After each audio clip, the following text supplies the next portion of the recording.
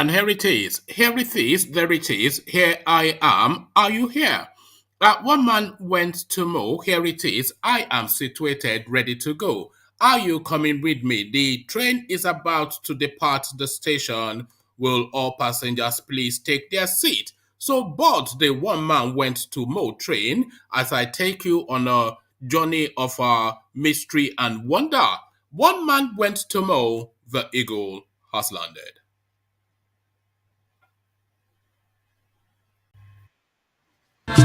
Only water. Water. Only water where they see ma. Water.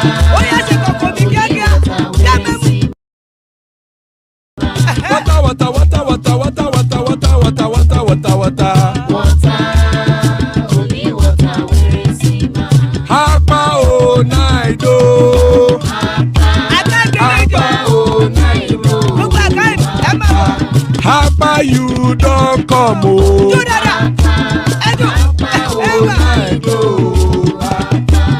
Hapa o naido.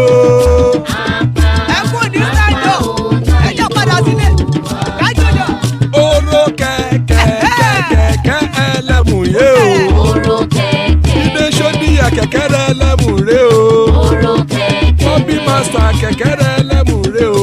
Oro kẹ̀kẹ́. Chief Failati kẹ̀kẹ́ ẹlẹ́mùrè o. Oro kẹ̀kẹ́. Eruku lẹ̀lẹ̀ ẹlẹ́mùdé. Eruku lẹ̀lẹ̀ ẹlẹ́mùdó. Eruku lẹ̀lẹ̀ ẹgbẹ́ ẹlẹ́mùdódò jàre o. Eruku eruku lẹ̀lẹ̀ Ghana ti dé ẹgbẹ́ bọ́ọ̀dì o.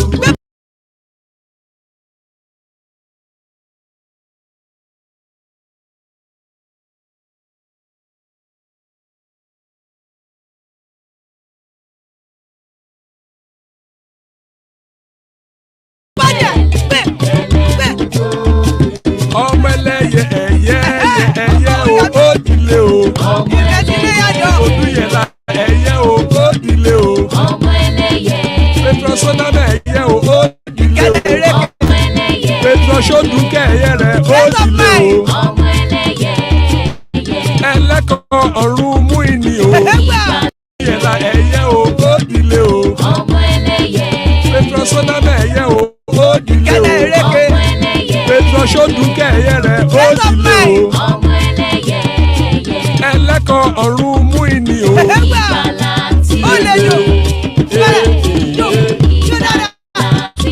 Àkùkọ ọ̀run mẹ́kọ̀.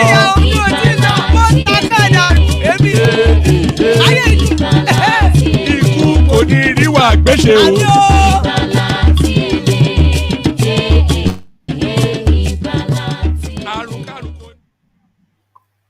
And then you heard it right there, the potent, powerful prayer by the Kegites.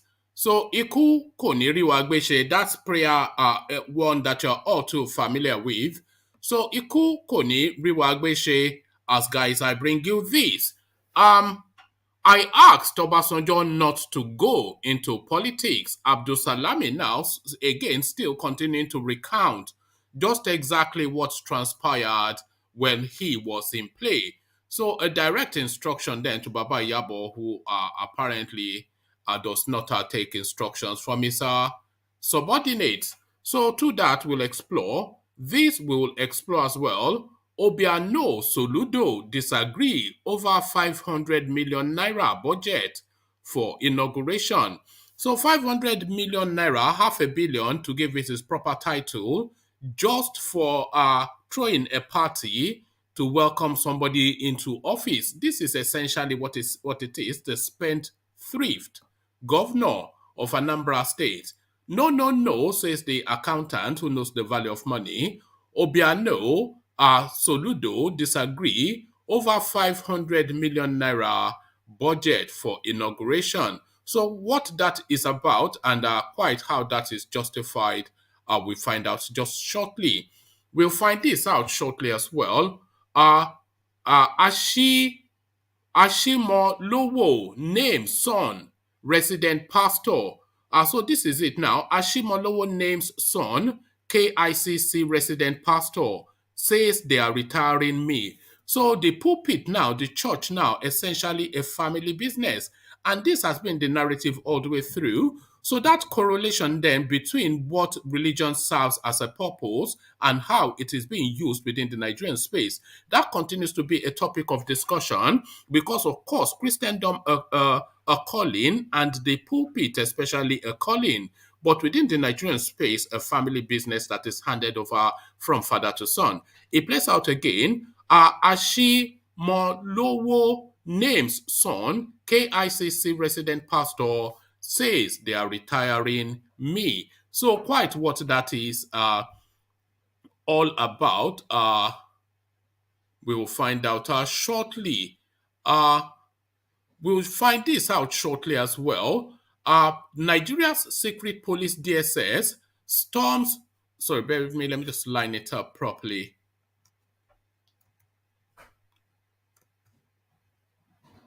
Un momento.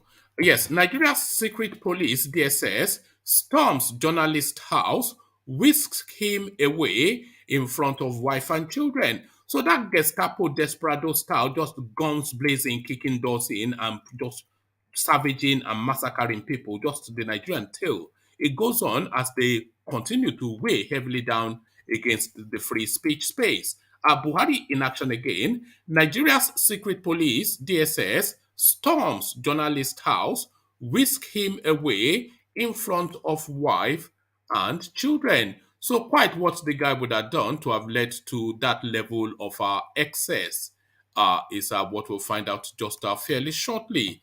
And then we'll round off with these two storylines. Oshiomhole distances self from tweet criticizing Makinde as overhyped. We thought Oshiomhole was dead and buried, but he's trying to resurface into the political lexicon, into the political play as 2023 hurtles towards us very fast. And he's using now the pearl of the Yoruba governors, the governor for your state, as his leverage, as his lever, as his launch pad. Oshiomhole distances self from tweet criticizing Makinde as overhyped governor. So quite what is in play there, we'll find out just shortly. And then we'll round off with this. We may well land on this.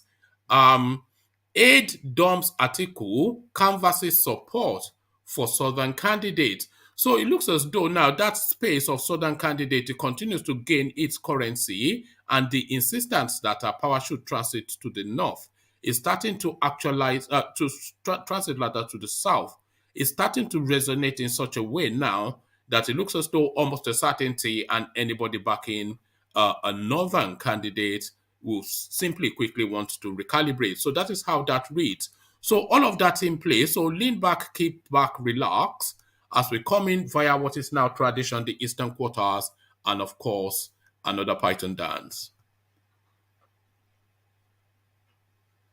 Do I fall?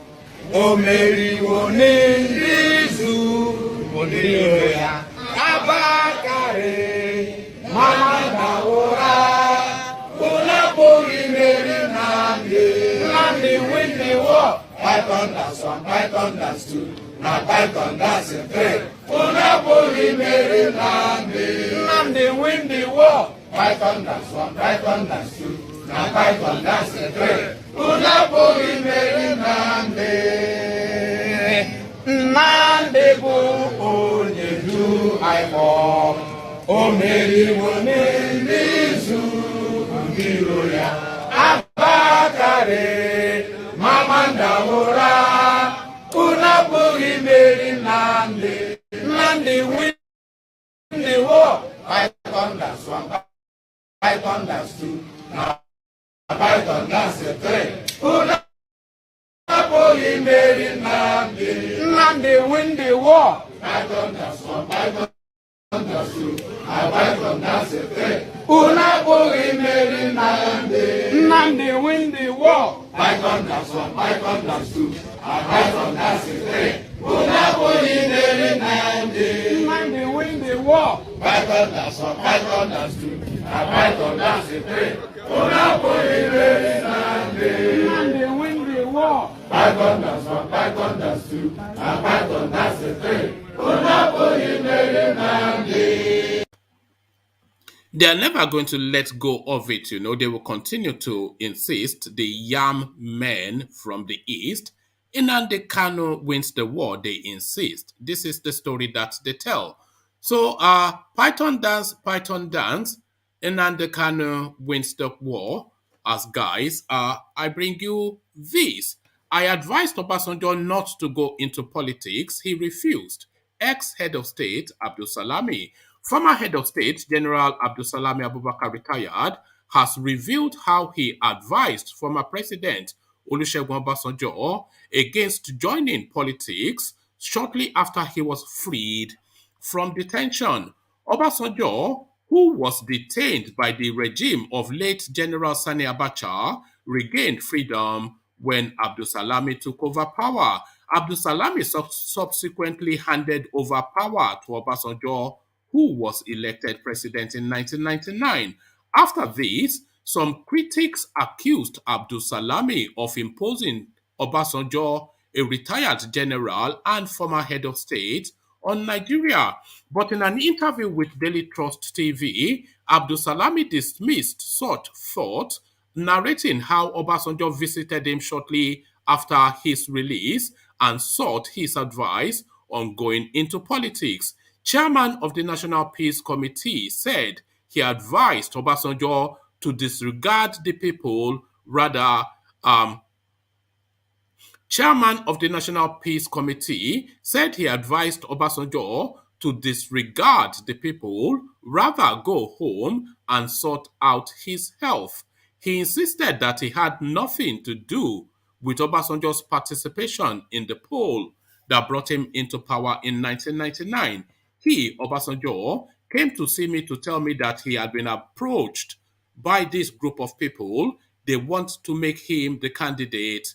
Obasanjo, came to see me to tell me that he had been approached by this group of people. They want to make him the candidate to stand for the election. I said, sir, if I were you, please disregard these people. Sir, go home and rest and sort your health out, and so on and so forth. He said, okay, General, thank you for your advice. I will get back to you. He never got back to me. The next I hear was that he was one of the presidential candidates. I tried to tell people that I had nothing to do in bringing Obasanjo to contest the election. Whatever must have happened was within the political parties and so on. When asked whether he rehabilitated Obasanjo to allow him contest in the election, he responded. So that rehabilitated is in quotation marks. So rehabilitated, you can use that to understand that give him money. And give him money is not giving 10 kobo or $1 million. So we're talking about $2-3 billion. So when asked whether he rehabilitated Obasanjo to allow him contest in the election, he responded, like I had all the other prisoners. What do you mean by I had rehabilitated him? Well, I am thinking of his business, whether he was helped with something to revive them, which was one of his complaints. Of course, not only him, all people that were imprisoned in one way or the other, we tried to rehabilitate them, to help them in one way or the other. In one way or the other, we did what we could to assist them. So you cannot equate that to bringing him to contest for the election. So they gave a lot of people a lot of money. This is how they emptied the coffers, essentially, is what he's describing. So a direct instruction, though, to Obasanjo not to contest, but nevertheless, he's gone on and then gone on to win. ASHIMOLOWO names son KICC resident pastor, says they are retiring me. The founder of Kingsway International Christian Center KICC, Pastor Matthew ASHIMOLOWO, has appointed his first son, Toby ASHIMOLOWO or ASHIMOLOWO, as resident pastor 2 of the church in London. He is expected to assist his mother, Yemisi ASHIMOLOWO, who is the resident pastor 1. Toby is the founder and chief executive officer of The Vault, a high-end store for menswear and accessories. So that is what anyway, this is where we are. Uh, no. Let's just even pause there for a moment. So he's appointed his son as the pastor of his conglomerate multi-billion-dollar church. And what qualifies this guy to be the pastor of a foremost job? The guy is a fashion designer, a tailor, not a tailor, but a fashion designer. So Toby is the founder and chief executive officer of The Vault, a high-end store for menswear and accessories. So that's what qualifies somebody to be a pastor. The announcement of his son's new role, he said, in a very major way, from this morning, we will no longer have one resident pastor. Yemisi has always been our resident pastor, so she will be resident pastor one.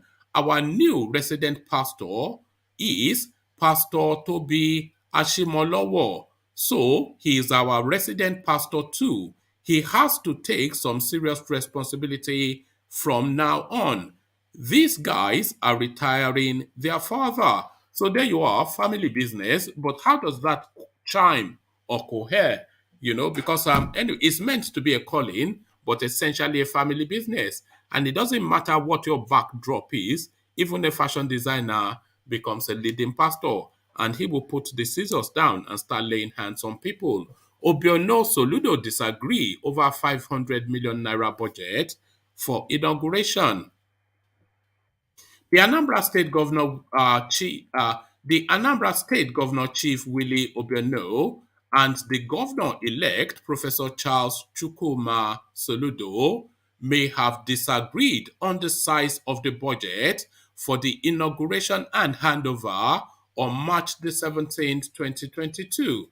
Correspondents learned that the government budgeted 500 million naira for the program, which will cover making customized clothes, caps, banners, t-shirts, and even hiring of rain makers. So there it is. But Soludo was said to have advised the governor to cut the budget down as he preferred a low-key ceremony. He reportedly asked Obiano not to commit money in such flamboyant venture. Sorry, bear with me. I just pop up on my screen. I just need to. Oh, so there it is. He reportedly asked Obiano not to commit money in such flamboyant venture. Soludo nearly slipped. He reportedly asked Obiano not to commit money in such flamboyant venture. Soludo nearly spilled the beans in his speech during the inauguration of an 80-member transition committee last Thursday, when he said that there won't be fanfare during his inauguration on March the 17th. He had said that funds for such would be used to address some important development issues in the state. To demonstrate that he attached no importance to flamboyant handover ceremony, Soludo also said he would move from the inauguration venue to his office, and from there to the slums in Onitsha and environs, particularly Okoko community, where he plans to clean up. He had said, I will be heading to Okoko immediately after the inauguration. I will put in 8 hours work immediately after the inauguration. Don't expect fanfare because it won't take place. So a total change in direction there in the expectation in Anambra State. Another area of contention is the venue of the inauguration.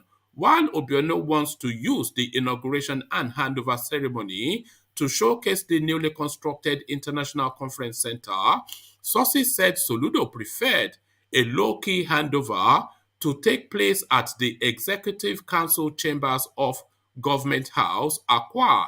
It was also learned that he is being sworn, it was also learned that as he is being sworn in, SOLUDO would have the list of his commissioners who will be screened by some members of the transition committee, the caliber of Dr. Obi Ezekwesili, Professor Patu Tome, and a few others before they are taken to the House of Assembly for final screening. Correspondents also learned that over 3,000 executive assistants, special assistants, and senior special assistants scattered all over the world may not find favor with Governor Soludo's administration. It was learned that a family of Obiano's hometown has up to 31 executive assistants, special assistants, and senior special assistants, whilst another family has 27 members in the same category. So there you have it now, a total paradigm shift in the governance of Anambra State. So it looks as though they might well be getting Peter Obi Mark II. So Peter Obi Mark II. So let's go now to the next talking point. Aid dumps article canvassing support for Southern candidate. The campaign for the PDP to field a Southern presidential candidate has continued as one of the spokesperson for the former Vice President Atiku Abubakar, Kasim Afegbua, has dumped him, saying that he is already an expired politician and should mentor a younger person. In an interview with correspondent, Afegbua said, "The politics of 2023 has started in earnest, but the point must be made that the PDP and the APC must, as a matter of justice, equity, and fair play, ensure that both candidates are of Southern extraction. All the claims about demographics are part of the larger plot to deny the South their rightful place in the scheme of things," he stated. Afagua explained that from 1999 till date, it had always been North-South divide, and having allowed the North the opportunity to represent the PDP in 2019, it is law of natural justice to also allow the South to present its candidate in the 2023 general election. He further explained, "We cannot continue to promote the aspiration of one man under the false premise that he alone has the stamina and capacity to rein in the votes. That cannot be the true reflection of the reality on the ground. The PDP must be resolute in ensuring that it gets everyone to buy into fairness, equity, and justice. That is the way to move forward. Alhaji Atiku Abubakar should allow much younger Nigerians from the South to represent the party. At 77 in 2023, it will be counterproductive to feature him again as though the flag of the party is meant for him alone. At such age, retirement has set in. Capacity to work long hours will be impaired, and it would be pointless allowing another President Buhari to succeed the current system of waning strength," the former spokesman of Atiku in 2019 presidential election stated. He called on the PDP to work harmoniously like a team to project a southern candidate to balance emotions, sentiments, and political calculations, explaining that all those nebulous claims of saying there is skewed arrangement between the North and South based on the number of years in government do not hold water, he said. To allow the North a straight run of 16 years in power, as the present arrangement tends to suggest, is to finally kill the bond between the North and South. Politics is all about constructive engagement and collective bargaining. But this idea of thinking the votes are skewed in favor of the North is very unempirical. The demographics do not support such generalization of real statistics. The PDP already has its national chairman in the North. It is only natural to allow the South to produce the presidential candidate. That is what will entrench a culture of fairness and equity in political equations in the country. Please tell Alhaji Atiku Abubakar to behave like an elder statesman by quitting the race and working towards building an enduring legacy of fairness and justice. We cannot afford to repeat the mistakes of 2019 when the PDP candidate abandoned his troops and eloped to Dubai for 2 solid years, thus exposing his supporters to the vagaries of all the machinations and plots and manipulations and open threats which dominated the politics of 2019. We need vibrant young minds in the South to fly the flag of the party, Afegua said. So there it is right there. You know, I've never really paid particular attention to Atiku's age. I thought it was 70, but apparently he's actually going to be 77 in 2023. That is quite a thing. I have to double check that in a minute. That's quite an age. So by the time he finishes his tenure, he'll be 81, and then he'll want to serve another term to be 85. You know, so where does it stop? Oshiomhole distances self from tweet criticizing Makinde as overhyped governor. So this is the last talking point.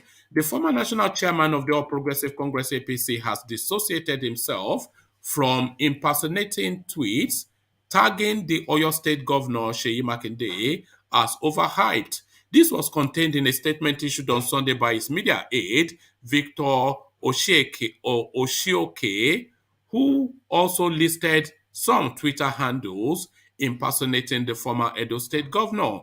According to Oshioke, the tweets and the handles were fake and did not represent the opinions and sentiments of Comrade Adams Oshiomhole.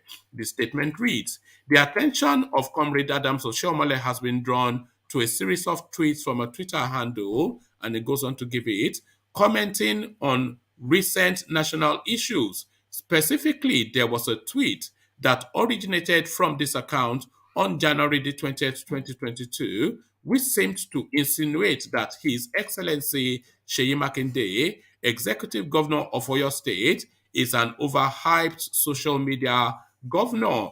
We wish to alert the general public that this Twitter account is fake, as it is not operated by Comrades Adams Oshiomhole or any of his aides. Let it be on record that all tweets that have originated from this account and will originate from it in the future do not represent the opinions and sentiments of Comrades Adams Oshiomhole. Some of them are, so it goes on to give a list of Twitter handles. The statement further disclosed that Oshiomhole's official Twitter handle, which they go on to give, which will be verified soon. So there you have it, Adams Oshiomhole up to mischief as usual. So is there anybody then in the studio to get up to mischief with me? Tony, I see you. Yes, sir. Yeah, Jake, I see you. Ajanle Koko, I see you. Good to see you, gentlemen. So let me go quickly. Yes, I think Flash Mankind has picked up the fact that I'm sounding a bit bunged up. Yes, you know, the weather in the UK. I insist on wearing t-shirts, but then of course there's a price to pay for that. So well spotted, Flash. But quickly to you then, Tony and Adams Oshiomhole and mischief making is back at it again. What are you making then of your short little man from Edo State? Talking nonsense to Oyo man. Yeah, you know, the guy is he's a foreigner, because the Oyo man is an Edo man and the Oshiomhole is an Hausa man. So when you can go on to the next people, then I will come back later. Now I just tried to come in quickly before you close, before you ended it up, because I know that you always. Are you cooking again? Is this it? It is time you got yourself a wife. Get yourself a wife. I just want you to, I didn't want you to leave the show, because I know No, the other no, no, time you always leave the show. don't escape what I said. Get yourself a wife. What is wrong with you? Are you not handsome? No, for James, You don't need money if you are handsome. So go and be handsome. Go to the no, for gym. James. I get enough of them, but only that to keep one If you at go home to is a the big gym, problem. okay, No, okay. You carry on, and let me go Later, then. sir. Thank you, sir. Let me go on to Charlie Boy then. Charlie Boy, I doubt if you have any thoughts about Adams or Shomole. So where do I take you to then, Charlie Boy?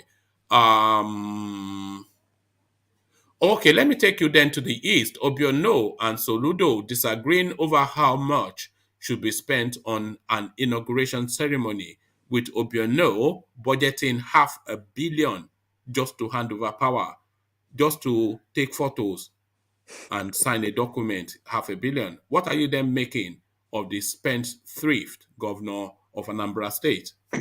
I think annual power shouldn't be $1 billion. That's too much money. It should be like simple and cheap. Why spend the money just for take picture? That's how politicians in Nigeria steal money. You don't need that much. Just simple transfer of power. Simple. You don't need to be all majestic and show your richness.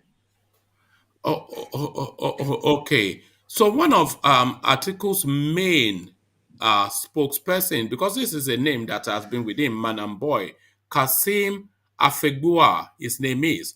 So he has left Article now, saying that Article has had sufficient enough of an attempt at the Nigerian presidency, and suggesting that the power must go to the South, one, and to go to a younger person, two.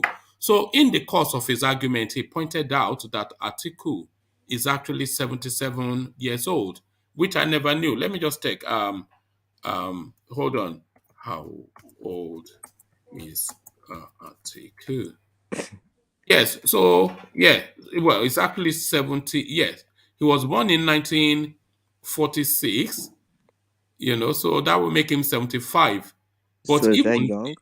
no, but that he will be 80 by the time he will be 76 if he ever becomes president.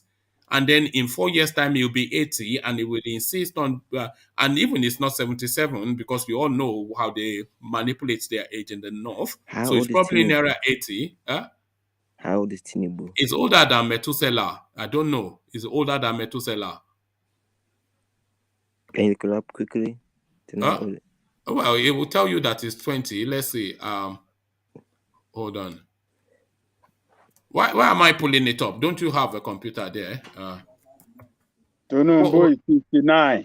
69.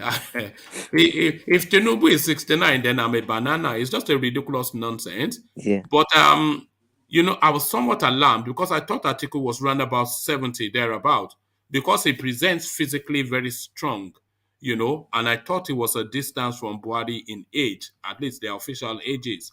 So if he's 75, 77, what more? What is he still at? What is going on? It's just time now for him to go to his farm in Daura I think Atiku or must have, Adamawa. Yeah, Atiku must have good health genes. yeah, he has good genes, I suspect. Yeah, But Tinubu don't have nevertheless, good genes. Okay, because I thought Tinubu was old. That's why I thought until that is not his real age. That's just some nonsense age. Do you know what they call a footballer age? No. No, that's what they call a footballer age. There are footballers in Nigeria that are twins. One of the twins will celebrate his 35th birthday, and the other one will celebrate his 23rd birthday. So that's a footballer age, you know. So Tinubu 69 is a footballer age. Yeah. Oh, all right. I don't suspect that you would know too much on all of the talking points. But thank you, Charles. So, Charles, let me go on from you to Ajanle Koko, who I think may well have a bit more on some of these spaces. So, Ajanle Koko, I never had the anticipation that the article was 77, 75. And this guy now, Kasim Efegbua, I think that name, you should know it as well, because that guy has been speaking for Atiku for however long I can recall. But the guy now jettisons him, saying, "No, now you've had enough of a chance, and you're just too old." and you are from the wrong part of the country. So everything just disqualifies this guy. So what are you then making of this desperado thing that we're seeing from Atiku? They've said they don't want you, and you still keep hanging around. How are you, one man? And hi to everybody on the platform. Let me tell you, when politicians speak like this, it's not speaking for the interests of the people, but for his own personal interest.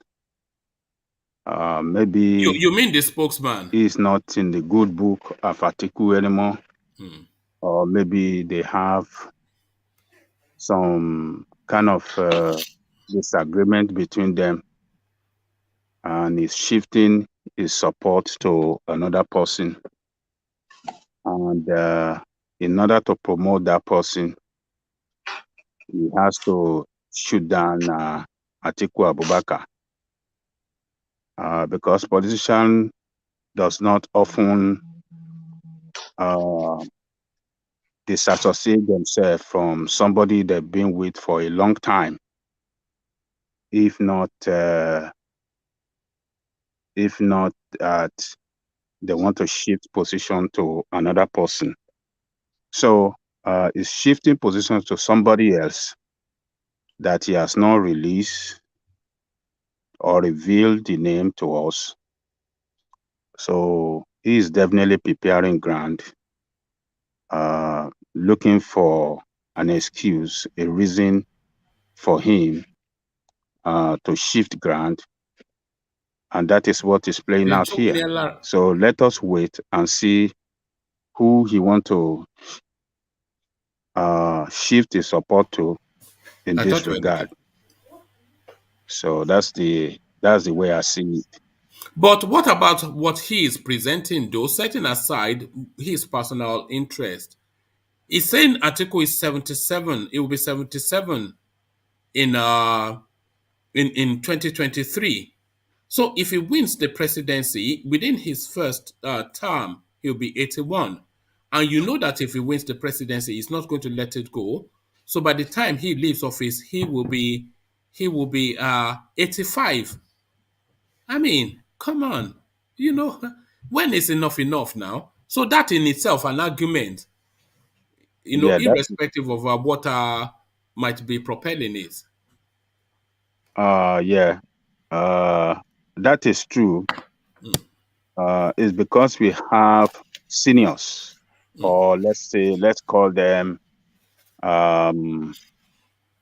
elderly politicians in Nigeria, because they are failures. That is why we're looking at age as an issue. In the United States, we have president that is of the same age with Atiku, if not even older than Atiku. President Trump was over 70 years when he assumed office, and we saw the way he performed. Nigeria, woefully. Yes. What did you say? I said woefully. No, Trump did not perform woefully. Why did they kick him out then? He failed to manage the. The COVID. So he performed woefully. I wouldn't say that he performed woefully because of COVID problem. COVID problem was emotional, but when it comes to the management of the economy, management of the resources of the country, he actually did well. But the COVID problem came, a problem that we never had the experience, a problem that we never have solution to combat it at that point in time. And a lot of emotion came into play. The media overblown the issue, and he didn't use his wisdom to show empathy, and that is why he failed. So, but let us leave that one. Let's concentrate on Atiku. So what I'm saying here is that the Nigerian Constitution as of today does not say anything about old age. He didn't. Nigerian constitution allow anybody from the age of 40, I guess, that can contest for the most exalted position in the country. But Atiku, I am surprised that he's 78 as well, because he looked healthy. Yes. When he speaks like somebody that is well alert at all times. He doesn't slur in his word. He looked very healthy. He must be well blessed by God physically to look the way he look with that age. So, but like I'm saying, the elders in Nigeria, elderly politicians failed us, and that is why we're looking at age as an issue. So the age, yeah, if Atiku is contesting, I think he need to come out with a vice president that is younger, that people can see as who is going to hand over the baton of power to in the nearest future or after his first term. As a matter of fact, where the last time he contested, he was telling us that he just want to serve only 1 year. I mean, so 1 term. And Peter Obi. Is that not the usual mantra, though? I think about Buhari said the same thing, that he's just going to serve 1 term. No, Buhari did not say that. I think he did. Sorry, Buhari said that, sir, to Tinubu, that he will only 1 term, and then he will vacate the seat. Sorry. Well, okay. So the age is a problem for him. The age is a barrier, and it's 78. It's too high. But at the same time, as I was saying, because of our bad experience with those people, that's why we are condemning them. But for that guy, I'm telling you, all he's saying is not. It's politically motivated. Politically, yeah, and we're gonna see it soon. Yeah. All right. All right. I just saw another headline that amuses me somewhat. You know, Nigeria has been kicked out of the Nations Cup. you know that, but people are now blaming Buhari for it. Nigerians have descended heavily on Buhari after Super Eagles crashed out of the Nations Cup. Nigerians on Twitter blamed Eagles' defeat on Buhari for calling the team shortly before the match. Reno Mokri, being one of the first to make the criticism, he said, why did NFF allow Buhari to speak with Super Eagles now? What is wrong with NFF? Have they forgotten what happened after he spoke to Anthony Joshua or Eagles in the last AFCON? Please, so it just goes on. You know, if your fowl is, if your chicken is missing in the village now, in Buhari, what is if your chicken is missing in the village, it is blame Buhari. This is what we are doing now. Ajale Koko, let me take you to another talking point. Let me take you actually to Christendom. And ASHIMOLOWO names son KICC resident pastor. His son, of course, a fashion designer, nothing at all to do with religion. So to that space then, are we now just resigned to the concession that space is just entirely a business space? It's a family business. All this lie that they tell people, God anointed and God anointed, is lie, and we can see it. It's getting clearer to people now, because is he going to tell us that it's God that anointed his son again, or the daughter? So it's a family business. It's a family business. The unfortunate aspect of it is that the people, the churchgoer, will not ask question and the person in line, the person in line next to ASHIMOLOWO, what is going to happen to that person? So the position of the person in line does not matter when ASHIMOLOWO is trying to retire now. So it's the child that they have to go and bring to head the church again, and not the person in line. So are they going to tell us that God did not anoint that one? So God anointed the daughter or the son to take over the empire. So it is it's a family business. We just have to use our brain in dealing with these people. Church, unfortunately, Pentecostal has turned into business. It's no more a spiritual thing as we used to know when we are growing up. They preach salvation when we are growing up, but now they preaches financial freedom or financial empowerment. That is what they preach. That's why you will see Sulaiman telling people to raise up their cell phone and that God will send alert. They will receive alert on their phone from heaven.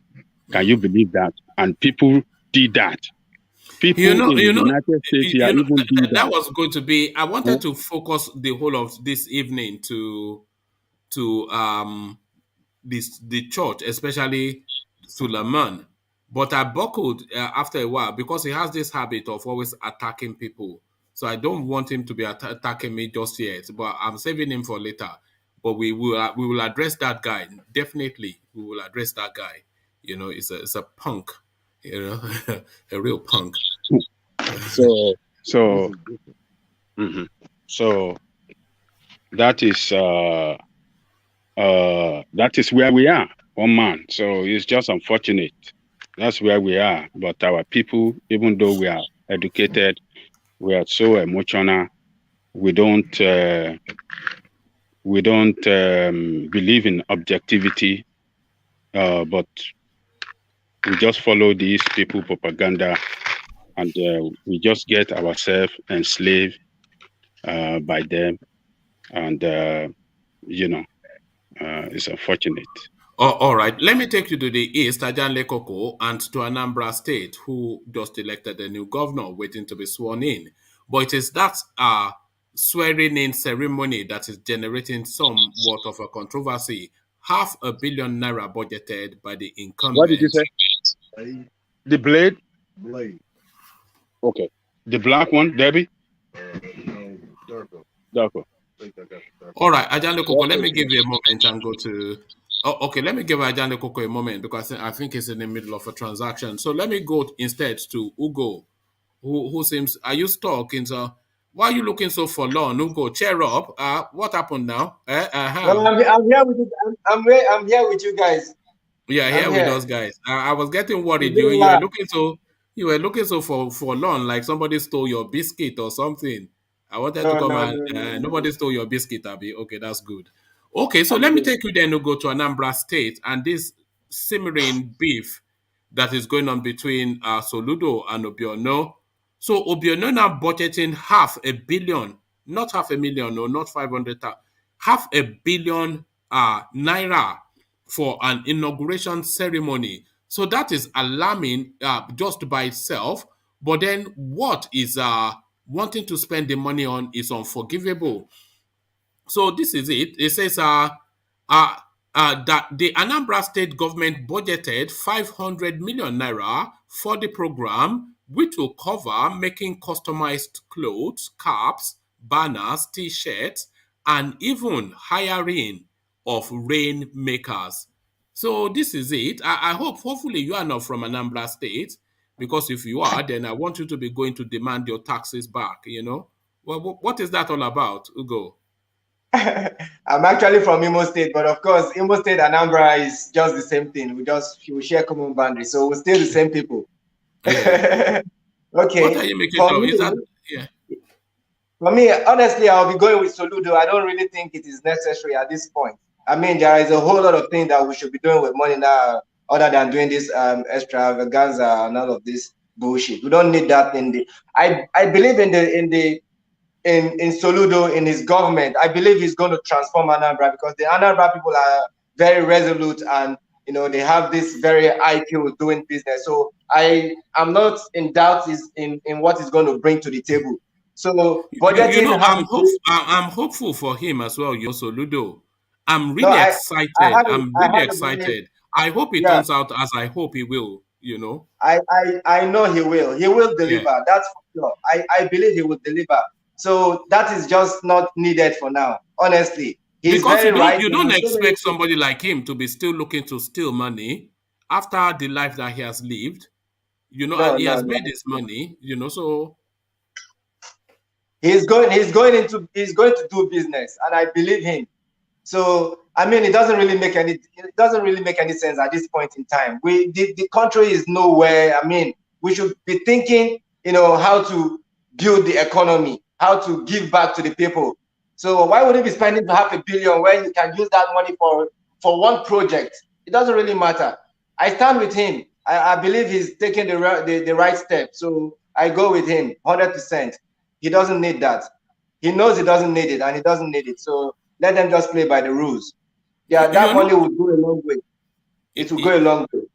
You know what really excites me about Soludo is the sort of team that is putting together already. It's just so impressive. Madam Obi Ezekwesili, she would never lend her name because she has a political cachet in terms of reputation. She has built a reputation, and we know her. So she's not going to lend it to somebody that is a yam head. And then he has Pat Utomi as well. Yeah, I see people criticizing that list that is too big and is so mass. I mean, if you look at the people on that list, they can even do the work for free. Yeah, no, who is Madam? Madam Obi is not collecting salary from it. Is it special assistant salary? They're not collecting salary now. They want to, because there's the argument that there's sufficient enough of a budget in every state in Nigeria that if it's used judiciously, it will create, something for that state. Massively. So they want to use that Anambra State as a test case. I'm excited for Anambra State. I am really, really excited. I see people online criticizing that the list is so humongous, is so large. I mean, how are they going to pay these people? If you look at the caliber of these people, what are you going to give Pat Tommy, for instance? He's made. All of these people are made. And they have this, this set of people are the people that we should be looking out for to actually handle the affairs of the country. Just like what you're talking about, Atiku and his age, and what's his name, the guy that is making this banter. You understand? The Jagaban of GBT. These are all gimmicks, and we know this. These guys have overstayed their time. They should just maybe stay by the corner and give advice, or just completely just. Do you even need advice from somebody like Tinubu? Okay, let them just do the thing. I mean, it's hard time that we'll come together collectively and chase these guys out. Let's give them their, in fact, maybe backseat. Let them just be spectators. Let them just watch the young maybe just put them in jail. They should be put in jail, really, is what we should do. I mean, if somebody will be bold enough to come, I've got a question for Ugo. Hold on, Tony. Yeah. Okay. Yeah, go on, Ugo. Yeah, if somebody would take the seat of power and look into their case files and find them one thing, I mean, they should be in jail. They should be in jail. In China, if you steal money, they kill you. In Japan, perhaps you might spend all the rest of your life in jail. But in Nigeria, nothing happens to you. In fact, what do they call it? What do they call it in law? What is it? I'm trying to juggle my head a little bit. Jungle justice. Split bargain, right? Yeah. Split bargain, right? Okay, that is what you get. At the end of the day, you see these guys living large without nobody holding them. I mean, it's high time we will stand the test of time. Honestly, Nigeria is so blessed to a point that we don't know what is happening. I mean, we should start acting. We honestly should start acting. Yeah. Okay. I think somebody was talking about Atiku's age. Yes. Atiku is quite a strong man, but I still believe that Atiku should be in his 80s now, not even that 70. Why are you saying that? Why would he be in his 80s? He's just a blessed person because he looks strong. He's a very strong man, but he should be in his 80s. Okay, let's take for instance, Tinubu is younger than Atiku, right? Yes, he claims he's 69. Is that not laughable?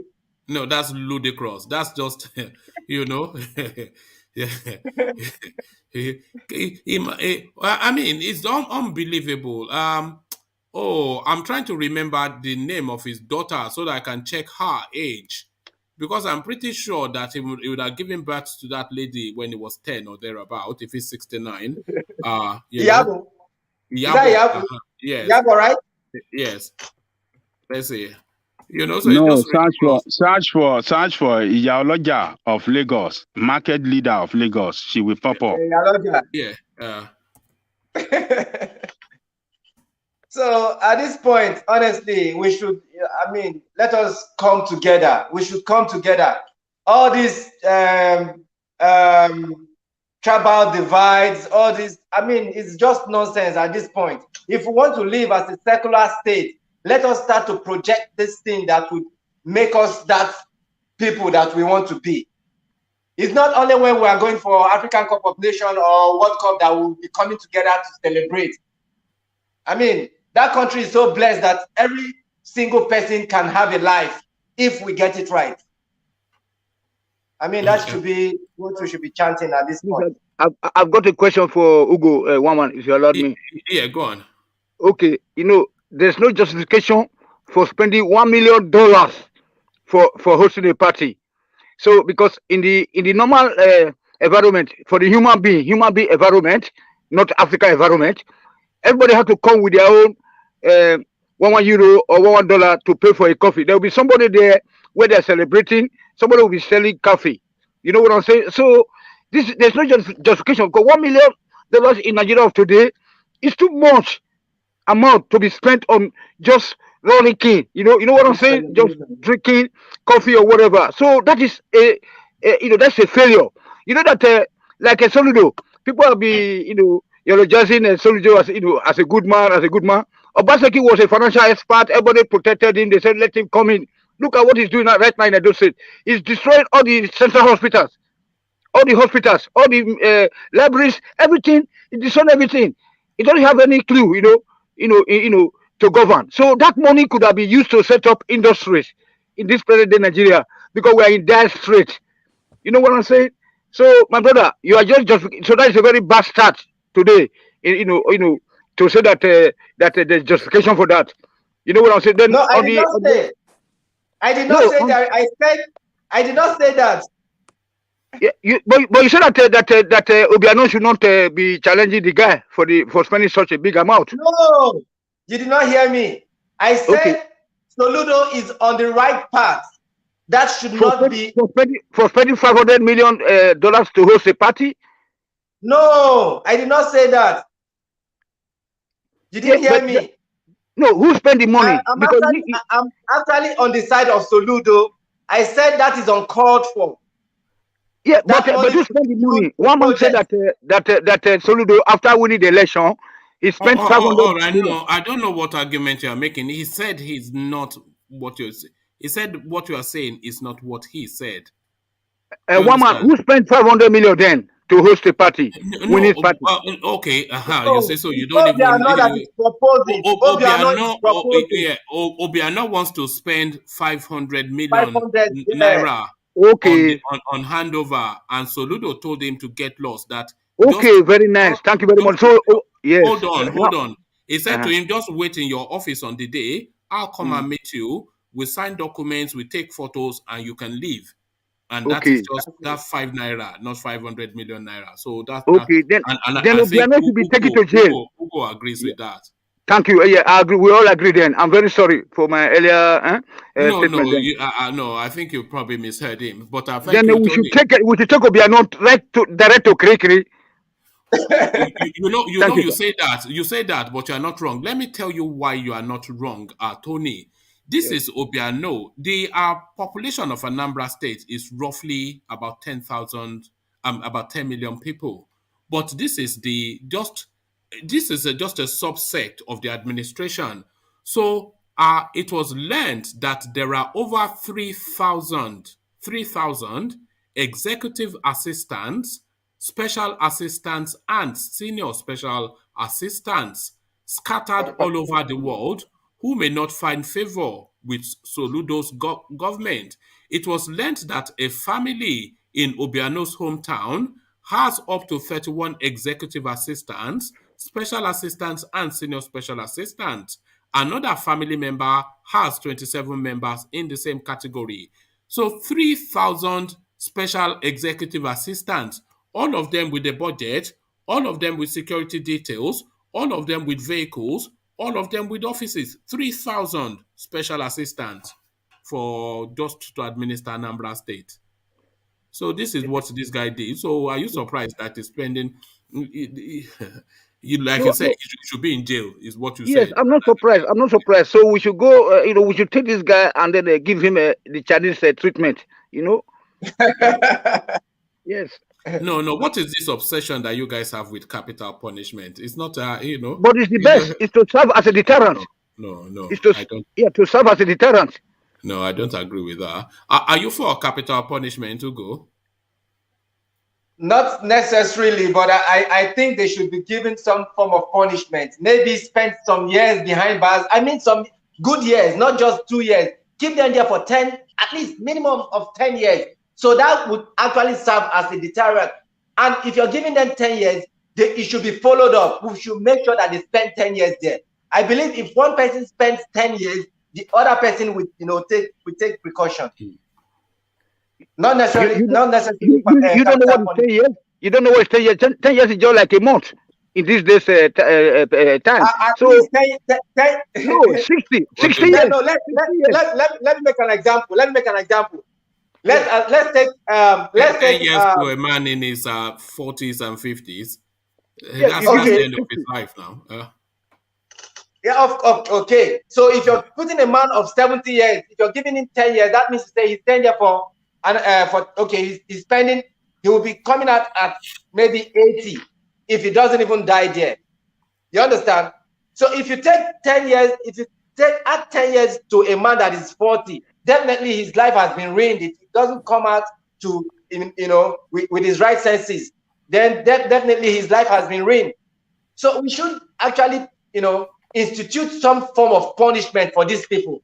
And it should be followed up with. If only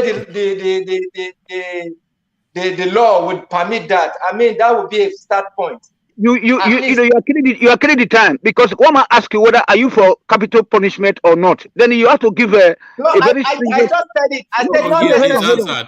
All right, thank you, Tony. Yeah, you're just moving around. It's death penalty of 60 years. All right, thank you. All right, thank you, Tony. So back to you, Ugo, and let me take you to a different talking point. So let me take you to this space. I don't know if you follow faith or not, but I have issues somewhat with the way Christendom and Christianity is practiced and manipulated within the Nigerian space, almost the totality of it. And again, to this space, ASHIMOLOWO names son KICC resident pastor, says they are trying to retire me. So, what are you making of that? Father to son, sort of. This is not the first time we're hearing it. And we know that RCCG is preparing his son for handover as well. So are we essentially surrendered to this Christendom in the Nigerian space, essentially as a business enterprise? No different from Coca-Cola or McDonald's, essentially just a conglomerate, a business enterprise. Well, for me, I think I've always been one person for Matthew, but in recent times, I don't understand what Christendom is when it comes to the African space, not just in Nigeria. I don't know if truly we are practicing Christianity or we are doing something else. Take Christ, for example. You understand, when he did his ministry, he was just roaming the street and, just preaching the good news. He doesn't own any church, he was just doing his thing. But this time, I don't understand what is happening. I think it's a franchise now, or perhaps it's a conglomerate, or it's perhaps a family thing, because I'm just lost. What do you think we are practicing? I don't even know what to say. What do you think we are practicing in Nigeria? What do you think? Yes. What is your instinct? Honestly, what do you think is going on? Going with the recent antecedents, I can't phantom it. I don't know what we are practicing. I think we are just lost. There is something wrong with Christendom, honestly. But are you of the thought that it is not Christianity that we are practicing? I'm beginning to think so. There might be some very few ones, that are genuinely, practicing Christianity, or perhaps if you look at what is happening presently, or that has been going on, let's take Nigeria for a case study, then I fear if truly we are practicing Christianity, because it's just not what I foresee. Do you think Christianity in Nigeria is the perfect crime? Do you think it's the perfect crime? And let me explain why. They have this captive audience. Have you ever heard the song Hotel California? The song goes, you can check in, but you can never check out. So that is Christianity in Nigeria. Is Hotel California, isn't it? You can't check in, but you can never ever check out. Okay. Touch not my anointed. What I see is this: people don't actually, go into research themselves to try to find out. I think there are somewhere in the Bible I've read one time say, "Go ye and test the spirits for yourselves." You understand? So you have that, you have that privilege, you have that space to, question. You have that. You have that. Everybody can own a Bible. You can look up for yourself. Try to get some education, not like the pastor telling you do this and you just, follow. If it's not clear to you, you can also research it. It's just like somebody, trying to get education. Many people don't go to school. They get street education, and sometimes they are even the best. Take a rapper like Nas, for instance. People say want to come, they think of rap, they think rap is all about gang banging and all of that. But when you go back and look into the works of these people, it depends on your preference. If you go back and listen to the works of these people, then you begin to baffle. They compare these guys, even as school dropouts, as Shakespeare's. So education is not necessarily being caged in the four walls of the classroom. Education can be on the street. You can get it on the street if you really know what you're doing. You understand? Now you have the internet. Like, do you know that some of the most successful people on the planet, they have no formal certification? That is what I'm trying to point. Bill Gates, I think Elon Musk as well, he never finished. Certainly Richard Branson, he never even started. So that is what I'm trying to point out now. That is what I'm trying to point out now. But people have lost their consciousness. You just go to the church and they just tell you give. Honestly, me, Ugochukwu, I'm a giver. But I don't want to go to church and the pastor just call the altar call and I just want to give all my money. No. If I have it, I will give. Ugo, hold on. Do you think the police should be called in on the Nigerian Christian space on allegations of fraud? Do you think the police should be called in on Nigerian Christendom on charges of fraud? Of course, they can investigate them. The whole of them, from A to Z, all of them. The police should. I'm beginning to think like that now. But is the Nigerian police the best to carry out that check? Well, that's what we have. Another fear. That is another fear. I used to be against that before, but presently I'm beginning to think that way. Honestly. All right. Let me take you back to politics, Ugo, and let me take you to the Atiku Abubakar space.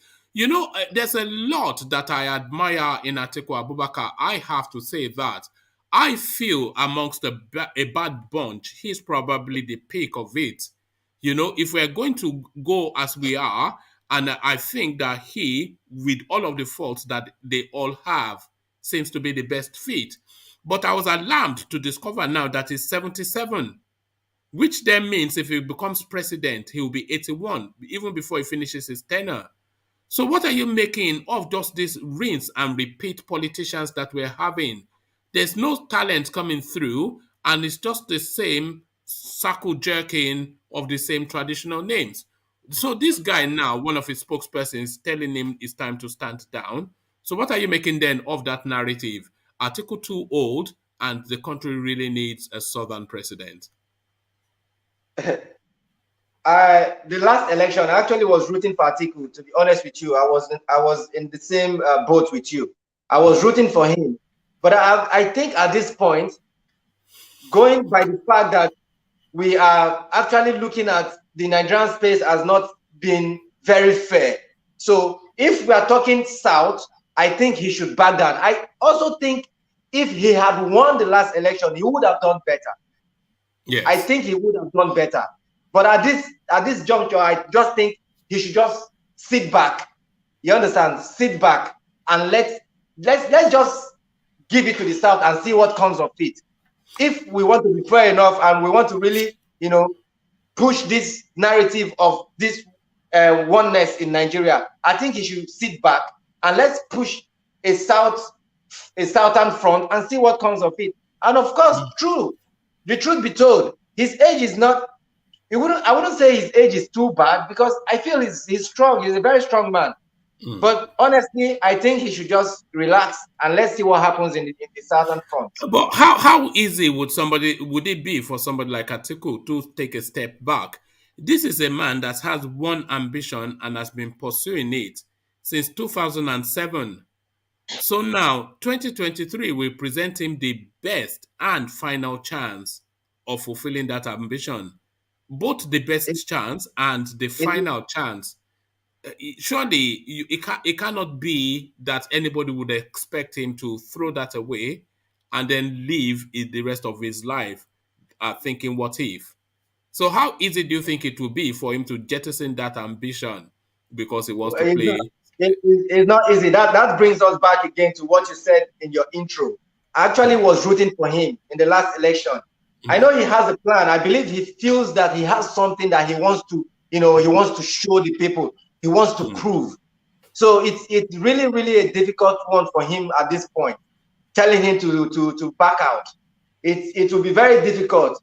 But in the interest of Nigeria, because now if we say let us still give him that chance, that means we are going back to the north, which many people will not, play with. What is the objection? What is the objection to that? What is the objection to power going to the north? I mean, like we all know, the East have been clamoring let me give you an option, and then you pick one.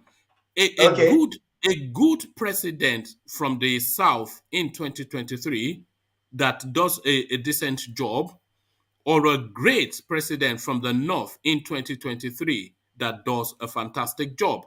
Which one would you pick? A good president that does okay enough, decent enough from the South, or a great president from the North that does a fantastic job? Which one would you pick? That is another one.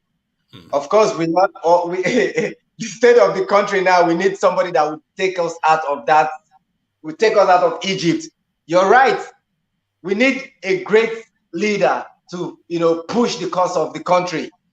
But as we all know what is happening in the political space in Nigeria now, you know where I was trying to lead you to. I understand. I was leading you to competence over tribe. Is it competence over tribe? Which is what we want now. Which is what we want now. But It's really difficult at this point. Like seriously. Look at that. President Atiku, better get yourself ready. Tika Taka. You remember his slogan for 2019? Tika Taka with Atiku. So we have to do Tika Taka again with Atiku. Thank you, Well, Eagles. for me, Yeah, go on. okay, sorry, one man. Yeah, go on. Like, I'm all for Nigeria. You understand? If this will go right, I'm all for Nigeria. I mean, we need competence. Honestly, we need competence. It should Atiku be that competence that we need.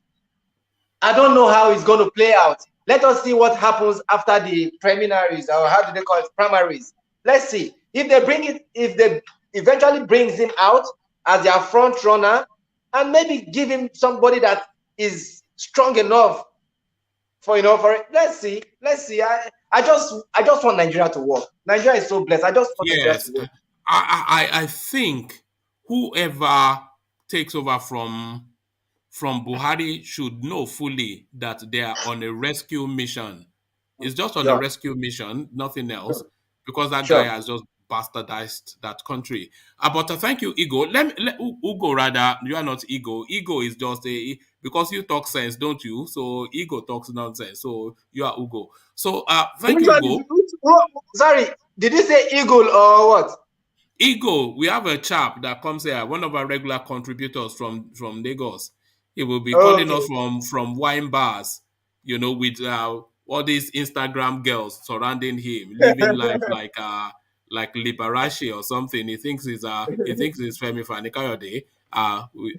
Ego, I know you are watching. But let me acknowledge Never Lose Forex's super chat, and his super chat to say, "One man, did you hear about coup attempt in Burkina Faso?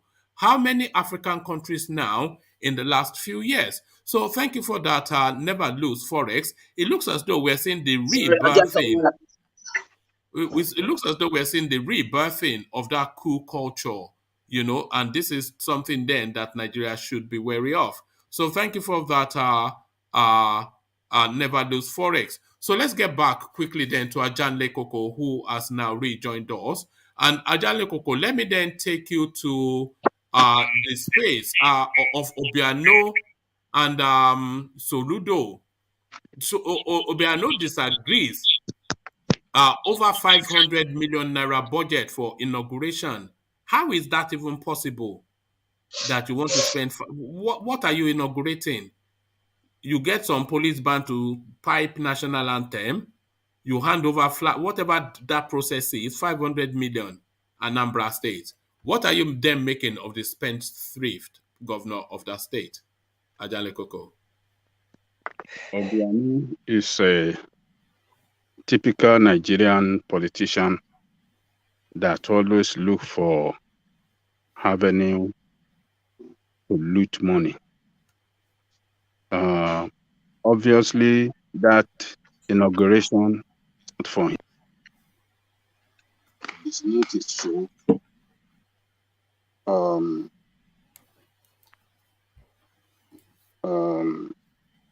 It's not his show. It's for the incoming governor of the state. So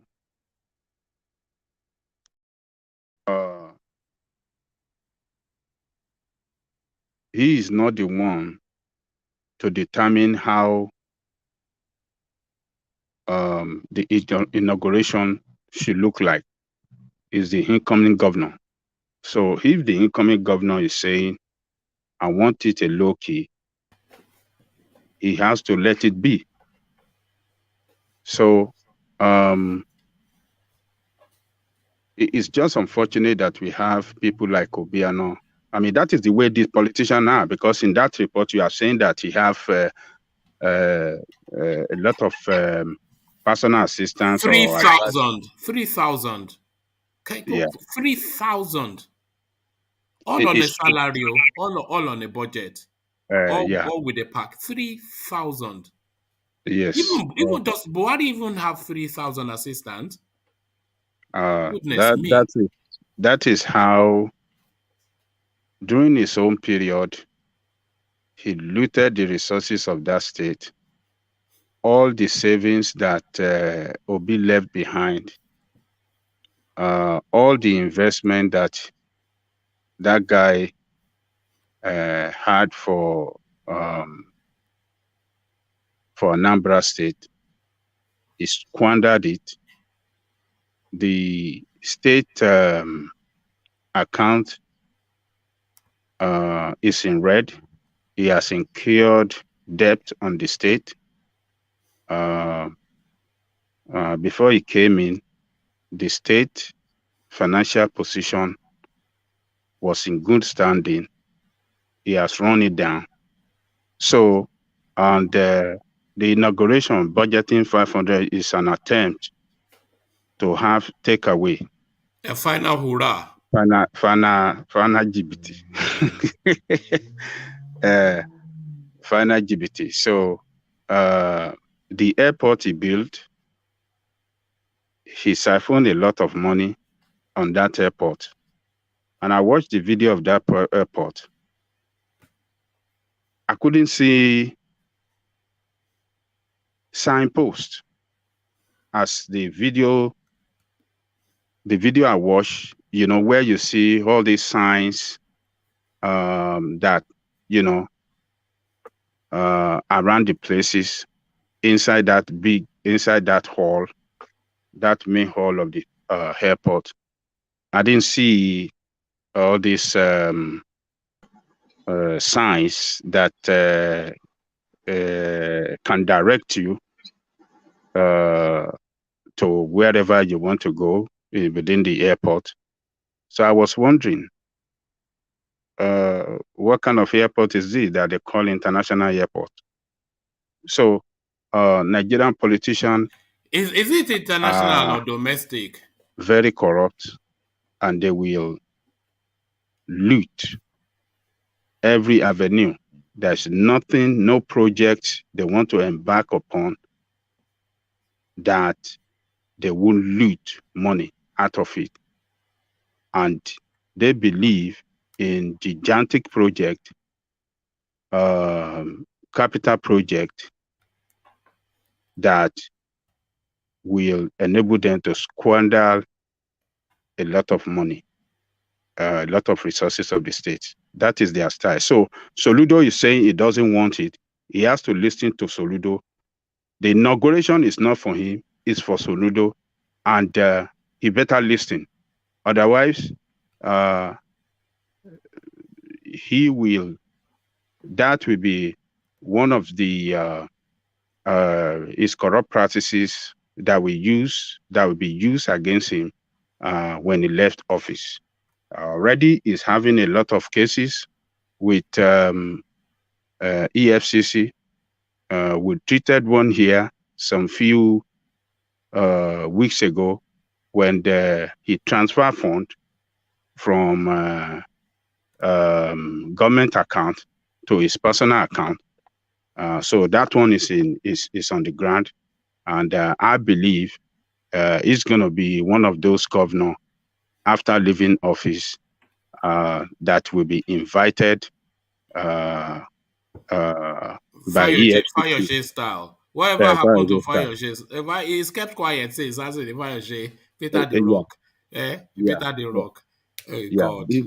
These people, they don't deserve the mercy of the people of that country.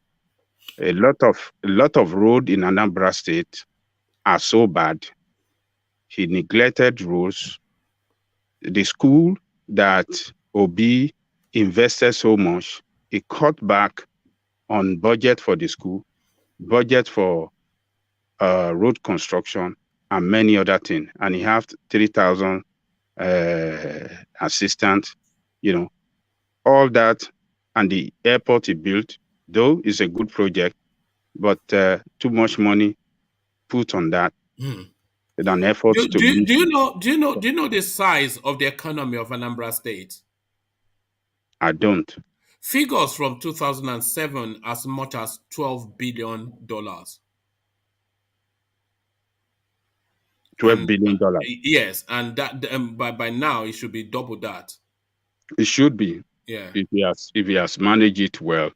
But I'm telling you, he has run that the balance sheet of that state into a red position right now. The balance sheet is in red. I know that for sure. But I want to commend him also for being courageous to support SOLUDO within the party to emerge as a candidate of ABGA. Otherwise, if a yam head that doesn't care, he will just bring out anybody. He will not support SOLUDO for candidate. I mean, for the governorship position of their party. He will have, but he supported a well-qualified, a banker of international repute, a man that is known as an achiever. He managed the central bank. Ajalekoko, do Yeah. you know what is intending to spend that 500 million naira on? Customized clothes, caps, banners, T-shirts. This is 500 million, no. But the real pearl, the real cherry on the piece, and hiring rainmakers. So how do you document that in the ledger, in the account books? Hiring rainmakers. What is this part of the thing? Is this part of it now? Inauguration Babalawo. Hiring a governor of a state in a budget for an event, hiring rainmakers. Oh, man. Is it those ones that put a white chalk in the east and then they wear the bubble hat? Yes, no, evident, no. And then they be dancing.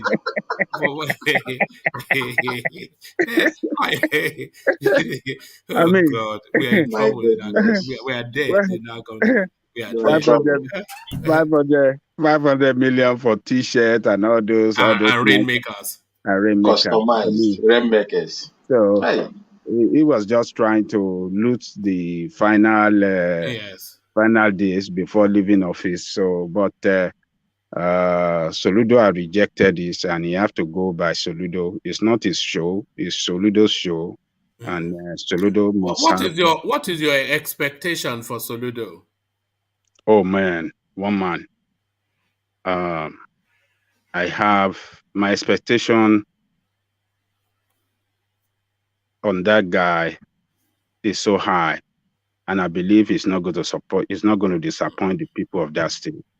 He will bring Anambra State to #1 position, #1 state in that country. I believe that guy will manage the human and natural resources and all the resources available in that state prudently to the advantage of the people. And we are going to see transformation in that state because you can look. Anambra will surpass Lagos. It could, though. It could. Look, there's nothing to stop it. Or at least be on. He wants to lead you. Okay, go on and lead him. There's his Black League. He wants to start trouble. Oh yeah, Black League today. Okay, let me tell you. Ajalekoko. Yeah. Thank you. So you see, today I was reading on news one article where it is read that there is a gang up against SOLUDO because he is going to cut down on government expenses. It's on Google News. It's there. I think it's still there right now. You see what they have started, planning against that man. It is not going to be easy for him, but I believe that he will succeed, God's willing. Thank you. Yes. SOLUDO, like I was saying, I believe we will manage the resources of the state prudently to the advantage of the people, and it could possibly bring that state to #1 state in the country. It is not impossible because we know his record, the way he managed the economy of the country, the monetary policy that he brought into play when he was central bank governor. and the contribution of that policy to the economy of the country. I mean, the monetary policy transformed the economy of that country, make the economy of the country very buoyant during the Obasanjo regime. Businesses was flowing good. Direct foreign investment, came into the country, and all the rest of what it did. So, but looking at it from the angle of those people he has put together. Yeah, but will it be greater than Lagos is what our Black League wants you to address? Oh, yeah. You see, Lagos, if you put Monkey in position of governor of Lagos, Lagos will still perform. Lagos will still, the strategic position of Lagos is of a wide advantage for Lagos. That one is recognizable. We know that. But when we want to look at the person in charge of the resources and how you're going to, manage the resources, if you want to compare SOLUDO with these people managing Lagos. Who would be a better governor? Sanwo-Olu, as you know him now, or SOLUDO, as you anticipate him? We know that SOLUDO is not even on the seat yet, but just of what you know, who do you think would emerge as a better governor out of the two of them? SOLUDO will definitely be a better governor because because he has a brain and Sanwo-Olu is just Omodadi. Yes, Sanwo-Olu is Omodadi, as you said, and SOLUDO, you can see from the beginning the way he's trying to cut costs. And when he cut costs, the savings is going to make will be put into use for the public interest. So cutting costs from day one should tell us, should give us a signal that this man is ready to go to work, to really serve the people. But we have a history of this in Nigeria, Janle Koko. With governors, most instances, they talk a good game pre-match, but then when they get into situation, Buhari talked a good game pre-match. Tony was just telling us now that Obaseki, he talked a good game pre-match. Everybody, they talk a good game pre-match, but when the match starts, they don't know how to kick the ball. So are we expecting this guy to know how to kick the ball, or would he get subsumed by the power? I think that power intoxicates them as soon as when they start hearing Your Excellency, they will suddenly develop this God complex that they all develop. Yes, one man. What is giving me that hope on this guy is the team, is it transition team, or what did you call those people? Yes, I was going to ask you about that. What are you making of the transition team that is assembled? Those transition team that this guy assembled are far above state level. There should be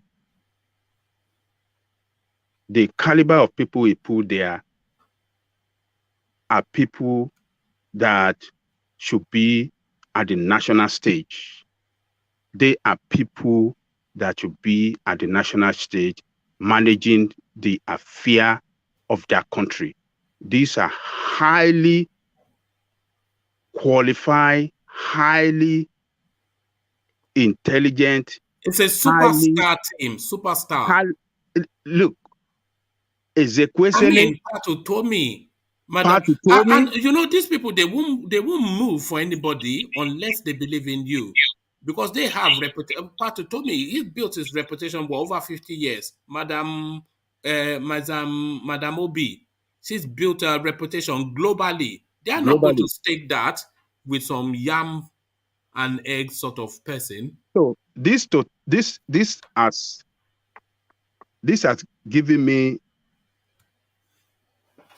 an indication that this guy, I'm really prayerful that this guy does not disappoint me, because I'm really excited for this governorship. I'm really, really excited. so I this, might even go and buy land in Anambra, you know. You know. You are look, welcome.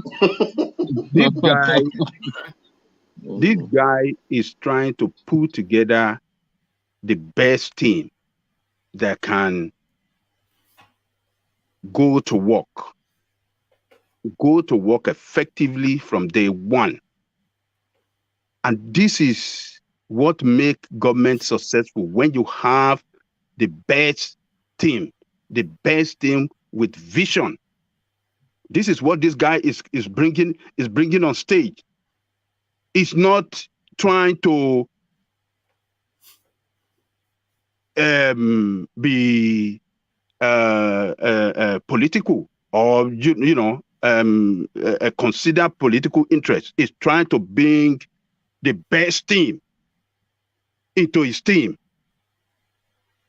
so that they can go to work effectively and then perform wonder in that state. So I am banking on this guy, that this guy will bring Anambra State to #1 state. But do you think he will be disadvantaged by the color of his skin, though? Because you know that in the East, they prefer somebody of a lighter hue.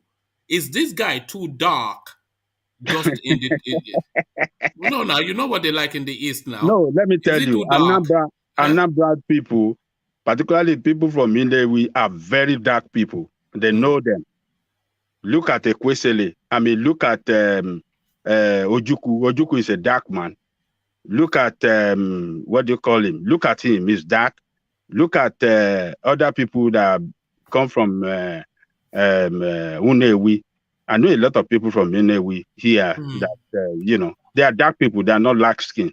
So, but that is not the issue. But the issue is that this guy is bringing a best team together, so that they can go to work and start the work effectively. It's going to have a pushback from politicians, but it can overcome them.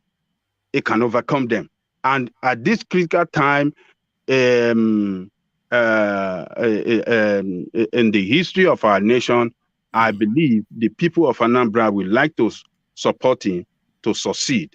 So, but politicians being what they are, he has to demonstrate. This guy is trying to demonstrate one thing to everybody in that country, that look, it is time. He wants to show off. He wants to show off, doesn't he? He wants to create something and say, look, these are the skills that I have. Yes, these are the skills. Let us put in the best people in position of power that can manage the resources well to the advantage of the people of the state. I think that is what he's trying to. You know, SOLUDO is an argument for that space that you always insist on, Adanle Koko, to have narrow satellite parties that are localized to the people, so that, because that's an Abga state, he's an Abga man, and he is probably the best. If they gave me or you the choice that you be king for a day and pick a governor for Anambra State, I will pick SOLUDO, and I think you would as well. So a perfect fit. And I believe it's not going to disappoint everybody, because those people on his transition team, they are the best. They are the best you can think about in that country. The best you can think about. They are the best. Look at that.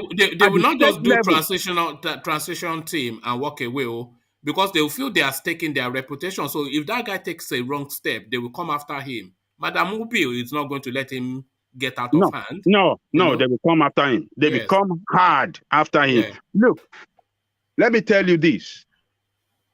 The team that this guy is going to put together as commissioners and all these that we manage the resources of that state, are going to be the best of the best for that state. And that team alone can attract a lot of good things to that nation, not within Nigeria alone, even from international community. Because you know, I want to see his roadmap. I want to see his infrastructural roadmap. You know, I want to see if he's going to take on big projects to open up that state, you know, and civilize it. Not that it's not civilized though, but to yes, expand. yes, yes. I think that is what. Yeah.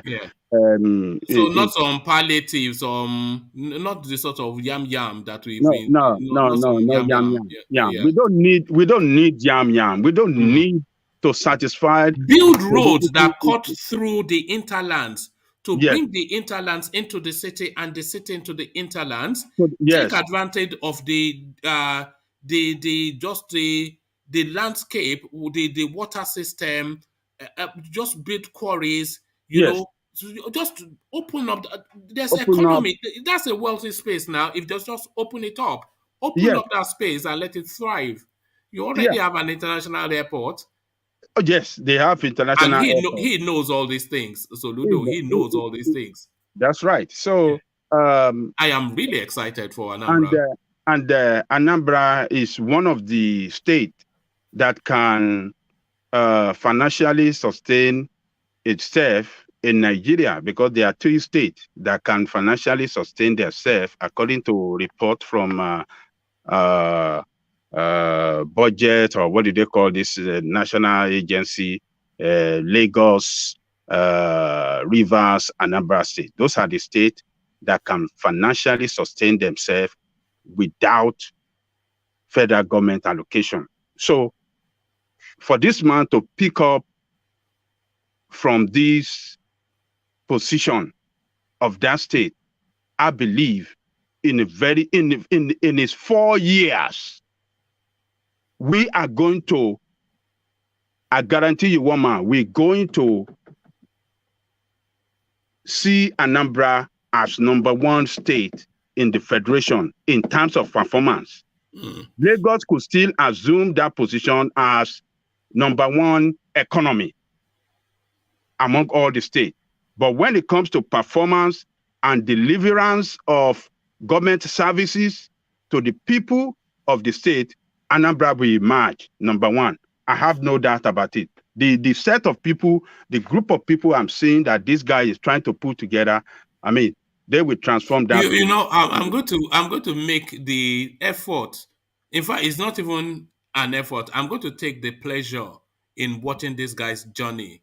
I'm just so hopeful. I'm prayerful that it doesn't disappoint me, because if there's anything I'm about, is somebody like this, you know, being given the opportunity. Is internationally renowned, indigenous to the space, loyal to his tribe, wanting the best for his people, and presenting himself for service. Just this is what I want to see. You know, this is and I hope it lives up to that.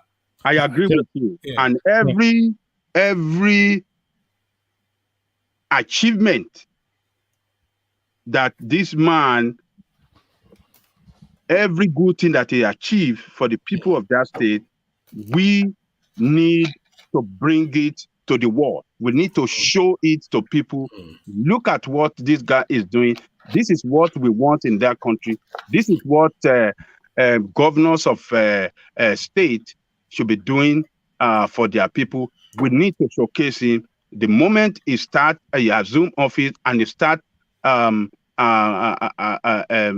transforming that state, to be honest with you, I wish we had a SOLUDO in Oyo State, not like this borderline didn't that we just have, just some sluggish. Let me ask you one quick question. So yeah, I think SOLUDO is a great guy, and all things being equal, I'm sure he'll perform quite well, to his capacity. But do we not think, and this is the broader problem of states in Nigeria in general, do we not think he's going to be very limited by what's on the exclusive list in the Constitution, because he can't generate power? He's not going to be able to disperse all the funds that he could generate from his state. So yes. To be honest with you, intellect. he can generate power just to that power I think space. we've discussed this topic before. He can't. No, Any he power can.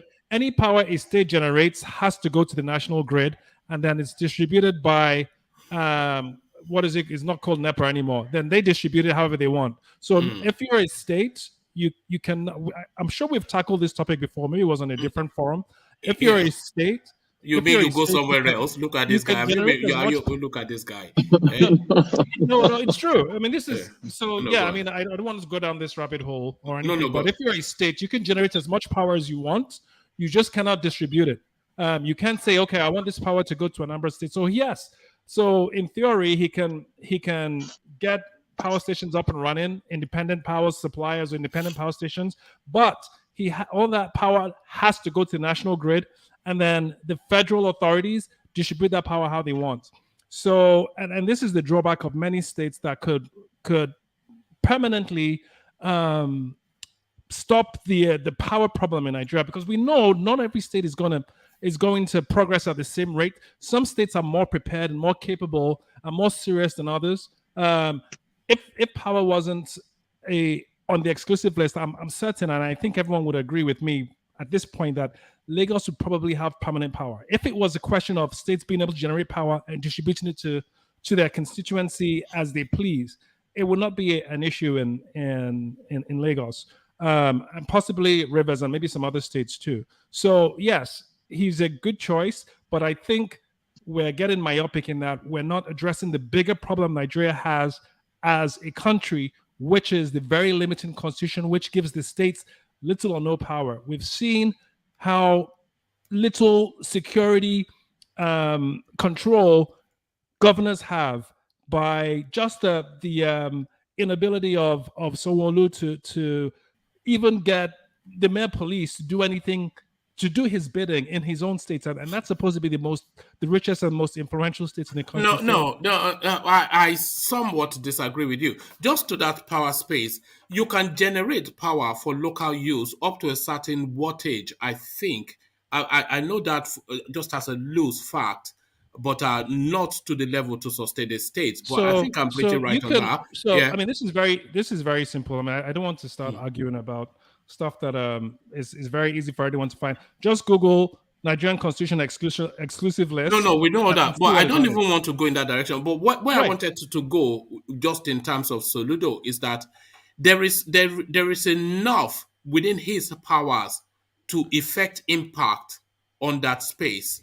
Without power supply, what impact?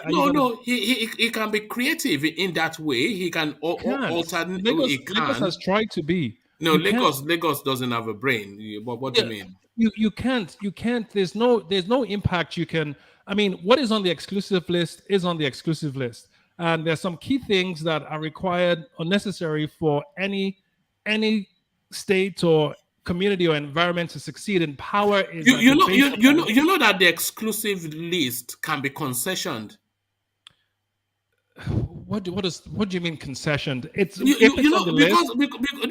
it's on the list and there's an immediate need for it, and the state is willing to carry the burden of the spend. Of course, the state is Lagos. See, this is the thing. Lagos has attempted many times to wrestle control of power from the federal government.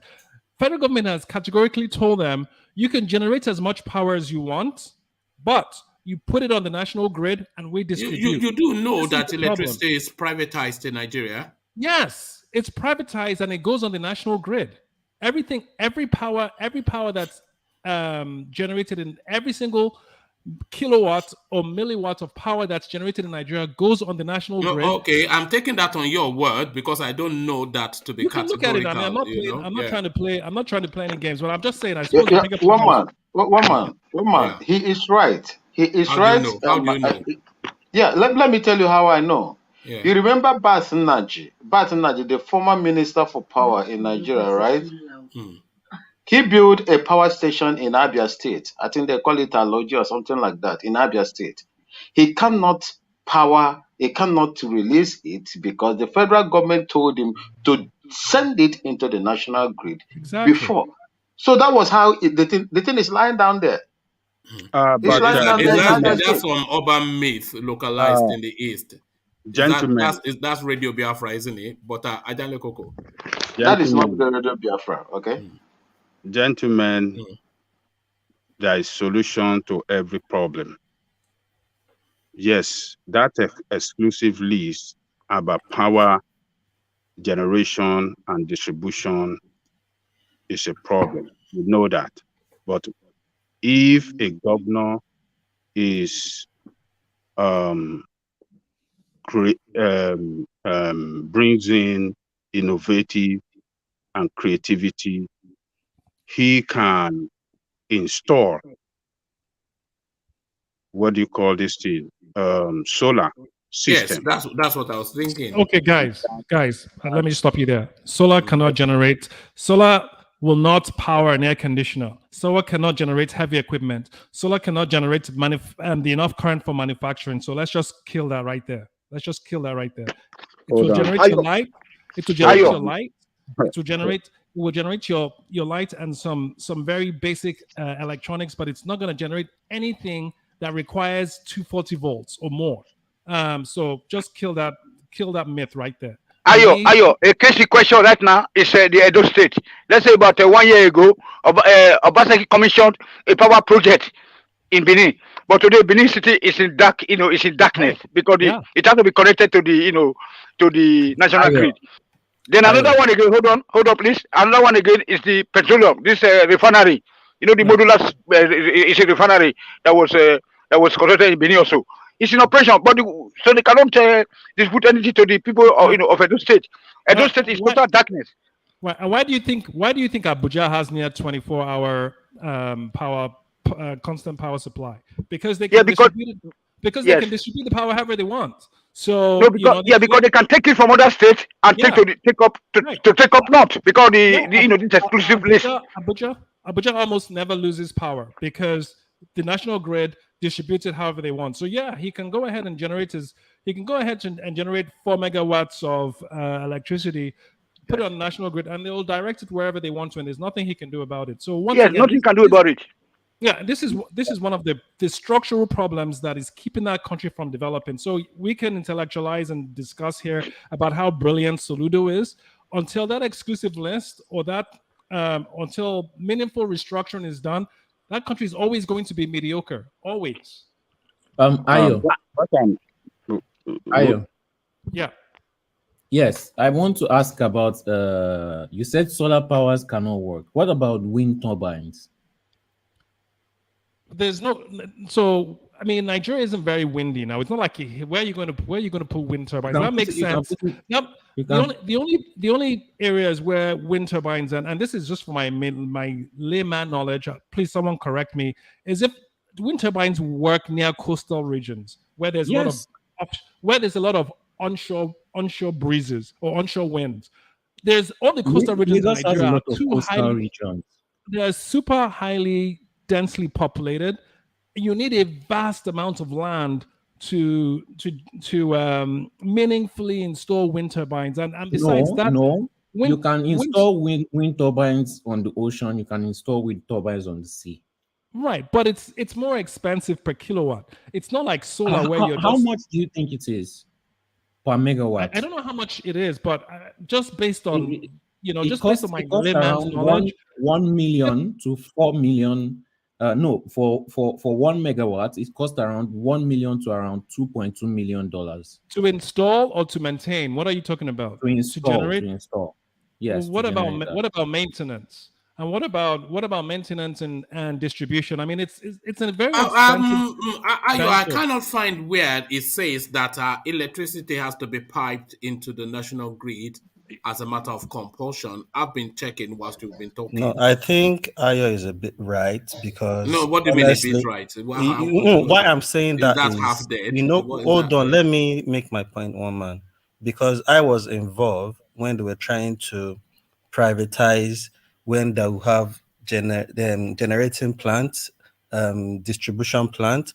I was really involved in the privatization when I was working with the consultancy firm in Lagos. And even Lagos State was trying to be, that was time of Fashola. Lagos State was trying to build. And that is where we actually really need this restructuring of all these things. No. What are you telling us? So what did you discover in the course of, what are you saying? So what I'm trying to say is I think you actually need, you can't, as a state, you can't single-handedly generate power yourself. If not, Lagos State would have done it instead of trying to bid when they were trying to privatize it. Yes, but it is private enterprises that generate it now. Yeah, but they still have to put it on the national grid. Exactly. No, they are localized. Nigeria has no sort of control over they are it. localized. That's the point.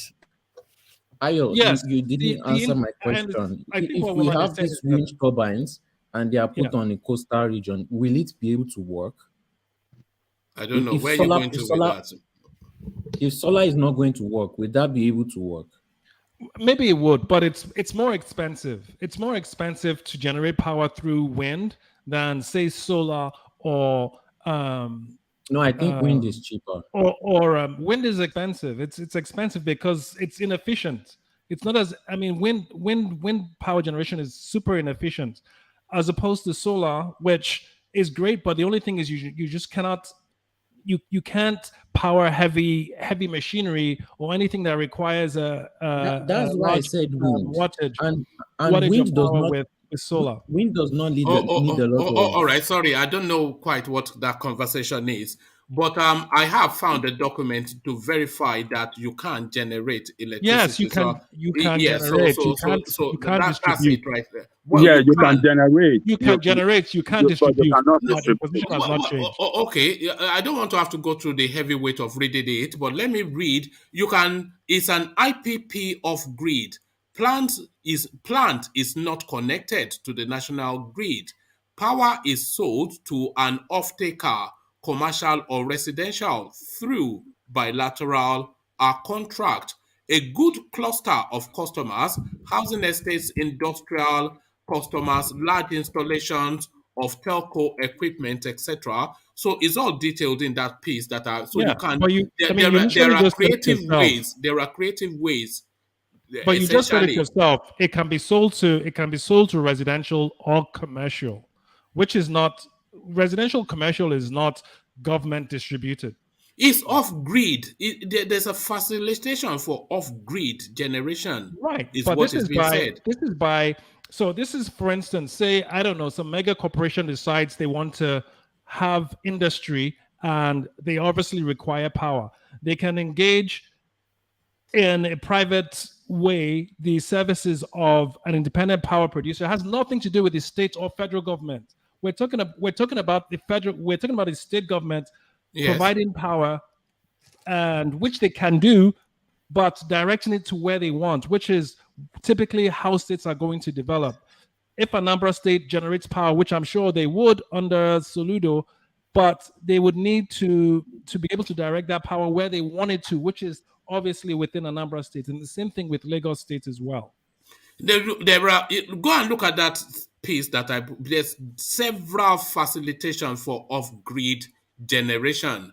So there's enough within the composition of the policy to facilitate for creative thinking to enable you to generate power.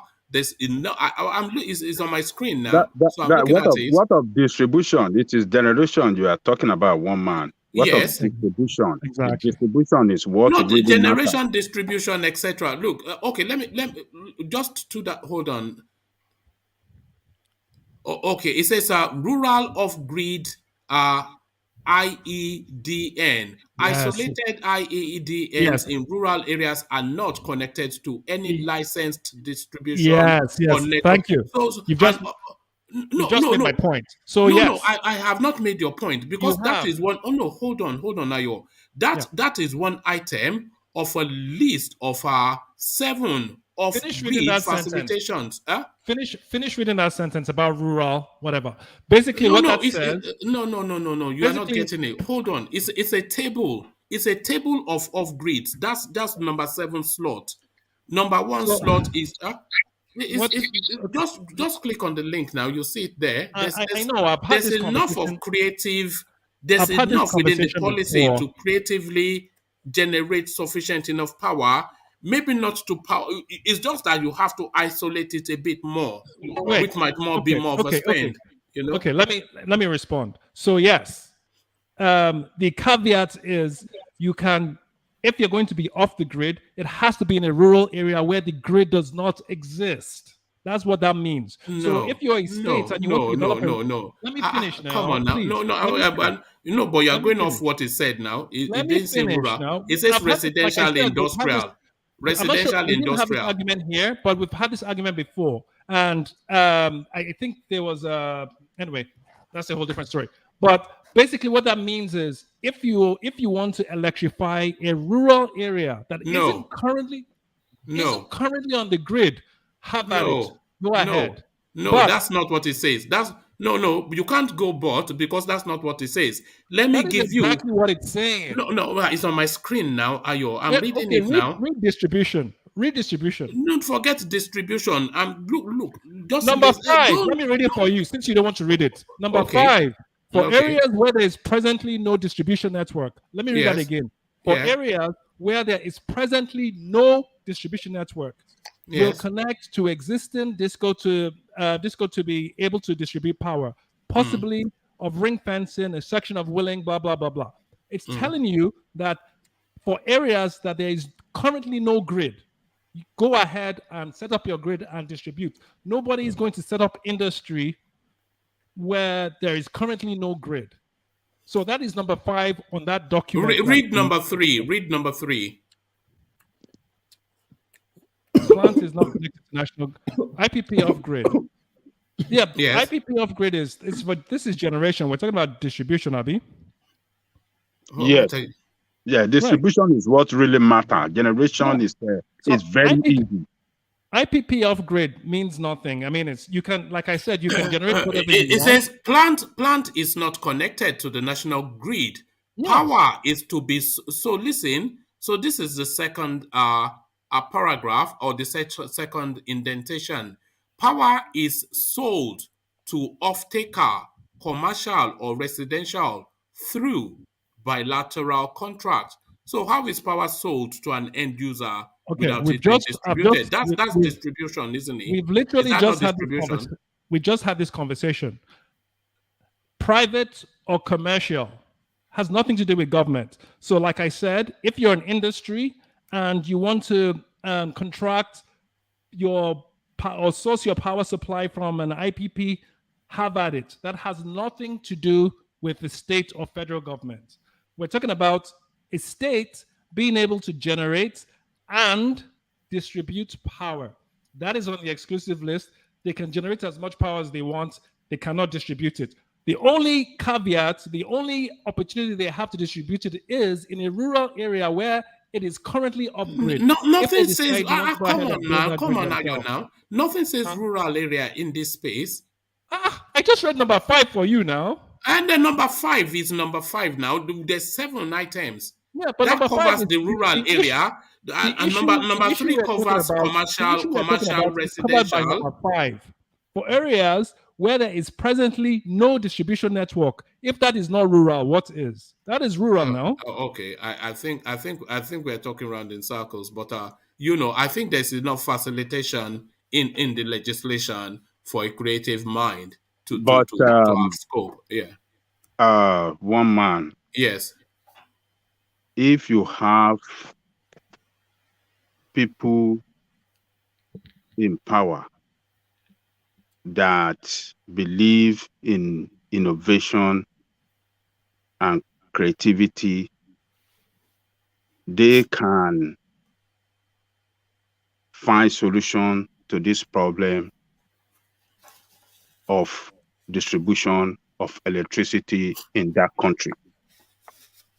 There is no problem that does not have solution to it.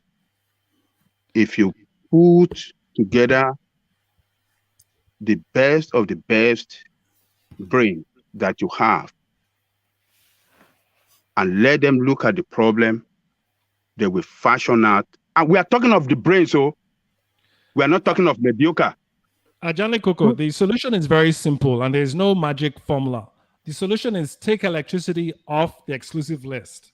Just like the solution of Let's agree. security Hold on, provider is Ayo. We know there is that. no other solution that is going to give you Hold on. what There's you need. solution to it. There's solution to it. If you bring the best brain you have, the electrical engineers that you know, they will fashion out a way they can bypass that national distribution and they can generate electricity in some kind of way. We talk about solar. There are some other means that they can put into use that can still sustain them. You still need a grid to distribute electricity. It doesn't matter how you generate it. You can generate it by nuclear, wind, power, water, hydroelectric. It doesn't matter how you generate it until they develop a technology where electricity becomes wireless, which currently does not exist. You need a grid, and that grid is 100% controlled by the federal government, and that is on the exclusive list. Exactly, Ayo. It is totally controlled by the federal government. There is nothing the state can do about that. Exactly. I agree with you guys. Unless it is removed from the exclusive list, then states can generate and distribute. I agree with you guys. Electricity is very important. I mean, energy is very important to power economic growth. I know that for sure. But what I'm saying, if you have people in government, solar, you can start from there. If government can come out with program that can encourage people in that state to go solar, I'm telling you that will go a long way in taking that state out of darkness. But you don't see government of Nigeria coming out with any, program for economic growth. So what I am saying here that government should start from somewhere. Let us start from somewhere, and then we can improve on that later. But we have a problem now on our hand, which is total darkness. We are in total darkness in that country, and we must look for alternative source of energy that we can put into use and do away with federal government, this nonsense, and just leave them alone with their nonsense. Start from somewhere. I mean, it might not be 100% 100% capable, to take you out of the problem, but at least from the use of solar, if it is only electricity and some few things it can carry, I mean, you are getting light and you are getting something that can still help you take you out of darkness. Look, the world is changing, and innovation can do a lot of things. When federal government were when they were using, what do you call this educational what do you call it, this what is the name of this, what is this quota system on education that they bar a lot of us in the South to get admission into federal colleges. Chief Awolowo UPN, they came out with a solution to start state, university, state, polytechnic, state, college of education, and all the rest. And it became a model for every state in the federation to copy. So, and that's when you see leaders that really want to take their people out of problem, they will come out with solutions that are confronting them. But when you don't have leaders that are really committed solving problem, then we look like the problem is unsolvable. But as far as I'm concerned, I know that this man, with the team is trying to put together, I think he will bring in the people with innovative idea and excellent people with creativity that will, take the state to the toppest level in that country. I can see that from the team is putting together. So. All right, thank you, Ajande Koko. Let me quickly acknowledge Alexander Superchat, who speaks to that space of the SOLUDO possibilities. Alexander Superchat to say, Sanwo-Olu won't make a cabinet position under SOLUDO. SOLUDO is actually an administrative/executive genius by any international standard, my opinion. So that's Alexander's opinion. And then he goes on to add, Nigeria under SOLUDO will be a world-class economy. So thank you for the super chat, Alexander. But the test case for SOLUDO, of course, the Anambra State space, which a lot of us are excited for, even though Ayo is trying to put a damper on it, we will not be dampened in our enthusiasm for SOLUDO. Are you some sort of killjoy? Is this are you that sort of guy that turns up at the party and everybody? Are you a killjoy? I like to live in the real world. I like to live in the real world where you can. A brilliant mind is limited by the document he's operating under. Yeah, so yes, some he's policies, a brilliant guy, yes. but he's very limited to what he's allowed to do. Mm-hmm. And this is the bane of Nigerians. We have so many skilled, intelligent people, but they are so constrained by that fraudulent document we call our constitution that it's holding everyone back. And the only people that are benefiting are the thieves in the center. And this is where Nigerians need to spend their energy, restructure that country. I know it's almost like a cliche now. Everyone likes to say that, but that is the bane of Nigeria's problem. I mean, especially for those of us who want Nigeria to remain one and do well. It's not going to happen until that document is seriously modified or completely scrapped. Put aside. It's just no. It's no. So we can fawn over all the talents we have in our country. No, this is grandstanding. You are somewhat grandstanding. Because, yes, we know that the Constitution is not fit for purpose. And we know that the country will be a slow turn in movement under the Constitution. But we also know that the Constitution is not going to be jettisoned anytime soon.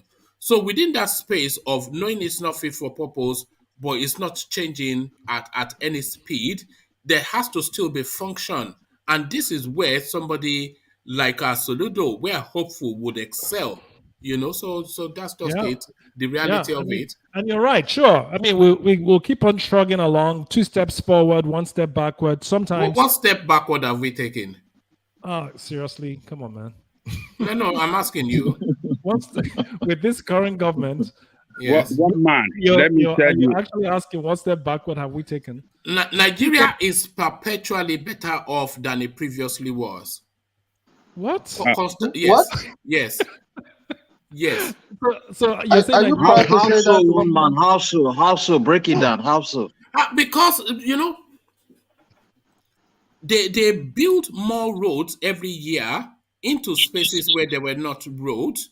There's education being taken to spaces where there were no education. And how many schools have closed down in the north because of Boko Haram and forget that. That's not a point, is it? Come on, man. Of course it's a point. That's not a point. What are you talking about? Sorry, I thought you were talking about Nigeria. No, I'm talking about the totality of the country. So how many schools have been closed in the north? A lot. Actually, most of them have been because of the kidnapping. Come on, Ayo, man. Come on, Ayo. Get with the program, man. No, That's just Ayo is saying the truth. It's true, one man. A lot of schools a are lot of closed down. schools. Okay, put a Lot of- percentage on it. Put a percentage on it. I Just don't know. no. That Guess doesn't- a percentage to At it least I would say at least 60% of schools have closed. At in the least. north. Yes. You see, If not more. Look not at more. that. But Look at that. Look at that. The thing is, they could experience exponential growth if only they modify that document. The growth, everything is in place. You see, most countries that are trying to engage in nation building have very major components missing. They don't have the skill set, they don't have the capital, they don't have the drive. Yeah, but there's something you are missing here. One man has resounded over and over again. That document is not going to refine anytime soon. Well, so the earlier we get it, the better. Can I chip in something? Yeah, come in, Black League. Yeah. Ayo, I think you're wrong. Like 60% of schools in It's the just north. ludicrous, isn't it? It's not even 10%. Not That's even 10%. outrageous. That number is outrageous. What number is it? What number is it? I'll be surprised if it's even 5%. Let Black League respond. I don't have a number, but I could go on the generality of the numbers. You have 19 states in the north. You have about 3 or 4 ravaged by the Boko Haram. So that's not up to 50%. No, so you are not. Say 60%. You are wrong. Black League. You are wrong. You are wrong. Not 3 states. You are wrong. That's not correct.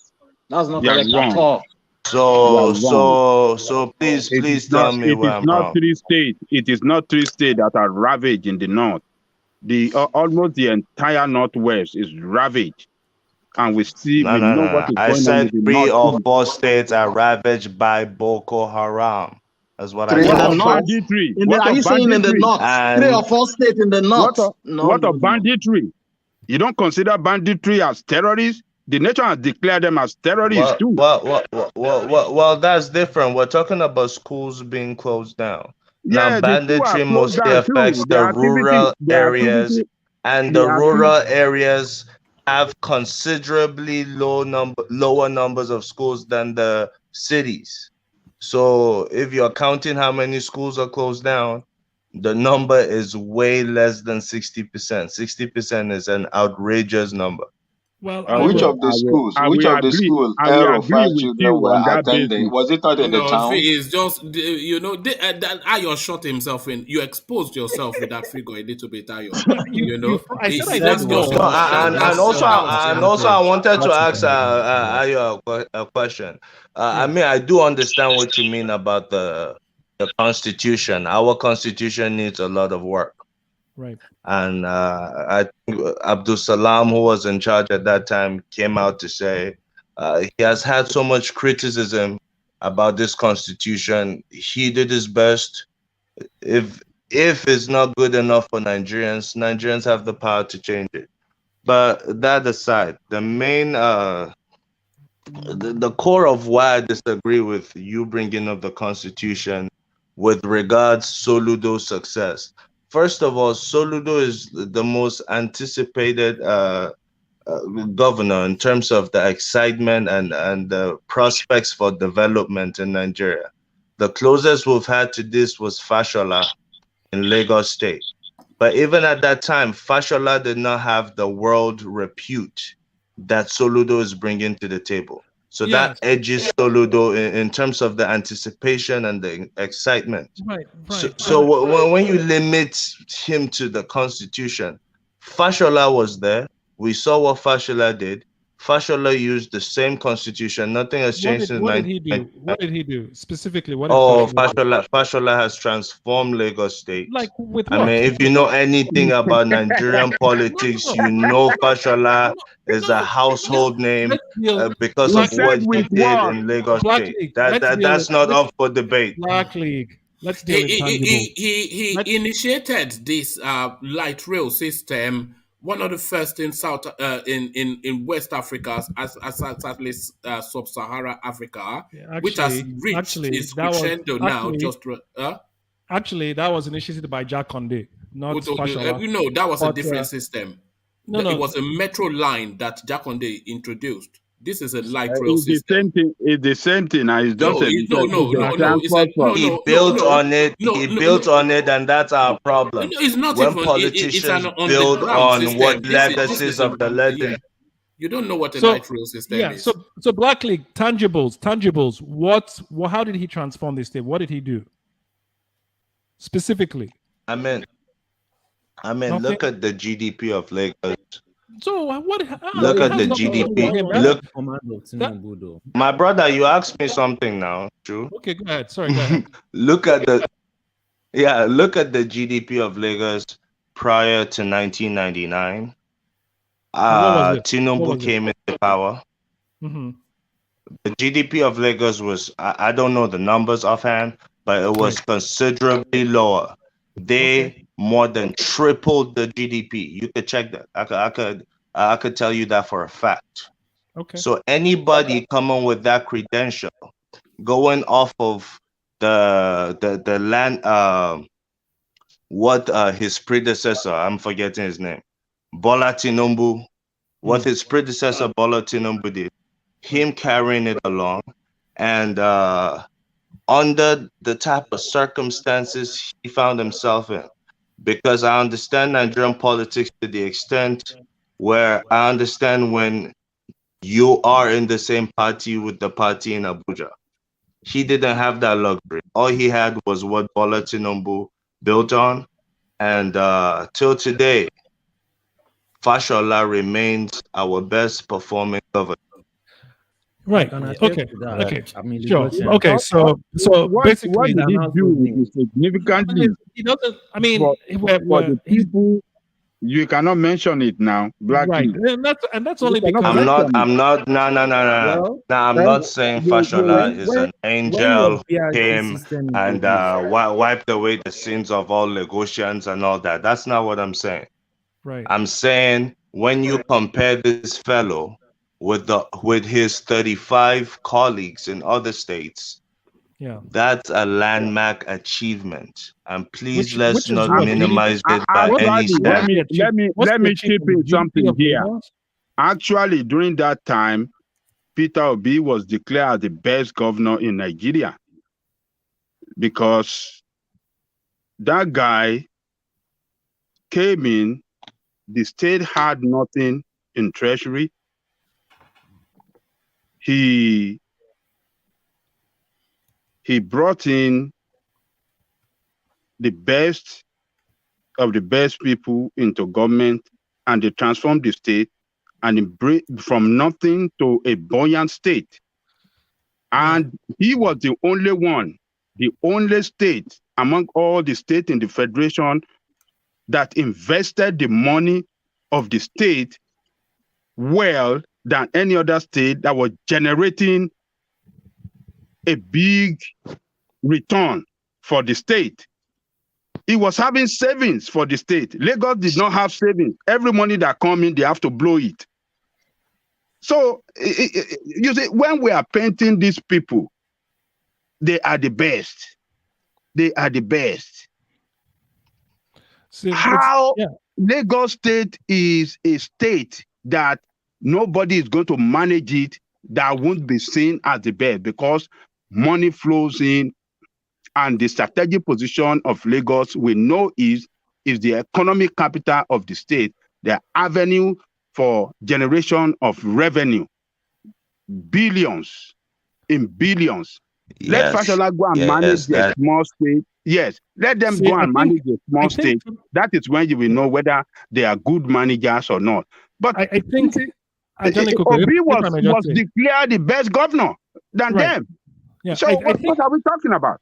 The problem we're having is we're so used to mediocrity that any slight improvement or any person that comes in, anyone that comes in with a pulse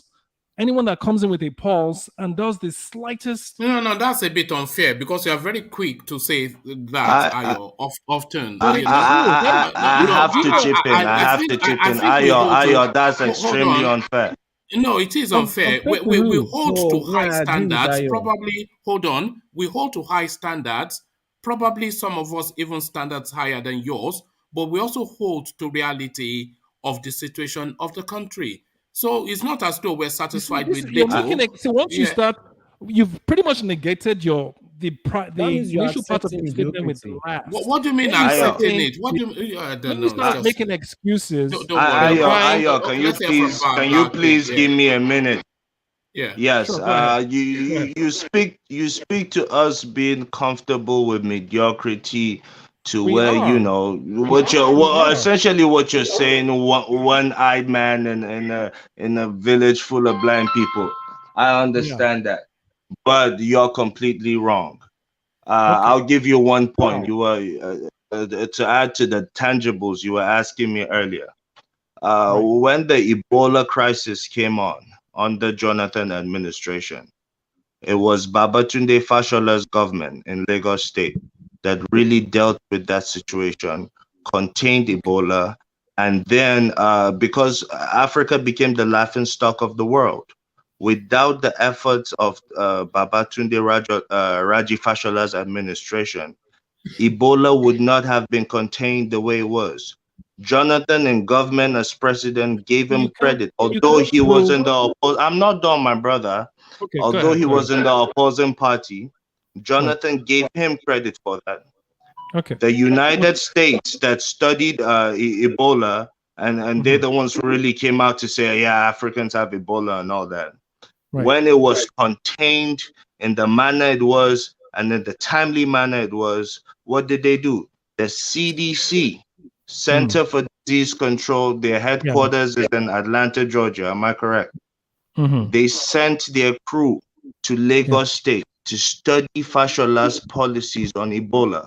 So please, I mean, these are facts that are verifiable. He did right. I don't want you to talk to us about mediocrity because there are facts behind Fashola. I'm not comfortable with that word because I'm anti-mediocrity also. I think me and you agree on that. Let me respond to what you've just said. So don't get me wrong. I'm not bashing Fashola. I think Fashola is better than most of the governors we've had in the country as a whole. I'm not bashing him, but mediocrity is mediocrity. And also, you can't really prove the No. Define mediocrity. What is your concept of mediocrity within the Nigerian paradigm? Mediocrity is basic. So when we're talking about mediocrity, there's just a minimum standard that isn't being attained. So I don't think that minimum standard is controversial. The minimum standard of any yes, I agree. serious community, forget about country. The minimum standard for any serious community would be power, electricity, security. If anyone wants to disagree with me, please feel free to do so. But I would suggest if we are going to start judging people on their performance, we need to pick a metric. It cannot always be anecdotal. And if the metric we're picking is the basic minimum you expect of any, let's not even say thriving, but just any existing community is security, power, and food and water, we're doing a pretty bad job. We don't have at least 3 or 4 of those down. And maybe even 3.5, because Nigeria is a hungry country. It may not be starving, but it's hungry. So you don't have security. You don't have power. You don't have water. And people are hungry. But we are not mediocre because it's hurting your feelings. No, you're not hurting anyone. I think the conversation has shifted from Fashola to the country. So yeah, if that's what you mean, I already said at the end of what I said that we agree with each other on that. But we're talking specifically to Fashola's achievements in Lagos State. Fashola is not perfect. But when we find politicians, which very few of them come out to make giant strides like Fashola has done, please, we should commend our own. Acknowledge I have told you, Peter Obi, what Peter Obi did in Abia State, that he was declared the best governor that yes, that could well be, but Fashola did relatively well too. There's no refuting that, and that is not to say that anybody is satisfied with the state of things, but to say that he put in an effort. we are not saying what that is it wrong didn't in do. that? We are not saying it didn't do anything, but they How is that They did mediocrity? perform. They Oh, did come on, man. perform to the optimal level for the people of that state in the areas of education, in the areas of It did health not. sector. No, you are wrong. Hold on, Ajande. No, you are wrong. Hold on. Hold I'm on, not Ajande. wrong. A lot of my Ajande people Koko, have hold to on. take their children out of public school to Can you private hold school. on? Can you hold on, Ajande Koko, Okay. please? So this is Fashola. The fight against Ebola. Babajide Fashola's largest achievement in administration took place just a couple of weeks ago and was done without any earth mover in sight. That was when Nigeria was officially declared Ebola free. So he did that Ebola. So let me go to education, which is where you are. Given the generally acclaimed status of education in the improvement of society, the Fashola government has given education the attention it deserves.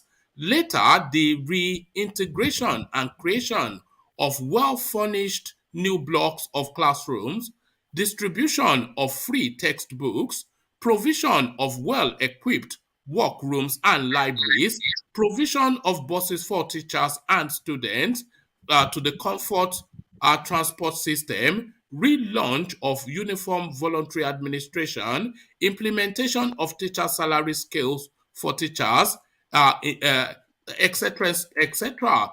Some of the rehabilitated schools, it then goes on to give you a list, Alimosho, Agege, etc., etc. So he did his bit. He did his bit in education. You see, I am not saying that he didn't do. How well did he do? Did he do Yeah, it? nobody will ever do it to the satisfaction. No. Do it to the satisfaction. I mean, what is the essence of government?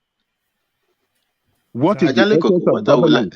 What I would say here is that whatever he did, is it commensurate with the resources accrued to the government during his time? What do you mean by that? What do you mean? We have watched several videos of bad schools in Lagos where where roof was leaking when it was raining. So look, we cannot continue to carry these people as the best of the best. No, they did little. The little they did does not, cannot give them the best that we deserve. So they haven't done well. They have not done well enough. Go and look at the balance sheet of Lagos. It's in red. Okay. You say he has not. Let me give you this as well. Look at Infrastructural renewal of Lagos State. On assumption of administration, Fashola boarded on a huge infrastructural renewal of Lagos metropolis. The main focus formed the key cities' highways. There was great reconstruction work going on at the same time, almost all over Lagos. The result was that within the first 4 years of his term, Lagos metropolis wore a new look. Most of the main highways were transformed and painted. New roads were opened up with flyover bridges. State-of-art artisan bridges were constructed to substitute the rundown old ones. So, I mean, he did his bit now. Should we talk about rural transformation because he did something there as well?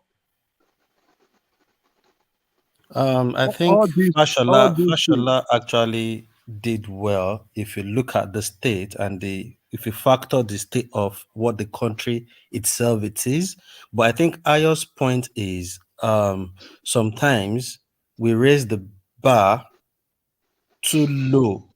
The bar is too low. But so if somebody like Fashola did something, it will be glaring and everybody will give him kudos. So at the long run, Fashola still did his bit, but our politicians are not doing well at all. That is the point. That is the point.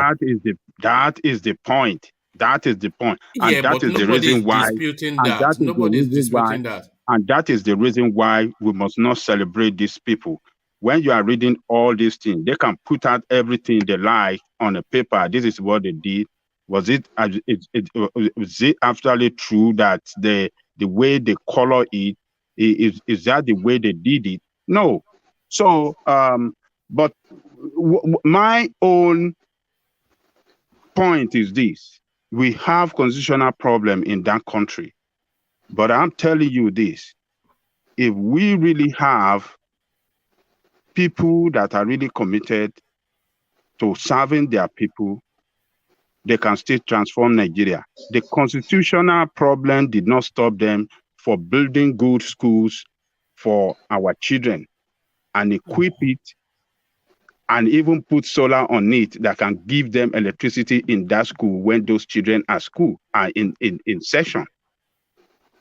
The constitutional problem does not stop these people from equipping our medical facilities and make it affordable and make it and put it in a good standard that can work for everybody in that country. So there are a lot of responsibility that the state government can do to the benefit of their people, that they don't have any hindrances from the constitution. But did they do it? No. No. Another But problem. if I may come in, one man. So the electricity problem, yes, we have that electricity problem, but I'm telling you, they can still do something in alternative that can still make things work. Might not be to the best, but this solar, do you know what this solar can bring to the economy? The kind of revenue, the kind of technical skill that it can give to our children, our young graduate, and I mean, what do you call this thing? Secondary school leavers. If our government in every state has rolled out a program for solar system, it will create millions of jobs, and they can make a lot of revenue in terms of taxes by doing that. So, but they don't have it. They don't have that the mind of creativity, to transform the state. If the government come out with a program that, okay, if you have solar on your house, we will subsidize it. If it costs 10,000 naira for this, we will subsidize this and you will pay 5,000 naira. Do you know how many people that will jump into that thing? Do you know how many people that they will create job for? They will sponsor a lot of organizations to train people, to train our young guys. They will give job to these young people that we have all over the place. And that will bring down unemployment.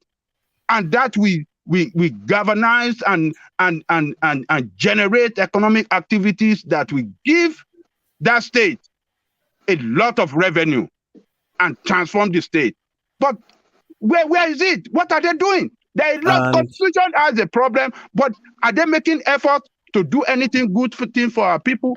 All they know is to rely on federal allocation, grab the money, share it, the little revenue they can make, share it, and they go and build borehole, and they bring camera, and they show it off that, oh, they are providing water for the people, or they go and renovate one school, just one school, and they will put it on record, somebody, it transformed the school education, equip it with laboratory equipment, and they'll be showcasing that on TV, and the media cannot even ask questions and dig into, investigate the activity of this criminal we have in power. So that is the problem we have, gentlemen. They can still do something. We have several problems, sir. I think another thing is maintenance culture is terrible. Secondly, if you factor in again about the power, if you look at how many Nigerians even pay their power bill, So everything. That's why when I use the word complicated, How would they pay power For bill that when you are for giving that them get power. estimated So how billings? you gonna pay power bill? but Unrealistic the billing. little they get, how many people pay? You people know what I'm talking about. We don't need to start arguing. People, we know people They don't don't even earn get enough. little. They We don't know get people don't little. earn That little enough. you're We talking know about, they people don't don't get make little. money. We are just looking at all the problem that surrounds this thing. We can't just focus. This government is bad. Nigeria The has a constitution. structural There are problem, though. several That's the things. problem. The country you are staying now, if you are not paying You your know, power do you know due, the biggest problem we have is the constitution, but yeah. we cannot just stay situated and sit, arms folded that we would not move until the Exactly. constitution Let's put moves. our life on hold before the constitution We gets can't say just. we will not move until the constitution moves. The constitution will solve a lot of problems and will continue to attack that space, but we can, in equal terms, just make movements, especially the anticipation that we're having of Soludo, who we're expecting to be creative of thought and impress. So I will not be dampened in my enthusiasm for that guy because I rate him highly. One more, please. Yeah, Can I come a little bit, sir? come in, Tony. Thank you, sir. You just made mention of what I was about to even, where I was about to start from. So when you say that the constitution is a problem, I can see Janikoko saying that, and then and coming back again. So the fact is that the constitution is a roadblock. So let me just give you an instance. If you say that, okay, when you are coming to Maryland, there's this other, other head bridge, or let's say there's a roadblock somewhere. People have to be looking for other way out, not to repair, because you cannot cross over. So this constitution is not going to let us cross over. That is why we should start thinking of which an option right now, because there's no way that this constitution will let us do anything. And at this point, they are not ready to for any deal at all. So those states, they have this Oshomon plant project, not the gas, not the federal gas project, electric power project. They built one Oshomo Electric Company. I think Ejiro is there. You know exactly what I'm talking. It's on the Sapele Road. Then there's another one again. They built again. This finally, the Edo State cannot even get a light to their secretariat. So the thing had to be put into the national grid because of the law. So we cannot do anything. Tony, let me tell you, your state that is building those things, do you want to tell me that they don't know that they can only generate and they cannot distribute? They know, but the governor will commit your resources into that in order to loot money. Yes. Yes, so that is what they do. They will but that is why. Hold on, Tony. Okay. You see, the governor knows the problem with the constitution. They know the constitutional problem, but they will still embark on this power project by building this power generating plant, so that they can loot money. Yeah, I quite agree with you because I quite agree with you.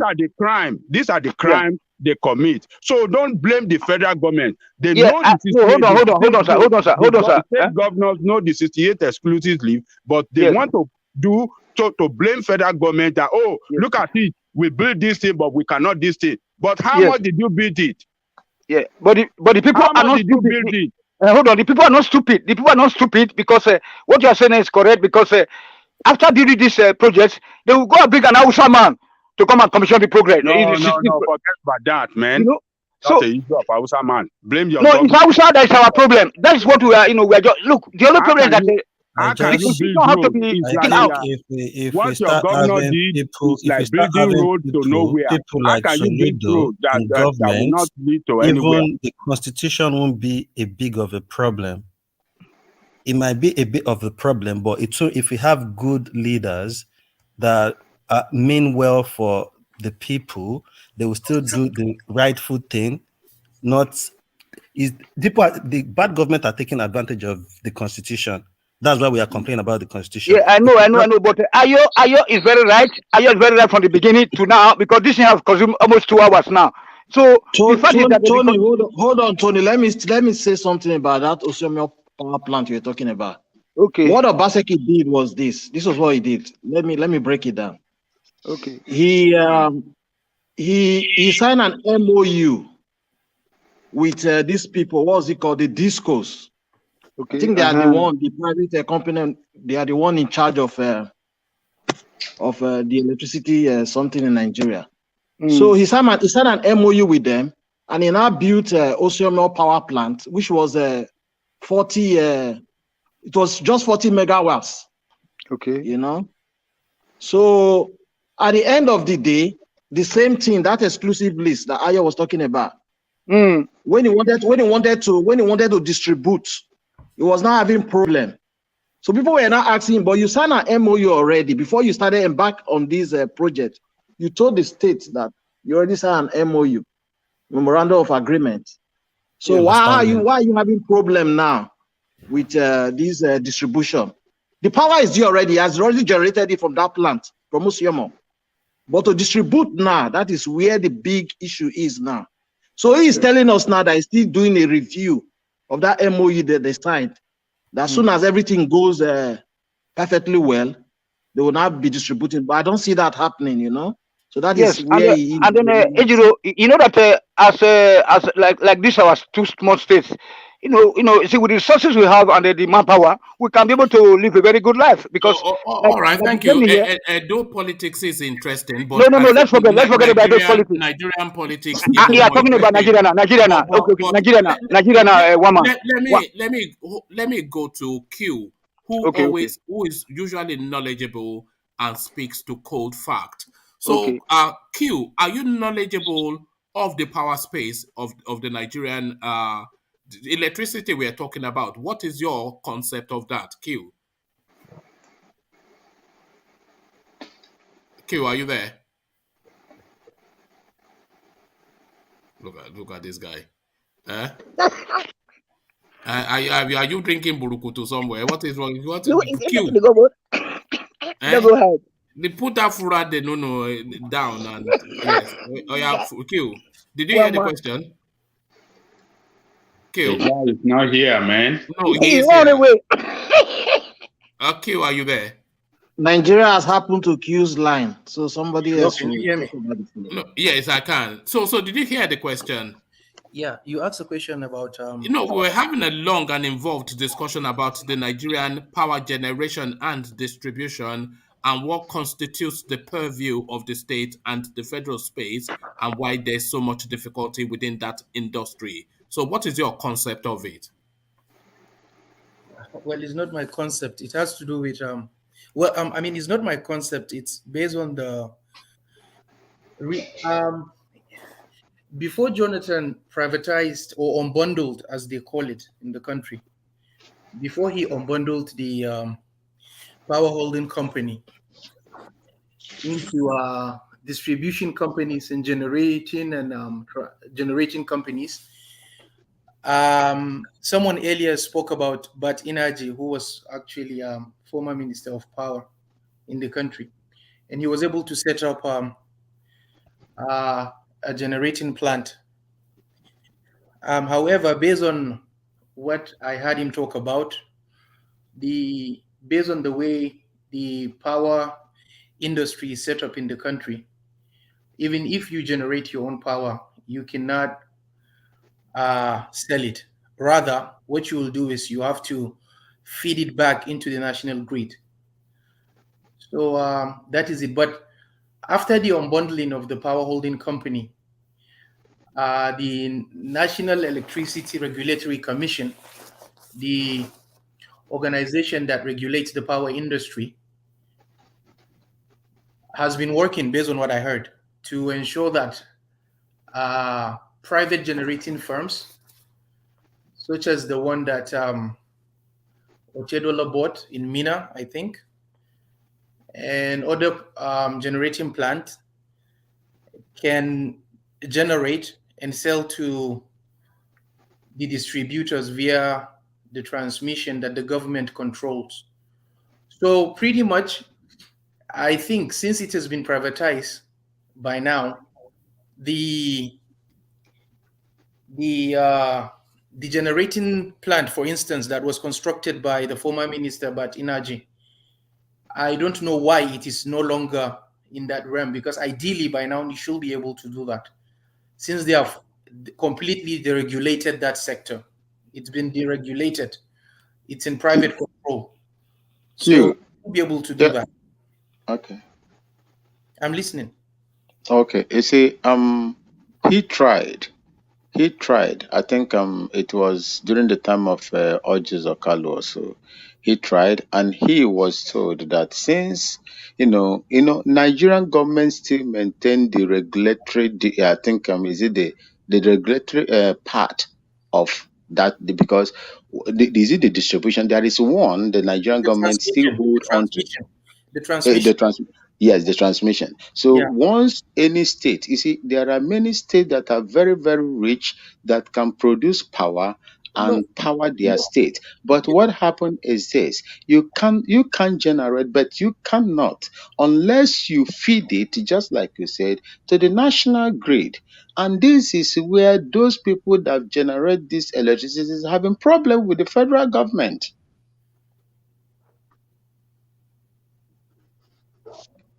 Why should the state be constructing or putting in place generating plan when it is clearly stated in the constitution that they cannot distribute it? Is it not a waste of resources? Why are they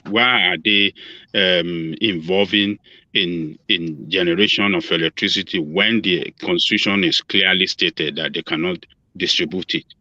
So these are some of the bottlenecks. These are some of Nigeria has a structural problem, and once these structural problems are still in place, it will be very, very absolutely difficult for that country to move on like other people are moving on. It is difficult. These are the bottlenecks that is holding Nigeria backwards. Nigeria have yes, but those governors should concentrate on what they have their own power to do, and not Can I respond to that? Stick their neck in what federal government exclusive list. Can I respond to that, please? Yes, sir. Okay. You see, that is, I think sometimes. Well, I'll tell you my opinion. This is what I think. Once a sector is deregulated, once it has been deregulated, it means private organizations can step in and be part of the market. That's the free market. So they have deregulated that sector, power sector. That is why today you have totally different independent power distribution companies in each of the zones and all that. But I strongly believe that's one of the worst things that happened to that country. That's the worst things. That's what I strongly believe is one of the worst things that ever happened to that country. And the consequences will be coming in a few years. I mean, but that is by the way. When you spoke about Bat Energy being able to set up a generating plant, but the market is already deregulated. Why can't he do that? Why can't he sell it to the distribution companies? Because the market is already deregulated. The only part of the market that the government controls is just the transmission company, and the transmission company that is between the gencos. That's those who generate, in this case, someone like Bat Energy or maybe Otedola, who owns the one in Niger State, I think. The government only exists in between.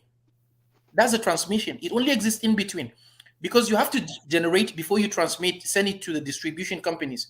So what I'm saying right now is, why is Bat Energy not making use of that? Sometimes you see people appear on national television stations and they just say things. They end up confusing the public. In my own opinion, I strongly believe, based on what has been happening around the world, if you go around and look and check, you realize that that is one of the worst things that ever happened to this country. Is one of the worst things because electricity is one of the basic things. Now we can even say electricity is just like food because you need it for everything.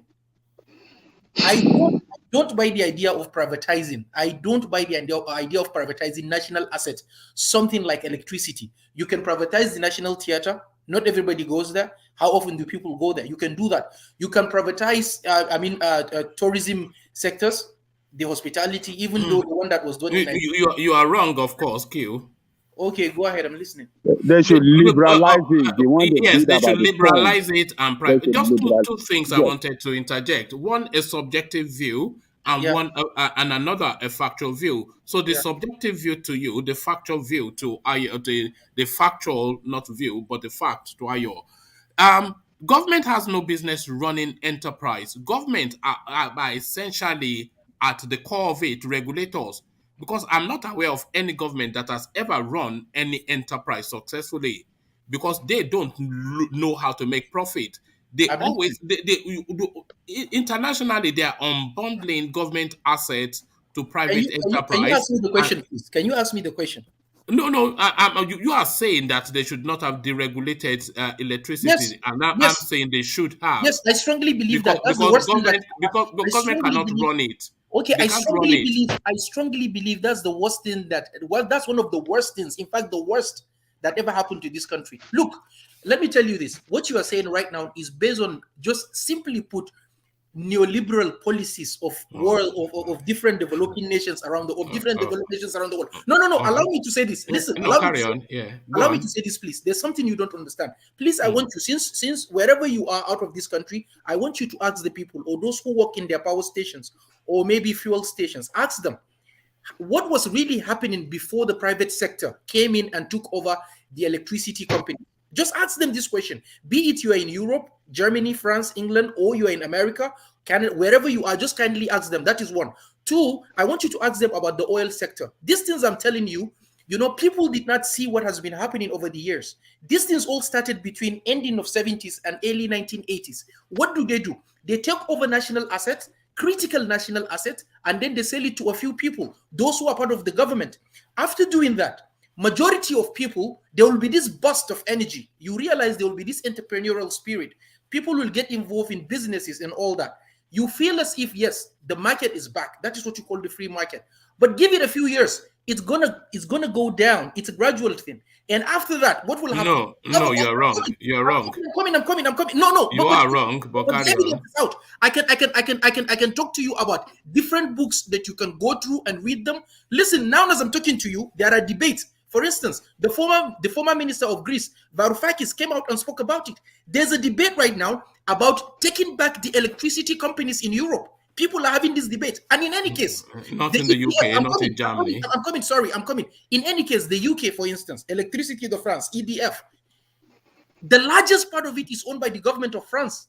Yes. The largest part of that company is owned by the government of France. So what I'm saying here is this. If you say the government has, and that is one of the most funniest, one of the flimsiest excuses people do say on national television, particularly in Nigeria. It is so annoying. People come out and what do they say? The likes of Bismarck Rewane, this guy from LCCI, Muda Yusuf, and things like that. I mean, when you see it, right, I just go back and ask myself, like, do these people really want to sell the country, or is it that those who want to buy stake in the national asset of this country have paid them to come and lie to the people? Look, even Soviet Union gave up on socialism. Even Russia gave up on socialism. Are you a socialist? Are you a socialist? The best way for you to deregulate the market is to do what China has done. You don't just go in one fell swoop. What you need to do is that, yes, government must maintain control. I'm coming. I'll tell you this. Without I'm just waiting for them to see what they intend to do with this fuel subsidy of a thing. I only have one word, Q. I only have one word to say to everything that you have just said. Just one word. Do you know what that word is? Regulation. Regulation is it. That's all. That is all. Regulation. Government has no business running enterprise. Governments are regulators. And if they get regulation right, enterprise will run the country. Enterprise runs the country. You can never get it right. Government are regulators. Okay, I'll give you an example. Let me tell you this. Do you know that the government of the British government subsidized it has to subsidize the transportation sector from £5 billion to £17 billion. I was going through the document. from 5 billion. So what is the you know essence why of the Well, that is privatization still of regulated. power sector is not working in Nigeria? Look, Because it's Because people in it's government, bad regulation. Yeah. it's people in have been talking government about that this. actually bidded for the power Listen, it's not privatization. about bidding. So Listen, it's still Nigerians it's not that are even bidding. about bidding. It's If not you even external bodies, not No. companies that really know about these things. I'm telling you. No, listen to me. Sorry to say this. Even if you bring people from England or America or wherever to come and take over all the national assets, they will take it over, they will manage it well, and whatever it is, they will do whatever they have to do. But my problem with this system is this. It's very simple. It will end up creating a very few people who will be in control, a huge monopolistic power that will be in control of not only the market, but including the government. They will decide who you will vote for. Is that what you're afraid of? The No, super rich? no, Are you afraid of super I'm rich? not afraid of it, because at the end of the day, be it we want it or not, if we allow these kind of things to, already we allowed the electricity sector to go down the drain. What I'm telling you right now is this. What has the Nigerian government ever run successfully? NMPC, they failed. Wait. The railway, The they National failed. Airways, the National Electricity, Carrier, they they failed. failed. Everything, they failed. Excuse me. I'll give you an example. I will tell you this. The reason why it has failed is because they themselves are part of those who set up the private organizations. I'm telling you this. They are part of those. That's what I'm telling you now. All those I'll give you an example with United. Listen, I'll give you an example with United. No, hold on. Just hold on 1 second, Q. What I am saying is, everything that government set up that was under government control and they were running as a federation, they failed. When Nigerian Airways was under Nigerian Ministry of Aviation, it failed. NEPA failed. The railway system, it failed. NITEL failed. Oh my God. You know, everything fails now because government is not set up to run enterprise. Okay, can I respond to that? Okay, can I respond to that, please? Can I respond to that? Government need private partnership to run the establishments. I'm coming. Yeah. People get carried away by this statement that government has no business in business. Yes. Government has failed in running business. Government has done this. Government has done that. Is that wrong? Yeah. It's not only. It's not. In fact, there's no way to put it apart from saying it is the worst statement you can pass out to our people. Because at the end of the day, they are the same people who come back and manage the private sector. What I'm telling you here is that the people in government are part of those companies. When NITEL came, what happened? They decided to sell 3 licenses: MTN, Econet, and then NITEL. But right. Wait, I want you to understand what the government did here. The people in the government, look, there are some things that I want you to stay in that space, because that space now is I'll the give an example. With NITEL. That is what I'm saying right now. Yeah. I'll give an example with NITEL. Yeah. What did they do? They took advantage of NITEL. They bastardized the system of NITEL. MTN and Econet had to use the structures of NITEL that was set up by the federal government of Nigeria. Yes. From the polls and the system completely, they had to use the structure. What I'm saying here is this. You know, sometimes that is what gets me agitated, when people, as if people find it difficult to see what is really happening. A few people in this country, Yoruba, Hausa, Igbo, whatever it is, all of them have come together to decide that, okay, we will take advantage of this system. We are watching before our own eyes. People, regardless of religion, regardless of region, they have capitalized on this. And people are telling me, no, government has no business in. No one has. No, how is that bad? How is that? Okay, but they killed NITEL in order to set up their own companies. That is what I'm saying right now. Okay. Give me a window. Hold on, Q. Give me a window to respond to that, because you've brought NITEL up as the example. Yes. Do you know what the telephony penetration was under NITEL? For the entirety of Nigeria, it was less than 500,000 penetration. Do you know what the uptake of telephony now in Nigeria is? It's close to 120 million. Even people, more. Using telephone service because of liberalization. Under government and abject failure in private enterprise, a thriving success. Listen. As a matter of fact, NITEL, my uncle was the one that handled what I'm telling you right now, right? Excuse me, listen. The structure of NITEL is not the same. NITEL landline was not the same with the mobile. NITEL had the structures in place to kick in, to get that started. What happened was they brought in MTN from South Africa. They brought in Econet. They decided to sell licenses to them, millions of dollars. And after doing that, what happened? The same companies that they sold. Has that been a success? Excuse me. I'm coming. It's not about success. So, how will And you what say? do you mean? What is It's it? about success, How will man. you It's say that about has been a success success? here. All you are talking about right now is the number of people making use of it. When we find it very difficult to even get the exact figure, Nitel and the others and the other telecommunication companies do pay. They do pay. I mean, how much do they pay in terms of taxes? Forget about the fact that, well, they give people jobs and all that. How much does the government earn? Immediately when this government came into power in 2015, what happened? The government decided to dust its books and go, okay, wait, how much do they pay the telecommunications company? MTN was in shock. Over $2 billion in debt. They haven't paid the revenue services. Yes. Do you know what happened? How you will know that it's been controlled is a mega project. The person who was in charge of justice in the United States of America was the one who represented MTN, Eric Holder. Yes. Eric Holder, Obama's Attorney General. My point here is this. Excuse me. My point here is this. The reason why I'm saying this is very clear. People can go ahead and say, no, that is the best system. No, we cannot do this. Government cannot do that. Okay, fine. You have decided collectively as a nation to sell off all the asset that belongs to the nation because a few people in government have decided. You know you are making my point, but no. What I'm saying here is this: once you have someone who is really interested in what is going on with the life of the ordinary people or the ordinary person in that country, there is no how that person will allow these kind of things to go on. Okay. Q. Let me rearrange what you have just said in order to birth you where things really are. So you are saying all of these things. You cited MTN, that heavy tax burden that Buhari levied, not Buhari, but they discovered in the books that they've not been paying their burdens.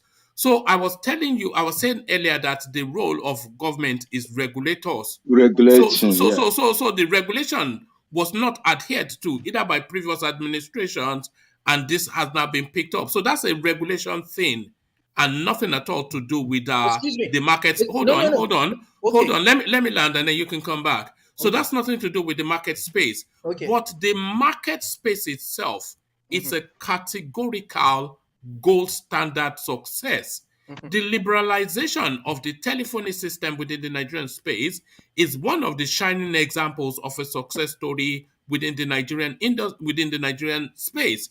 And if you contrast that against when the telephony system was held in-house by government, then that tells you categorically that government is not any business in running enterprise. They are regulators, so they should perfect the regulations. If they had perfected the regulations, you see that $2 billion that those South Africans stole from us, that would have completed the Lagos-Ibadan Expressway and Third Mainland Bridge already. So it's regulations. So they should do regulations and let enterprise run business. The thing is this, right? The thing is this. At the end of the day, what exactly do we want as a country?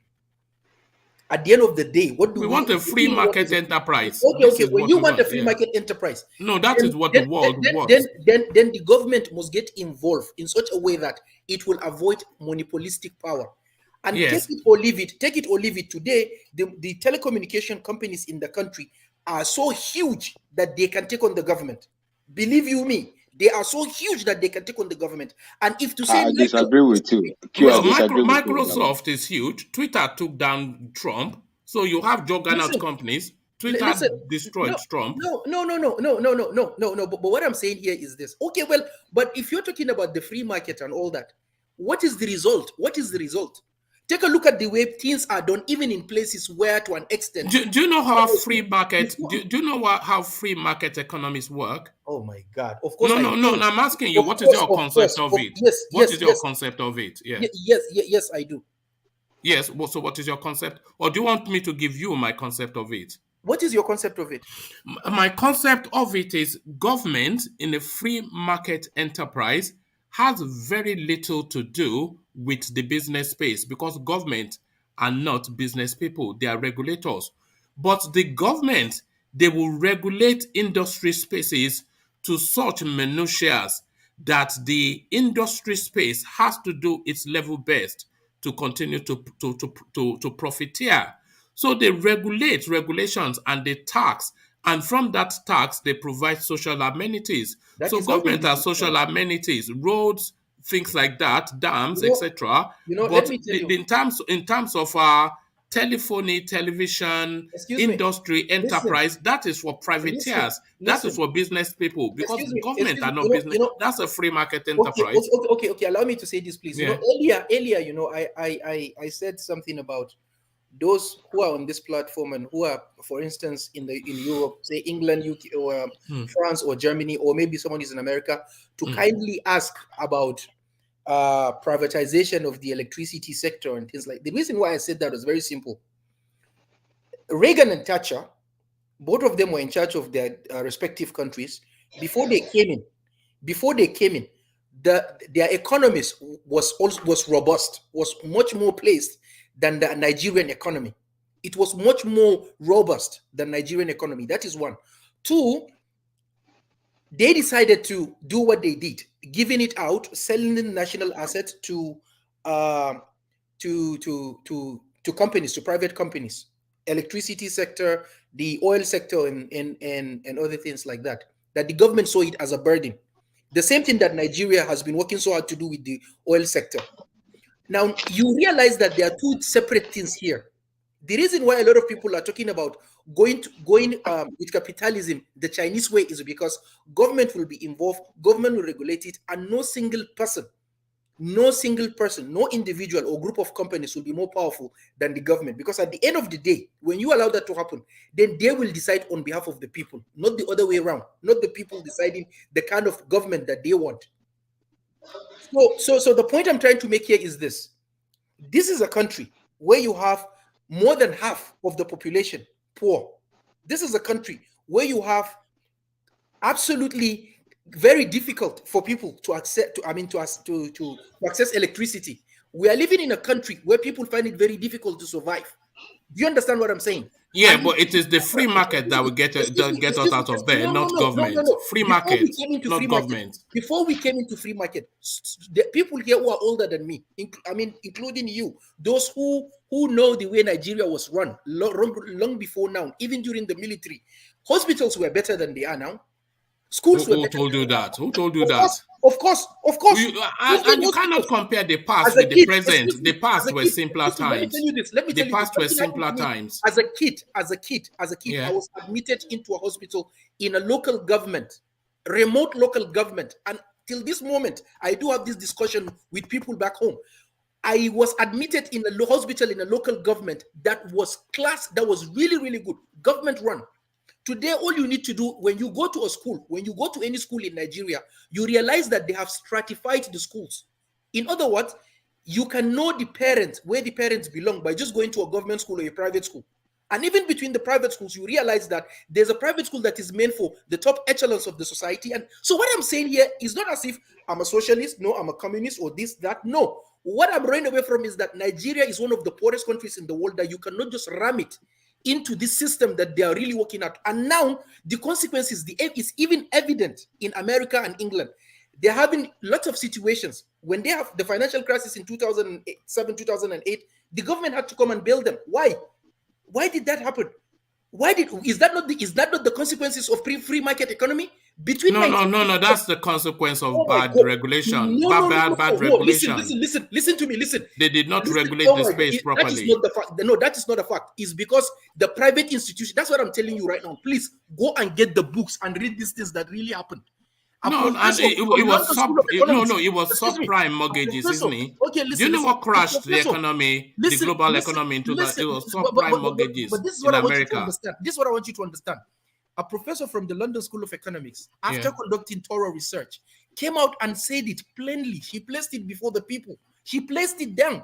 Between 1945 and 1970, there was no one single problem with the banks. Not one single problems with those were simpler times. No. It was not simple. It was because the central banks of all nations, particularly in the West, were fully in charge of the financial system. No, those were unsophisticated times. We're living in sophisticated times now. Okay. Regardless of the sophistication, at the end of the day, it was not until the Reagan and Thatcher pro-privatization, pro-deregulation of market that all these things happened. If that is the case, then why will you come out to the government to bail you? Why will you do that? Why will the government bail you? What is government business? Dangote. Do you know what? Do you know what? Hold on. Do you know what crashed? Dangote is here building a refinery. Dangote is here Yes. building a refinery. They have succeeded in selling the whole assets of the country to this man. How will you do that? How so? They haven't. Okay, wait. Why will the government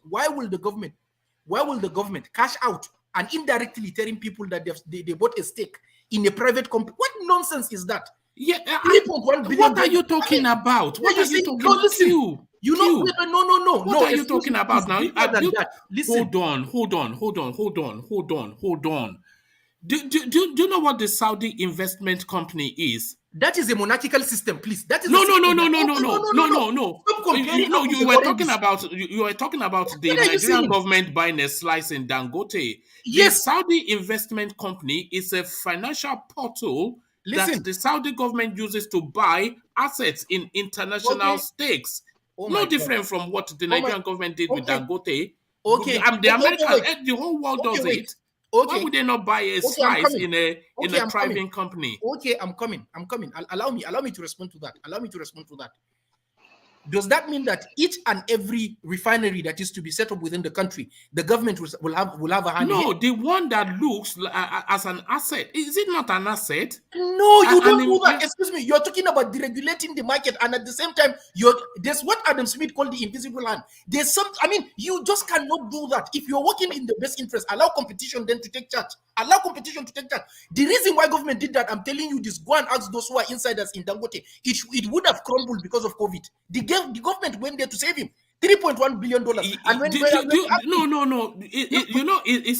of national strategic importance. What are you saying? The Dangote refinery is of national strategic importance. Oh my God. What is strategic importance? What is strategic importance? The Nigerian economy, the Nigerian petroleum space is almost dependent. It's of national strategic importance. Dangote refinery. Excuse me, please. What you is saying here is that the Nigerian state has handed over the economy of Nigeria to Dangote. No, they have not. They have. Look. They have not. Oil is the only product that Nigerian has export a comparative advantage. Yes. And that is the power of the countries in West Africa. That is the only power of the nation. And you handed it over to a private organization. What oil field? Dangote doesn't own one oil field. Okay, hold on. The asset do you know that Dangote is hostage to the Nigerian state? How is he hostage? He is hostage to the Nigerian state. How? Because he has built what is probably one of the top 3 largest oil refineries in the world. Listen, excuse me. Hold on. You asked me a question. Let me answer it. He has built one of the top 3 largest oil refineries in the world. But all of that investment is dependent on the Nigerian state supplying the oil for him to refine. If they shut off the taps, it's finished. Okay. Yes. Can I answer your question? Can I respond to that? He's a hostage to the Nigerian state. Can I respond to that? One man. You are right. How will you call a person taking advantage of a system hostage? How could you come? He's not taking advantage. The system is a symbiotic relationship. Excuse me. No. Sometimes one man. There is no time that we shut up. There is no time that we shut up the time. Listen, do you speak Latin? Nigeria has a stake in it. Nigeria cannot shut up that tap because they have a stake in it. They can't shut the tap. Nigeria need that product. Yes, so it's a symbiotic. It's a symbiotic relationship, isn't it? It's a symbiotic relationship there, isn't it? It's a codependency, isn't it? Nigerian failed to, and that is why Nigeria is trying to remove subsidy right now and telling you that you are going to buy the hold on, Vin. Yeah. Nigerian failed to transform their own asset, the NNPC. NNPC is dying. They don't do anything, is that not my point? That government has no business in running business. Yeah, you are right. You are right. So that's it. Now that's another example.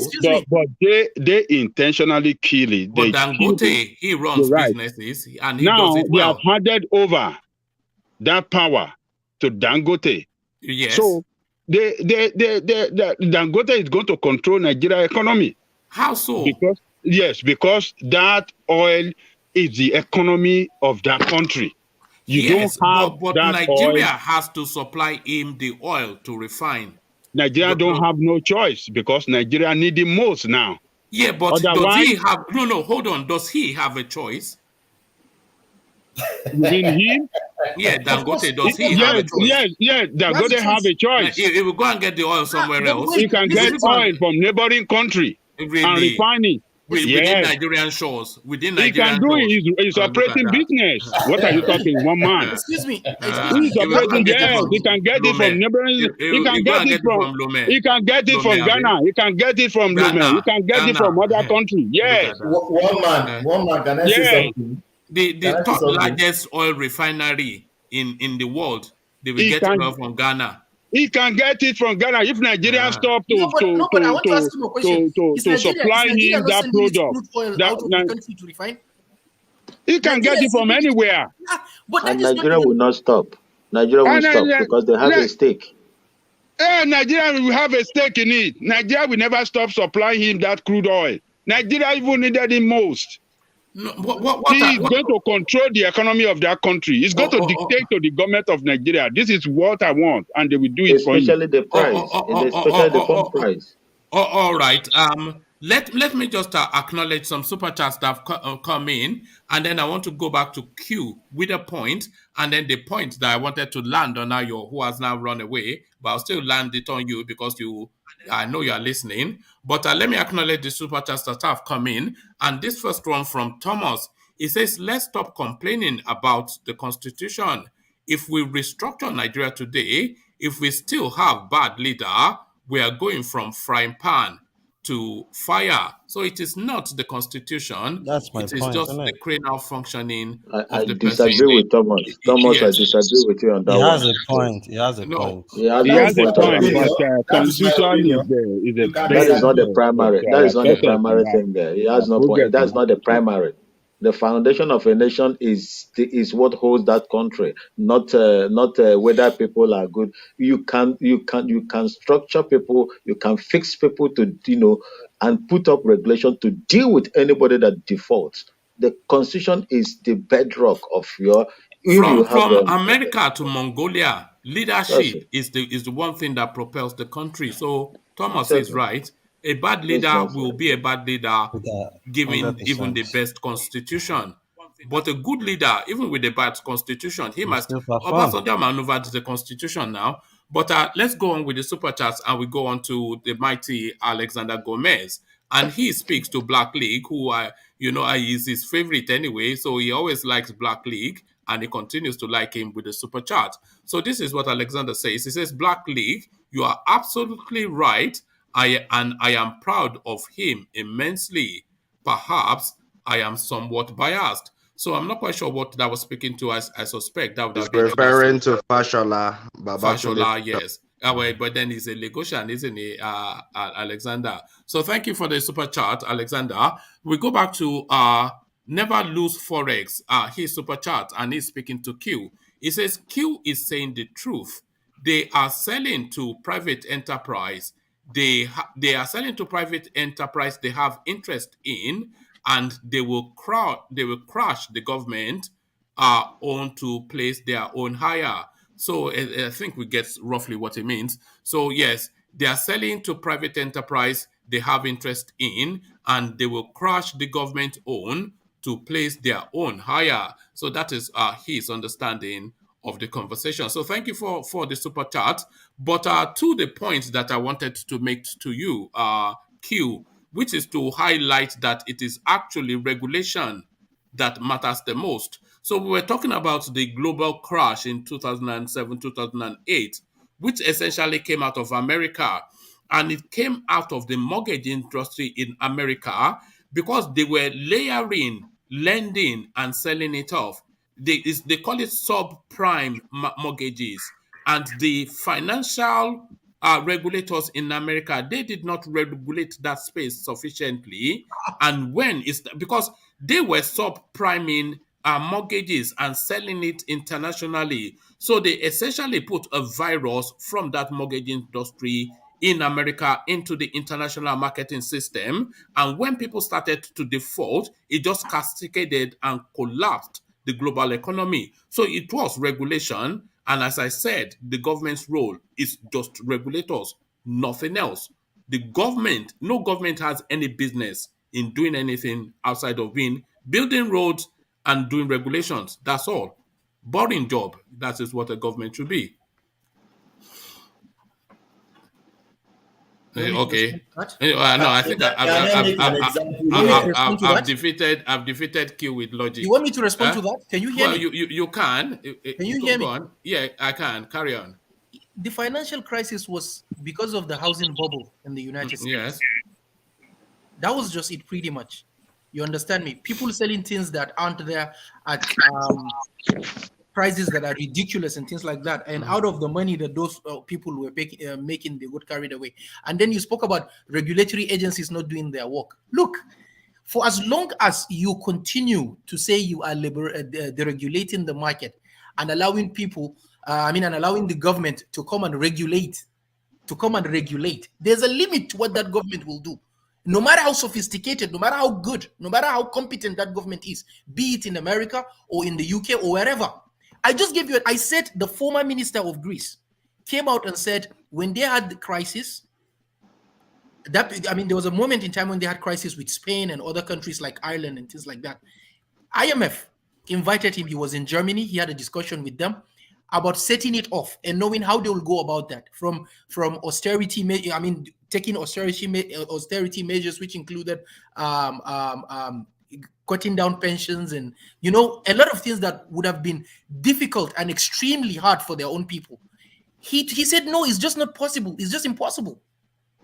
What I'm saying right now is that there's a debate as I'm talking to you. He said it himself about taking back national assets. In Berlin, the city of Germany, last year, they had an election about what? About public housing and private housing. That henceforth, they will no longer allow private companies to hold people to ransom by building public, housing, by housing the public. And the people voted massively for that. What I'm talking to you here is this. You can include private companies if that is what you want, but there are consequences. And the consequences are so bad compared to when government is in charge. You cannot allow important things from electricity, fuel, housing. These things are basic, are very, very important for the survival of humanity. You cannot allow that in the house of people whose only objective is just profit making, just to make profit. And when you allow that, there's a margin, and they will go for as high as they like. That is the monopoly I'm talking about here that will set in once these people take over the fuel industry in Nigeria. You can say no, you can say right, you can say I'm coming. And besides, if you say regulatory agencies, haven't you heard what has been happening with the tax credits? They gave companies such as Dangote and other companies tax credits to build roads. Yes. He was building a 70 billion naira road, over 70 billion, only less than 40 kilometers. Go and check how much do you build 1 kilometer.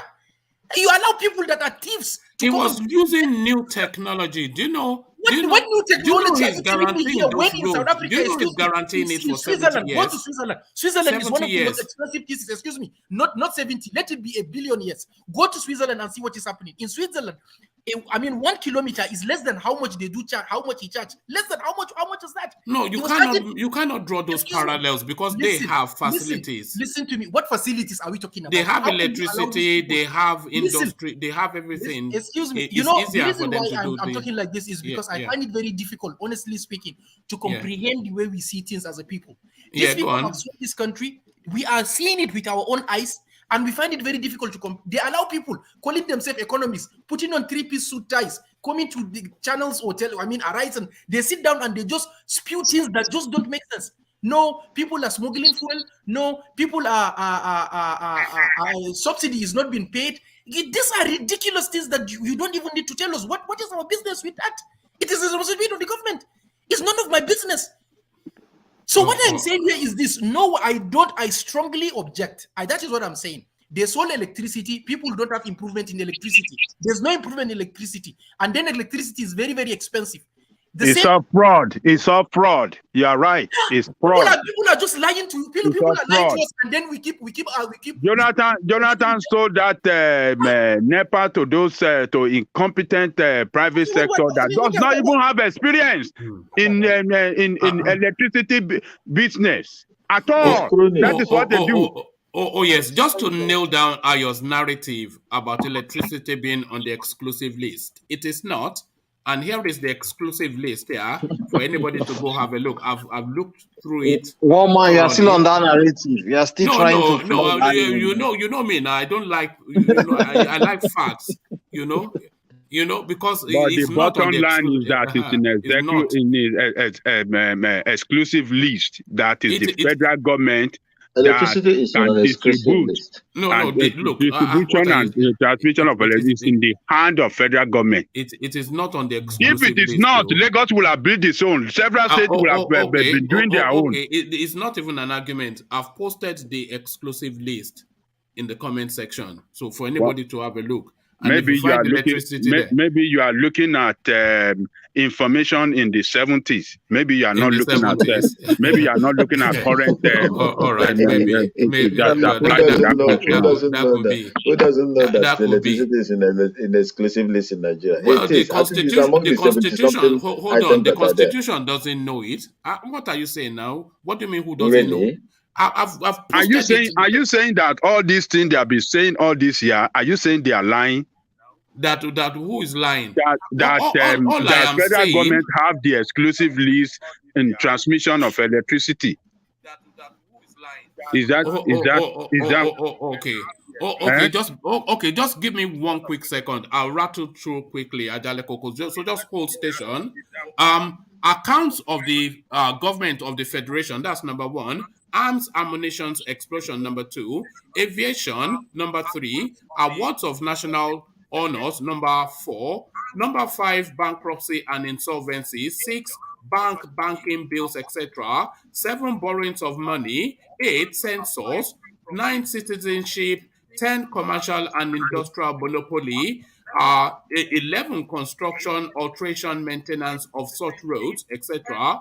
Control of capital issues, copyright, creation of states, currency, coinage, and legal tender. And Q mute himself. And Q mute himself. Oh, can you mute yourself as well? Customs and excise duties, defense, deportation, designation of securities, diplomatics, drugs and poison, election of office of president, evidence exchange control, export duties, external affairs, extradition, fingerprint identification, fishing and fisheries, immigration, implementation into treaties relating to matters in the list, incorporation and regulation and winding of bodies cooperate, insurance, labor, legal proceedings between governments of states, etc., maritime, shipping, navigation, so on and meteorology, military, mines and minerals, national parks, nuclear energy, passport and visa, post, telegraph and telephone, power of National Assembly, prison, so anybody that fights electric, maybe I've missed it, but so I don't know, so there it is. So don't make up stuff is what I'm saying, because I will catch you out. Yeah. Okay. What you read now No, I stopped halfway. Yeah. If you want the full rendition, all the items you read are not. They are not. No, I can give you the full rendition. They call it 68. Ajale, one man has rustle you down now. But as I said, I put a link. In the comment section, so nobody has to take my word for anything. But the Nigerians follow the rules. Look, can you imagine even controlling fishing and fisheries? Traffic on. I'm even surprised. Weight and measures. So I don't know. It's just this thing that people He said, do. don't know. Yeah. You Or know, you don't want to read it, or you don't want to read it to us. That of electricity. okay. All right. Hold on. So you Yeah. force the space, and then I'll force the space now. Number So what did you stop? One man. What number did you stop? I stopped at number 30. So let me pick it up from there. Okay. So immigration into and emigration from Nigeria, implementation into treaties matters on this list. Incorporation, insurance, labor, legal proceedings between states between government of states, etc. Maritime shipping, navigation, and then meteorology, military, mines and minerals, national parks, nuclear energy, passport and visa, patents, trademarks, trades, etc., pensions, gratuity, police and other government security services, post, telegraph, telephones, so that's 46.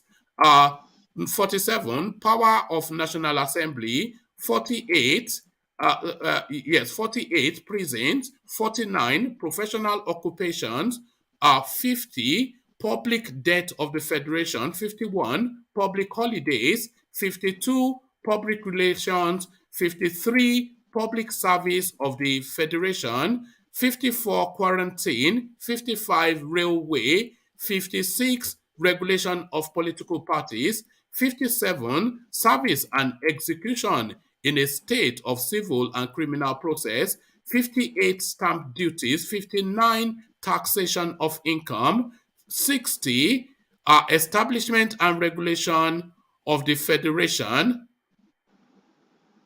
61 the formation, annulment and dissolution of marriages, 62 trade and commerce, 63 traffic on federal trunk roads, 64 water from such sources, 65 weights and measures, 66 television, 67 any other matters with respect to which the National Assembly has power, and 68 any matter incidental or supplementary to any matter mentioned elsewhere in the list. So there it is, the 68, you know. One man, very ridiculous. You know, even it transport, electricity should be around like 10 or even 8. Wow.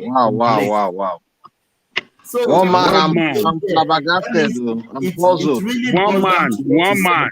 That let me finish. That government doesn't have business. They don't have business in enterprises.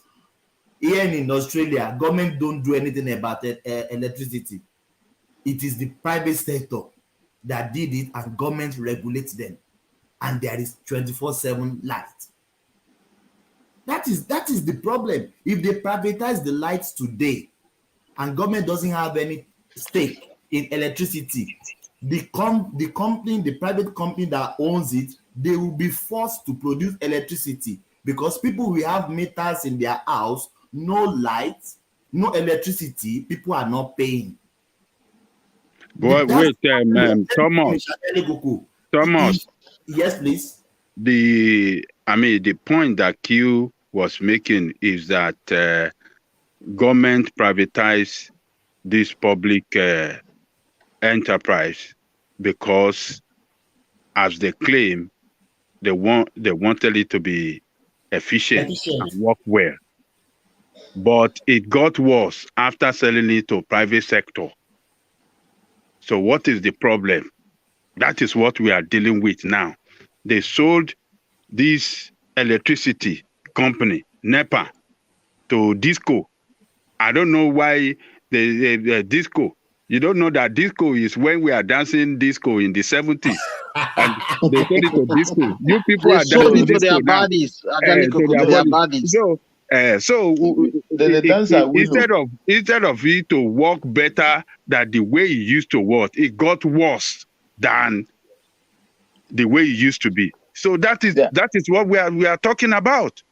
Ajali Koko, you see, can I just come in here? If you look in Ghana here, Ghana government has a stake, I think about 40%. The rest is private, and I am yet to have a two, let me just say 1 hour power outage here that I'm saying.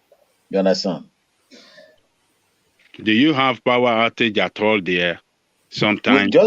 You see, if you are going to have an hour, or they are going to write, maybe they are going to do what they call major maintenance, and they will call you and brief you that the power will be rationed, and it will not take no time. Well, let's say within 2-3 days it is done. And if you have power outage, a blink within 25 minutes is back.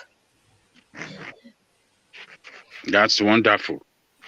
I'm telling you, in Ghana, and Ghana covers the electricity coverage in the whole of Ghana is about 90-something%. Do you have centralized control or exclusive list like Nigeria, or you decentralize it? It is not exclusively. We have generating stations that generate, and they sell to these individual power, distributors. And Ghana has just only a stake in it. It is purely run by private partnership. That is what we are saying. That is where it is corruption. It is corruption that is killing Nigeria, and it will kill it completely. The way we are, the way that nation is being, driven. Should I throw some data? Sorry, go on. If you are confirming what one man is saying, that is run by private parastatals. That is where it's working. It does not work in Nigeria with private parastatal that you have. It got worse. That's what we are saying. Nigerian case is different from what you see around the world. Corruption is what is going on. One man. I said one thing one day. I say anything that is practiced good outside, take it to Nigeria, they will destroy it. That is how Nigeria is structured. All right. So on that point, shall I throw some data at you as well?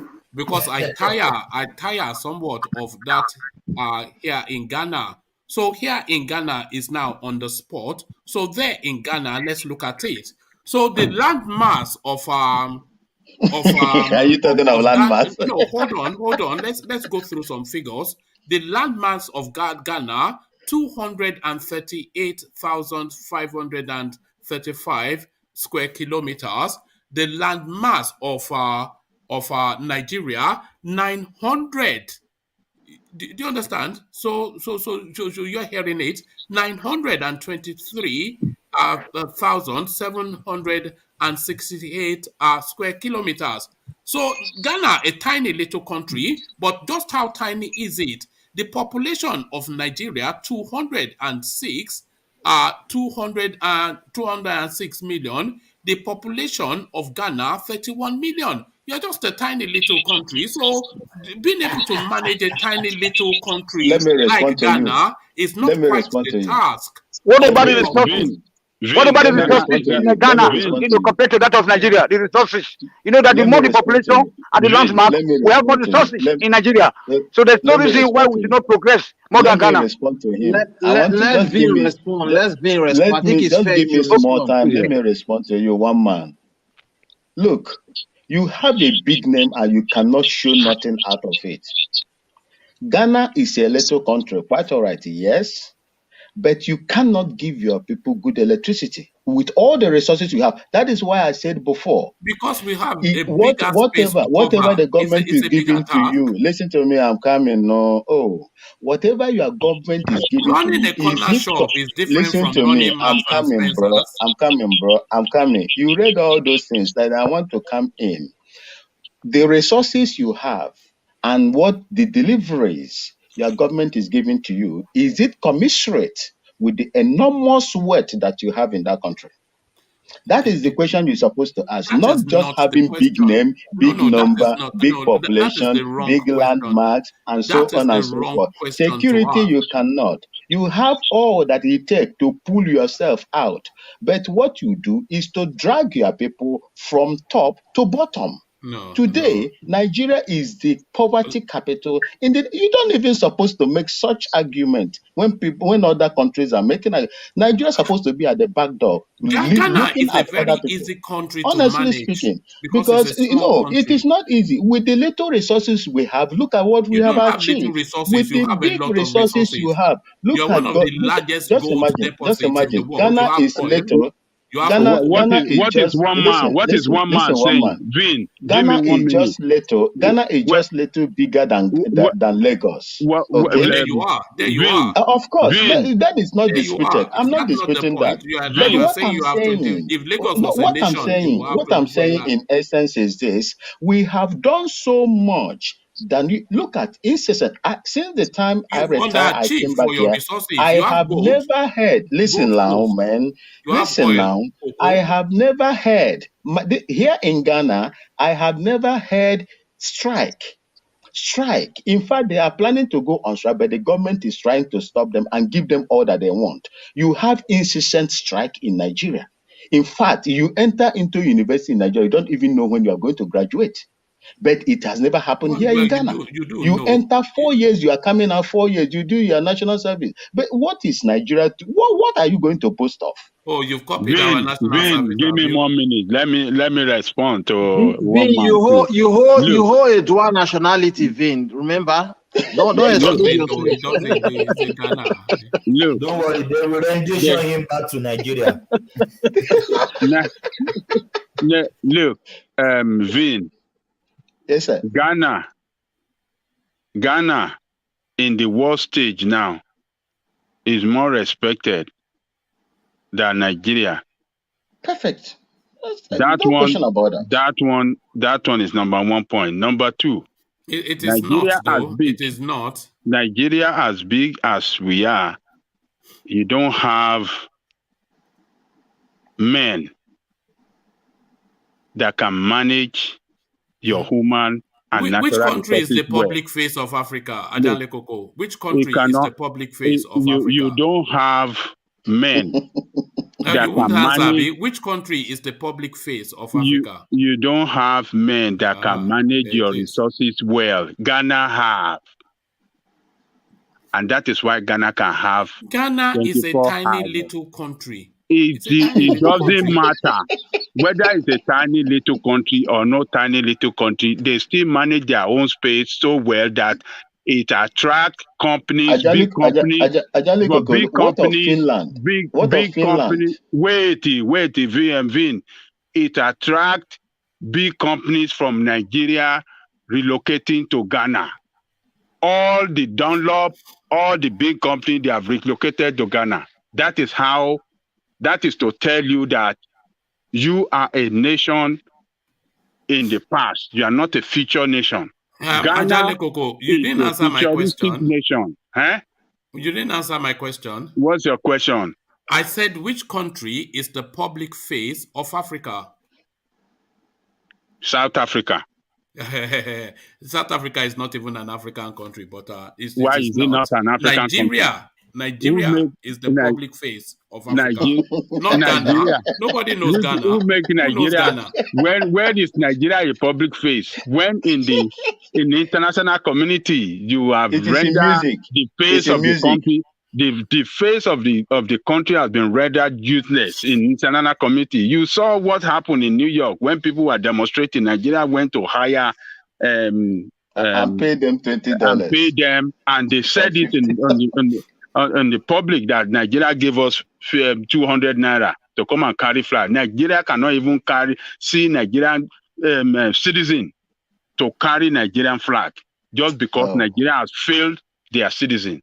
That is a nation you are telling, a nation that is number one poverty capital of the world. Okay. Remove that poverty capital. Which nation is the number one in Africa? I have told you that South Africa and Egypt. No. Those are the two countries. No. Nigeria is the largest economy in Africa. Largest economy. Yes. That work for who? And you are hungry. Economy that work for who? Economy that cannot produce electricity. Economy that cannot produce, cannot provide pipe-borne water. Economy that have We know the list, but nevertheless, still the largest economy. Infrastructure. Economy I don't think we should be talking of Nigeria and with, Ghana in the same breath. Economy that is health facility is decaying. Import base economy. Economic that is that produces nothing. Is that an economy? You just continue to believe in that lie that you see those international committee or some of these IMF for all of his troubles and all of his, a lot of it which you've just elucidated, Ajanle Koko. Yeah. For all that is bad with Nigeria, it is still and forever will be a million miles. Did you just say forever? Did you just say forever? Yes. What do you mean forever? No. Yes, I will answer that. But let me make the point first. For all of the problems we have in Nigeria, which you have elucidated, Ajanle Koko, it is and forever will be a million miles ahead of any African country and certainly ahead of Ghana. So I don't even know why we mentioned Nigeria and Ghana in the same breath. Oh, Nigeria is not a nation where you can boast of. I'm telling you. One man. Would you agree? Nigeria is not do you agree with me? Would you agree with me that all the indices on Nigeria show that Nigeria is moving towards a failed state? I wouldn't. Okay, expand on that. Okay. On the economy, it shows that Nigerian economy is dwindling, is going down every day, is becoming an economy that is not sustainable. It's another economy that's been entrapped. Yes, how is it in distress? It's one of the largest economies in the world. We've discussed that before. It's an economy that is moving towards a state of insolvency. That is number one. No, it is not. Yeah. How are you reaching that? No, you can't say that though. That's not factually It's correct. an economy. What do you have in reserve for emergency? What do you have? The reserve is dwindling every day. Well, I'm not the finance minister. Nigerian today have the lowest foreign investment. Nigerian economy today has recorded the lowest foreign investment in 40 years. That's on record. So the economy is going down. The debt keep on increasing. You are not even paying the debt. You are just servicing the debt. So the money you are servicing, you pay service to service the debt is just a free money to creditors. The principal is there, and the fee will continue to grow.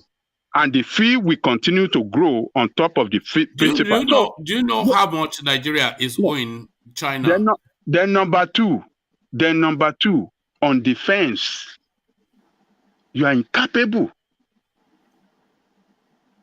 of defending the territorial integrity of the country. You are incapable. That country has been exposed. Ajanle Koko is enough. All odds are against Nigeria at present. All odds. No, it is not though. It is not though. Don't speak to me about Nigeria. Ghana, tiny. I am proud of you and what you have achieved. You've achieved nothing. So you allow people from outside to come and kill your own people in your country. You are unable to defend them. Ajanle Koko, even honorary football today, we crashed out. Just crashed out. That's to tell you all odds are against us.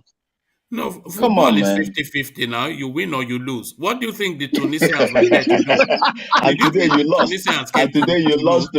crashed out today. That's to tell you all odds is against us. One man. All odds. You see, Baba integrity. The day Baba integrity hold his phone to call those boys, that was when they crashed. Ever since he didn't call them, they did not crash out. He called them. So all odds against us. Okay, let me ask you, Ejiro. So this question to Ejiro: for all that has been said and all that you hold and think, given the choice, would you be a Ghanaian or a Nigerian, Ejiro? And I'll take that question round. Now, a question where they ask me again. No, I'm asking you now. Yeah. Of course, I'll be a Nigerian. Of course, I'll be a Nigerian. For all of the things. So, okay, thank you. Black League, are you there? For all that you have heard, would you be a Nigerian or a Ghanaian? A Nigerian. Brilliant. Thomas, for all that you have heard and all that you know, would you be a Nigerian or a Ghanaian? You know me, I'm one Nigeria, I'm Nigeria. Okay. Who talks about mama soup no sweet? Q, for all that you know, would you be a Ghanaian or a Nigerian? Nigerian. Brilliant. UK, are you there? Yeah, I'm here. Same question to you. Yeah. Yeah? I said, for all that you know, would you, given the choice, be a Ghanaian or a Nigerian? Well, I mean, it's Nigeria. What about you, DOG? I think I'm a Nigerian, and it's easy to say I would choose Nigeria. But if I'm a Ghanaian right at the moment, and you ask me, I would say I would be a Ghanaian as well. Oh, there you are. I'm not sure that many Ghanaians. You know, most Ghanaians they actually want to be Nigerians. That's the thing. But to you, Tony. What about you, Tony? But you will take us on another journey. But Tony, but the fact that we are born in Nigeria doesn't make us different from those Ghanaians. We are always Africans. We also have some Edo people in Ghana. So everybody's Will you be a Nigerian? Yes or no? Tony, don't say that. Don't forget about that, man. You're a West African. First. That's all. All right, thank you. So, well, now to Ajale Koko and Zin, but Ajale Koko first. Let's hear it. Yoruba Nation. Look at that. There's no Yoruba Nation without Nigeria. There is no Yoruba Nation without Nigeria. I'm not proud of that country. I'm not proud of that country. It is sad. It's a country that can make you cry. Did you back the Super Eagles today, Ajale Koko, against Tunisia? I don't even know that they are playing. Would you have backed them if now you know? No, I don't even care, because it's a nation that have not given nothing to me, nothing. I cannot be proud of a country that I didn't benefit nothing from. I'm not asking you, are you proud? I said I can't be proud. I told you, I'm never going to be proud. Are you backing the Super Eagles to win the cup? I told you I didn't even know that Super Eagles is playing. I don't care now you do know. What am I going to benefit from? Now you do know.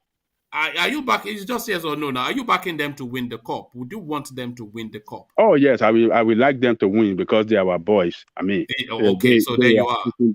Yeah, but I'm not proud. I'm not proud of that nation. I'm not proud of that country, and it's sad that where we are as people, the nation has disappointed us.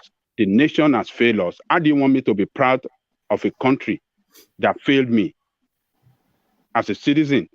A country that cannot stand up for me. I spent most of my year in life in Nigeria, and I can tell you what I've achieved in America today. Did you benefit from the free education system in Nigeria? Yes. And you've emerged out of that to be the articulate, intelligent person that we know and love on this platform.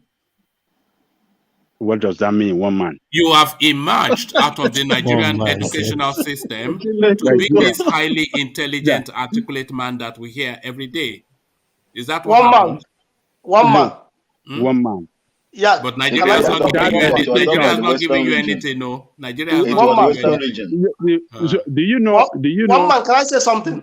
Yeah, coming UK. We've not heard from UK. Yeah, coming UK. See, one man, this kind of question you always ask. Yes. What did Nigeria have done? What did Nigeria have done to you? Have done since? In one man, the way you're talking about this Nigeria, you are just talking as if things are rosy, and when you look at what is going on in Nigeria, UK, do you know why I'm proud of Nigeria? No. I understand because when you remember the memory now, when you were growing No, up. it's not the memory. It's you UK. You are the reason. Do you know why? Tell me now. Because you are a product of Nigeria. You've gone from Nigeria to conquer the United States with all the toolkits that Nigeria put in your armory. If you were Sierra Leonean, you wouldn't achieve anything in America. If you were Liberian, you wouldn't. Even if you were Mongolia. But what Nigeria gave you is what you used to conquer America. Is it not? It is. No. I won't. I mean, I will not dispute that. But the thing is that we are talking the state of Nigeria now. That's what we are talking about.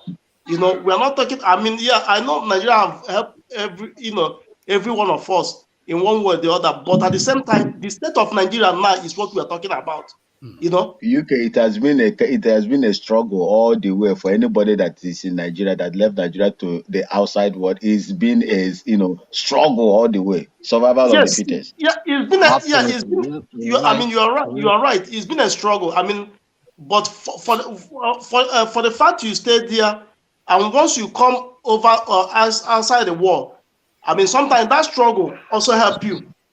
Because there's some things you will do with perseverance, based on where you're coming from. You live in Nigeria, you can live anywhere in the world. Yeah, but at the same time, we don't like the state of the nation. That's only my problem. I have with the country. You are in America, UK.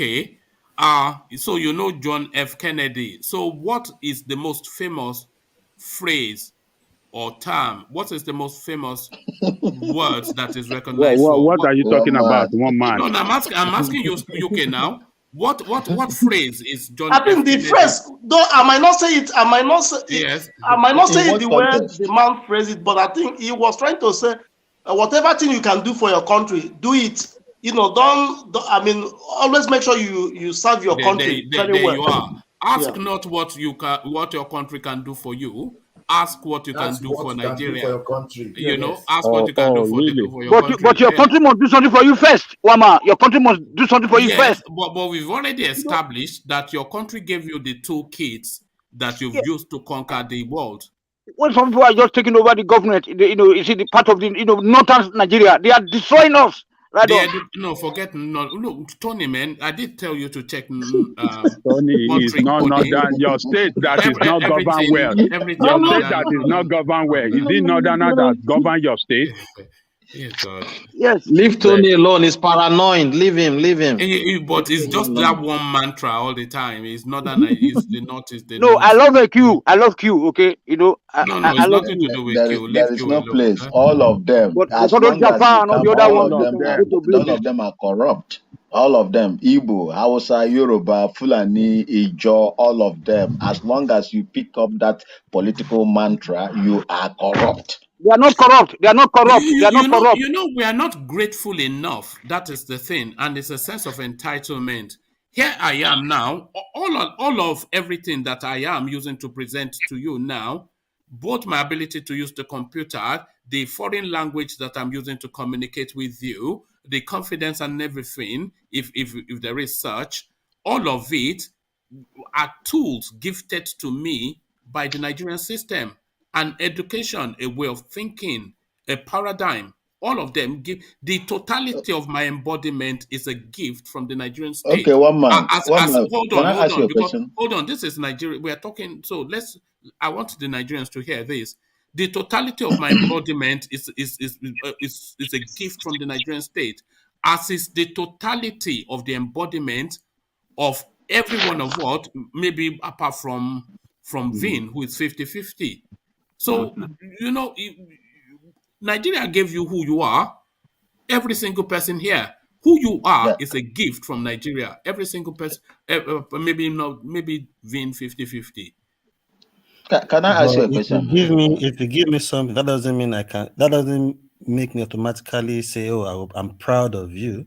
There might be things you've done that didn't make me. That I can say, "Oh, I'm not proud of you."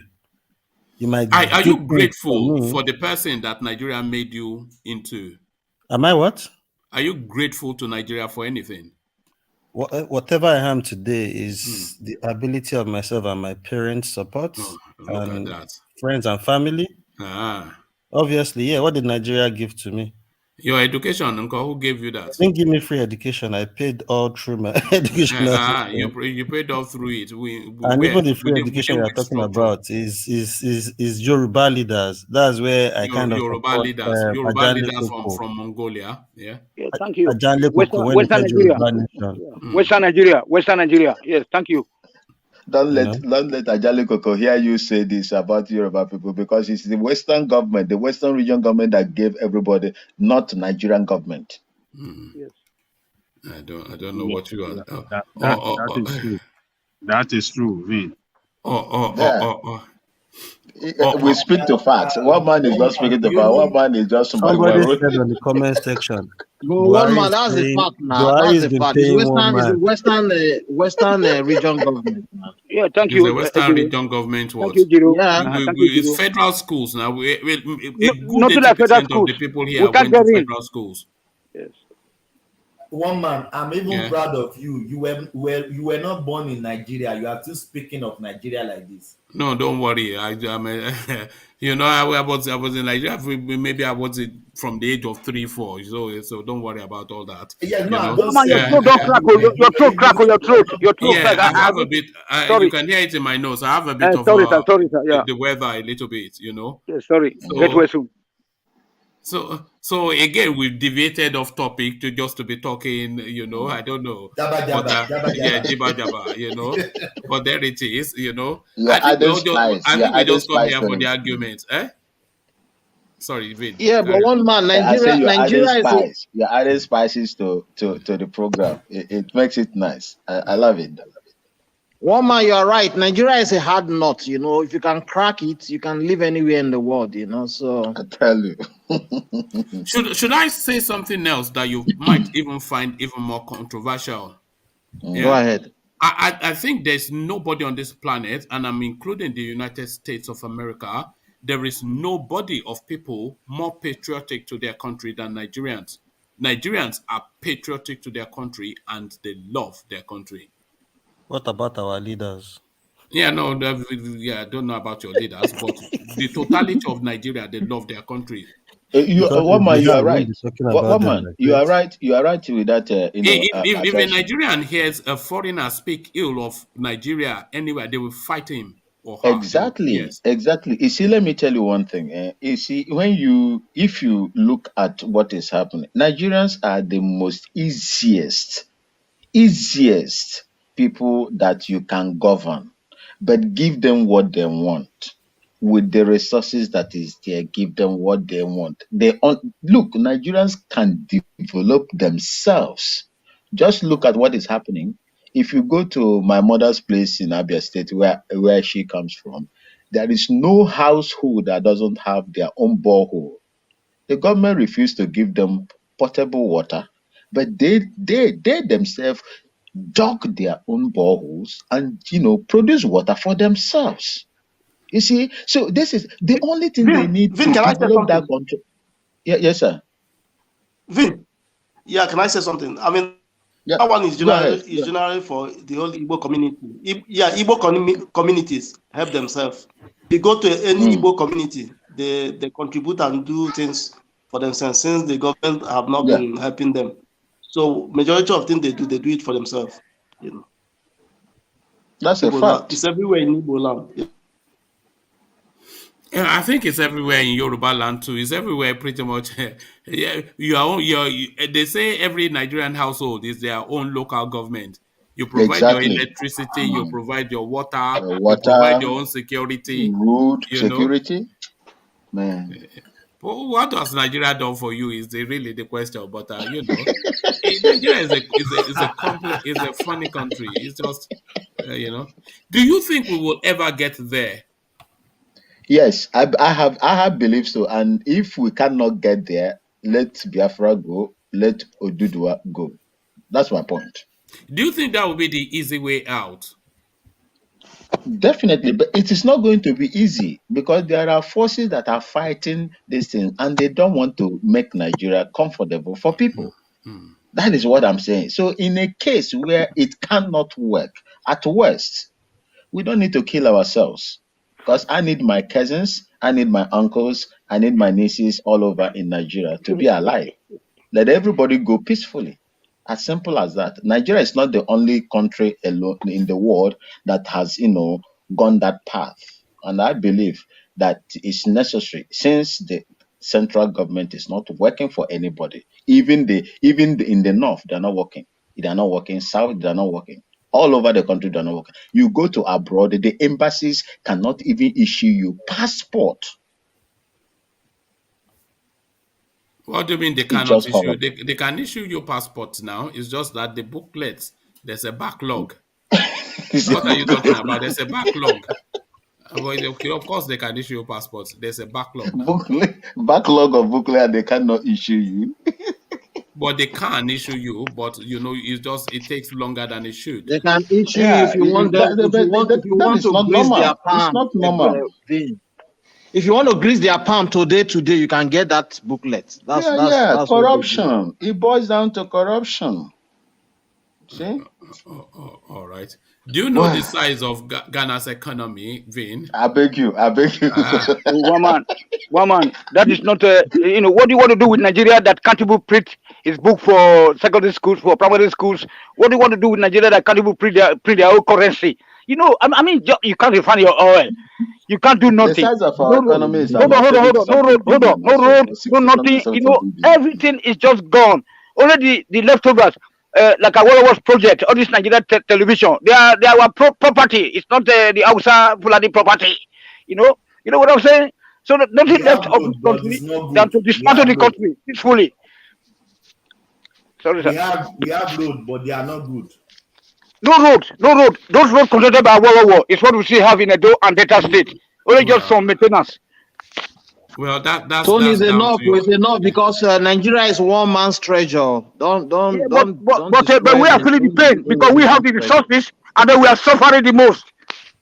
You know what I'm saying? One man treasure Nigeria so much. No, I don't treasure Nigeria. Nigeria is just a case study. Nigeria is a case study. But I Nigeria is a yam head. It's a yam head that cannot survive. Let's break the game is over. Yeah, the game is over. The game is over. The game has not even started. Obane, you don't do for them. All right. All right. So you've called time then, Tony. So Tony has said they don't do. So that seems now to be just the theme now. So we've gone past the 4-hour mark. So gentlemen, we seek to start to round off.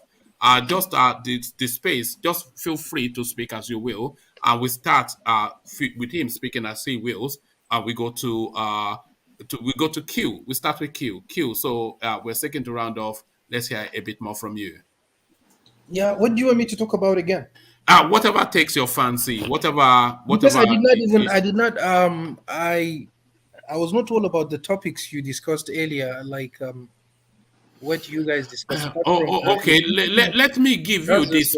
Let me give you this space then to speak to. OBIANO and SOLUDO disagree over 500 million budget for inauguration. So Willie Obiano, the outgoing governor of Anambra State, he's budgeting then $500 million for inauguration to usher in SOLUDO.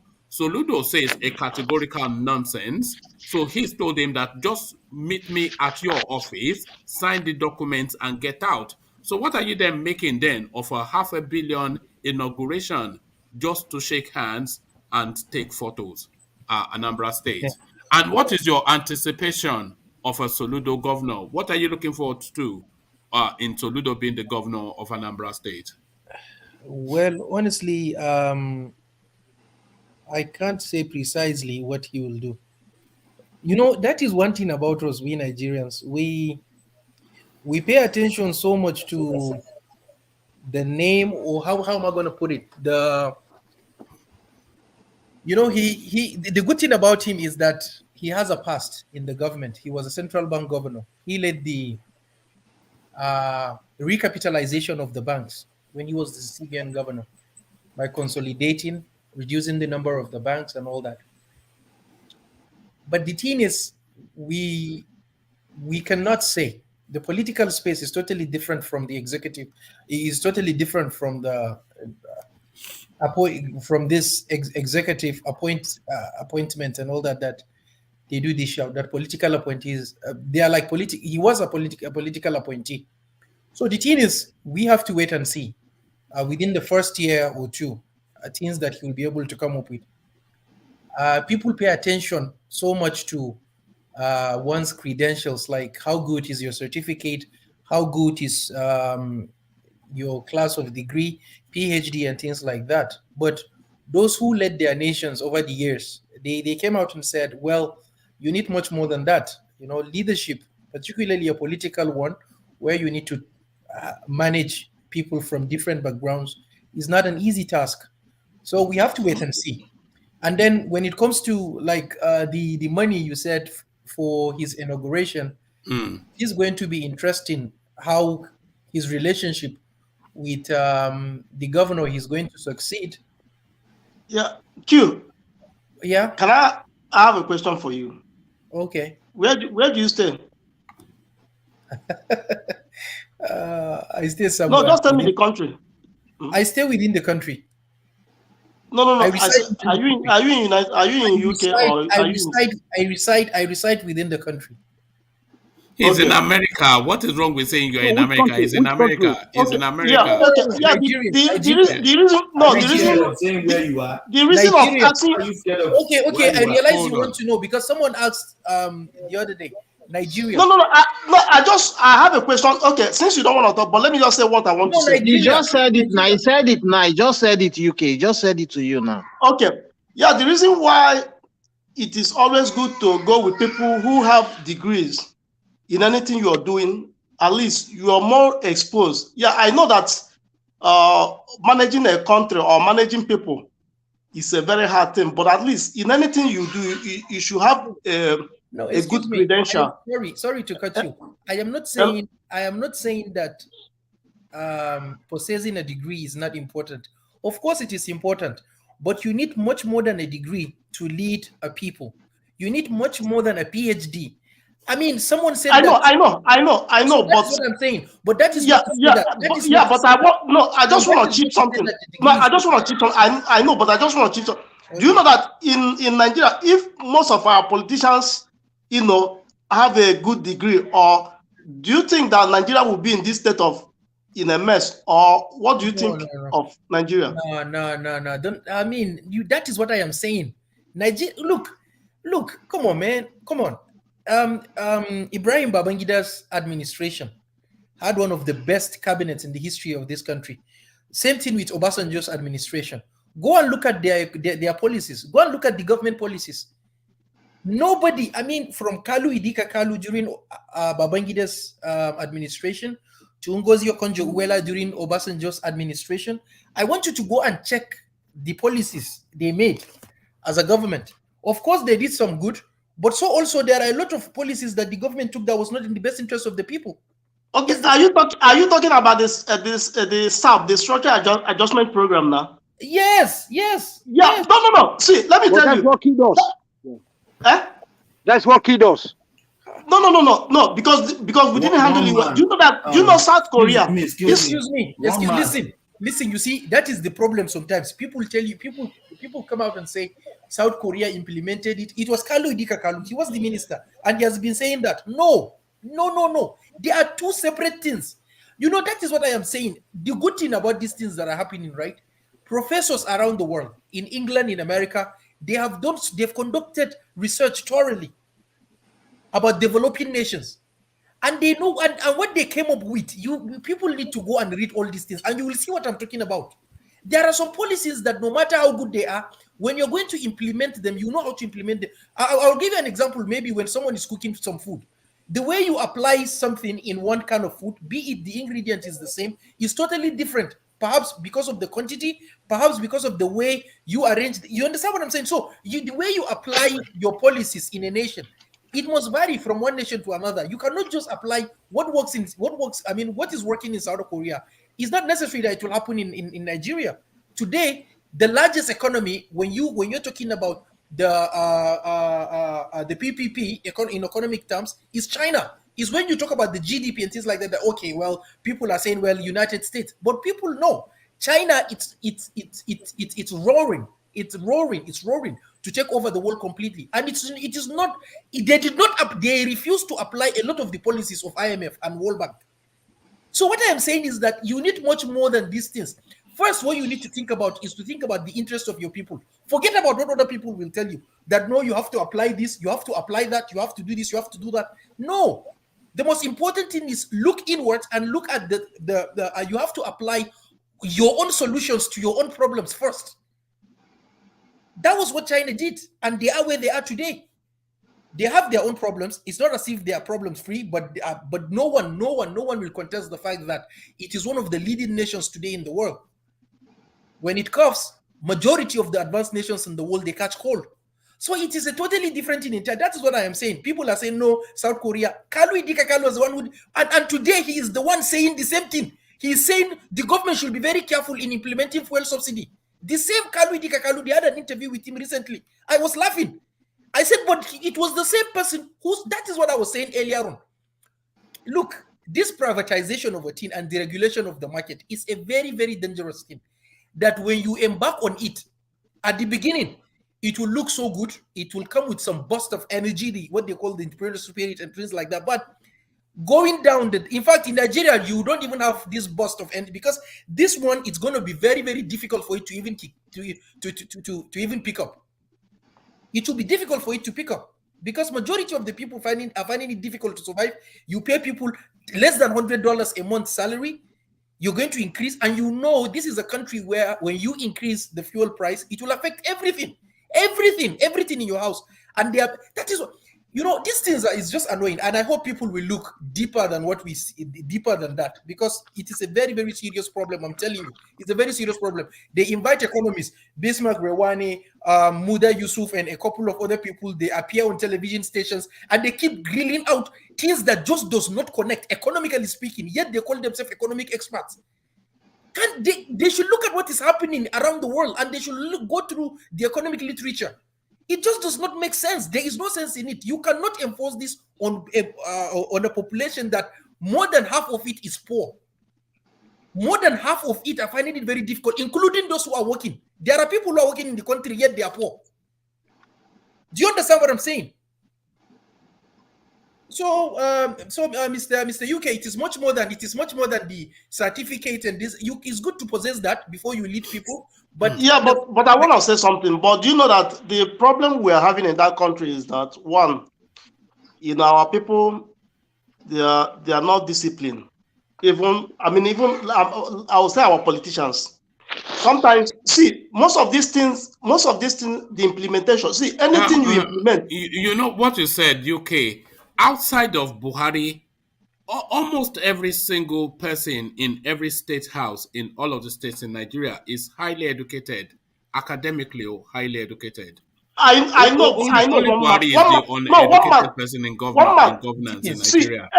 Anything concerned about building wealth, you have to be very, very patient, and you have to do things at the right time.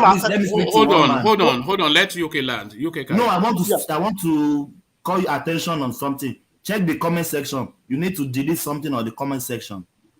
A commentator on the comment section. Check. Please. So. Oh God, what's this? Oh yeah, carry on. Yeah. Okay. See, for any country or for any human being to survive in this world, one, you must be consistent. Two, you must work hard. Three, you must be very, very disciplined. Because if we don't have this characteristic, for us to forge ahead, it's very, very difficult. No matter the kind of resources you have, you can't go anywhere.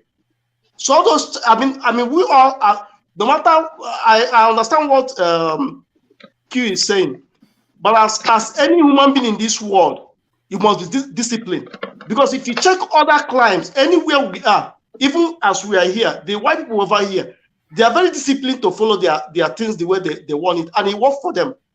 So why can't we in Nigeria, follow the same way? I mean, we're all human beings. We understand go and come. You know, so I mean, so what's the difference? There's no difference to me. Q. Yeah, Yes, Q I is can a hear you. communist and a socialist. Can you hear me? No, I'm not. I'm not that. I believe to an extent you need to allow the private sector to function, but the private sector must function in such a way that it will not influence. It will not influence the setup of the government. There is no how you will allow. I mean, especially in a developing nation like ours. Especially in a developing nation like ours, where you have the vast majority of the people, where you have majority of the very difficult to survive, including those who are working. It's difficult for them to, you know, when you are not working is a different thing entirely. But these are people that are working, yet it's difficult for them to survive. That's the thing that I want you to understand here.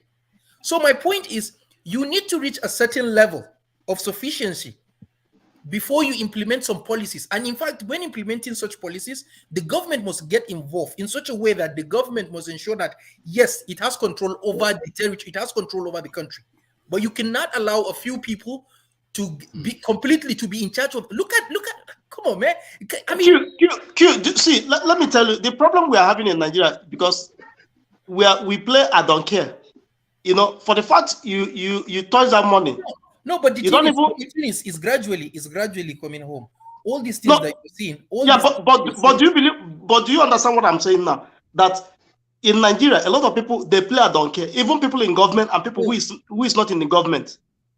You know that? That is what I am saying. That at the end of these things, right?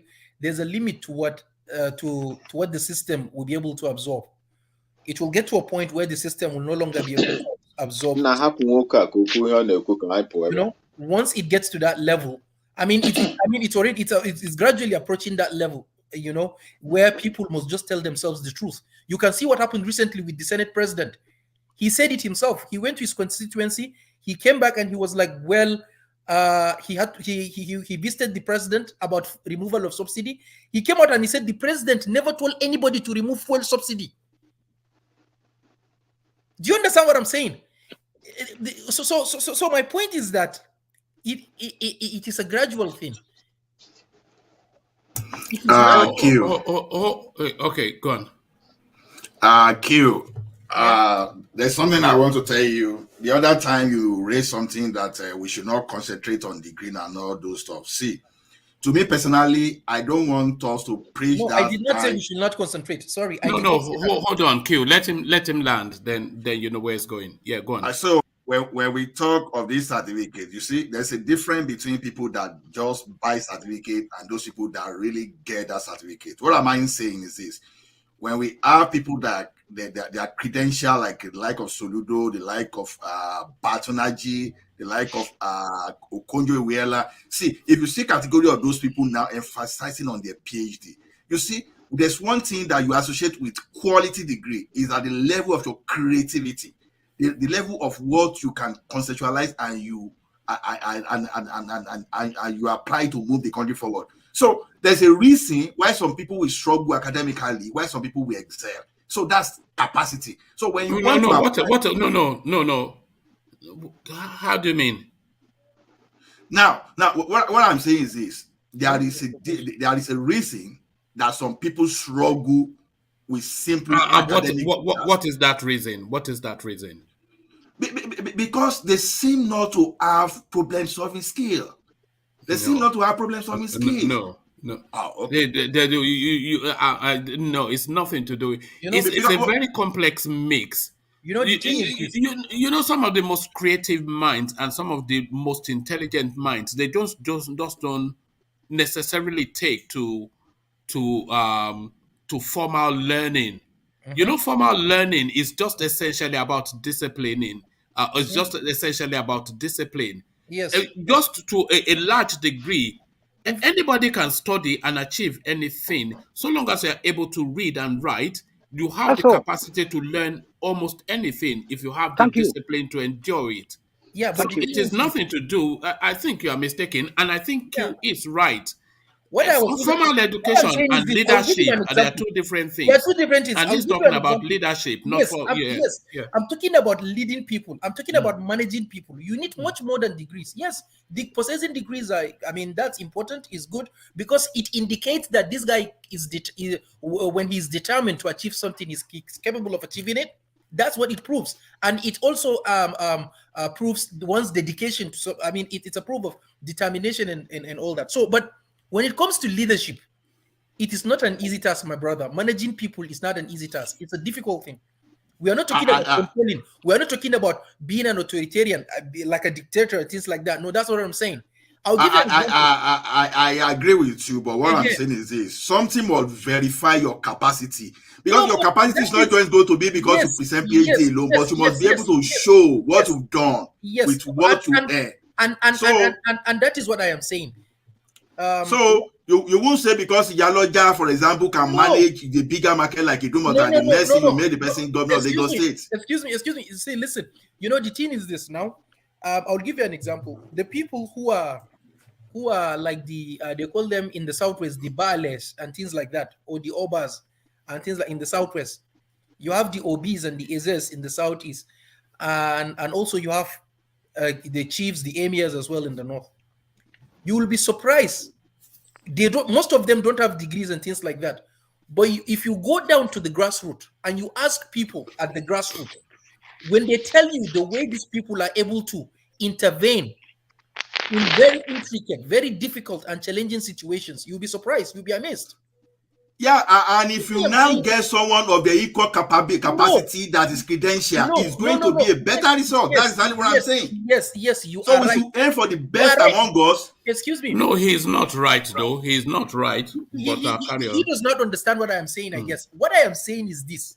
For the fact that you have a degree or a PhD is not a guarantee that you will be a good leader. That is no, it's not. It's not a guarantee. Yeah, very good. So the reason, and I said it, SOLUDO as a CBN governor, he tried. He has shown to the world what he's capable of doing. Indeed, he had challenges, and there were people who had problems with the way he managed the central bank because of the recapitalization of the commercial banks. You know, bringing them down to 20 and things like that. He had some issues, and you know, but then a political position is a totally different thing. It's a different thing entirely. Just wait and see. You know, give him a year or two, and then you'll be able to assess him. But it's difficult to assess him now. We are in the area of globalization. Your degree, what you have, connects you with some level, connect with some people. You see, you see the like of SOLUDO we are talking about today. You'll be communicating at leadership level with someone outside the country. You are acquiring experiences around the world. It's different from a ballet in a local place because it's managed. So it's a different result. That's what I'm saying. If I am a so minimum of 2 stars from this thing and make a degree as a big deal.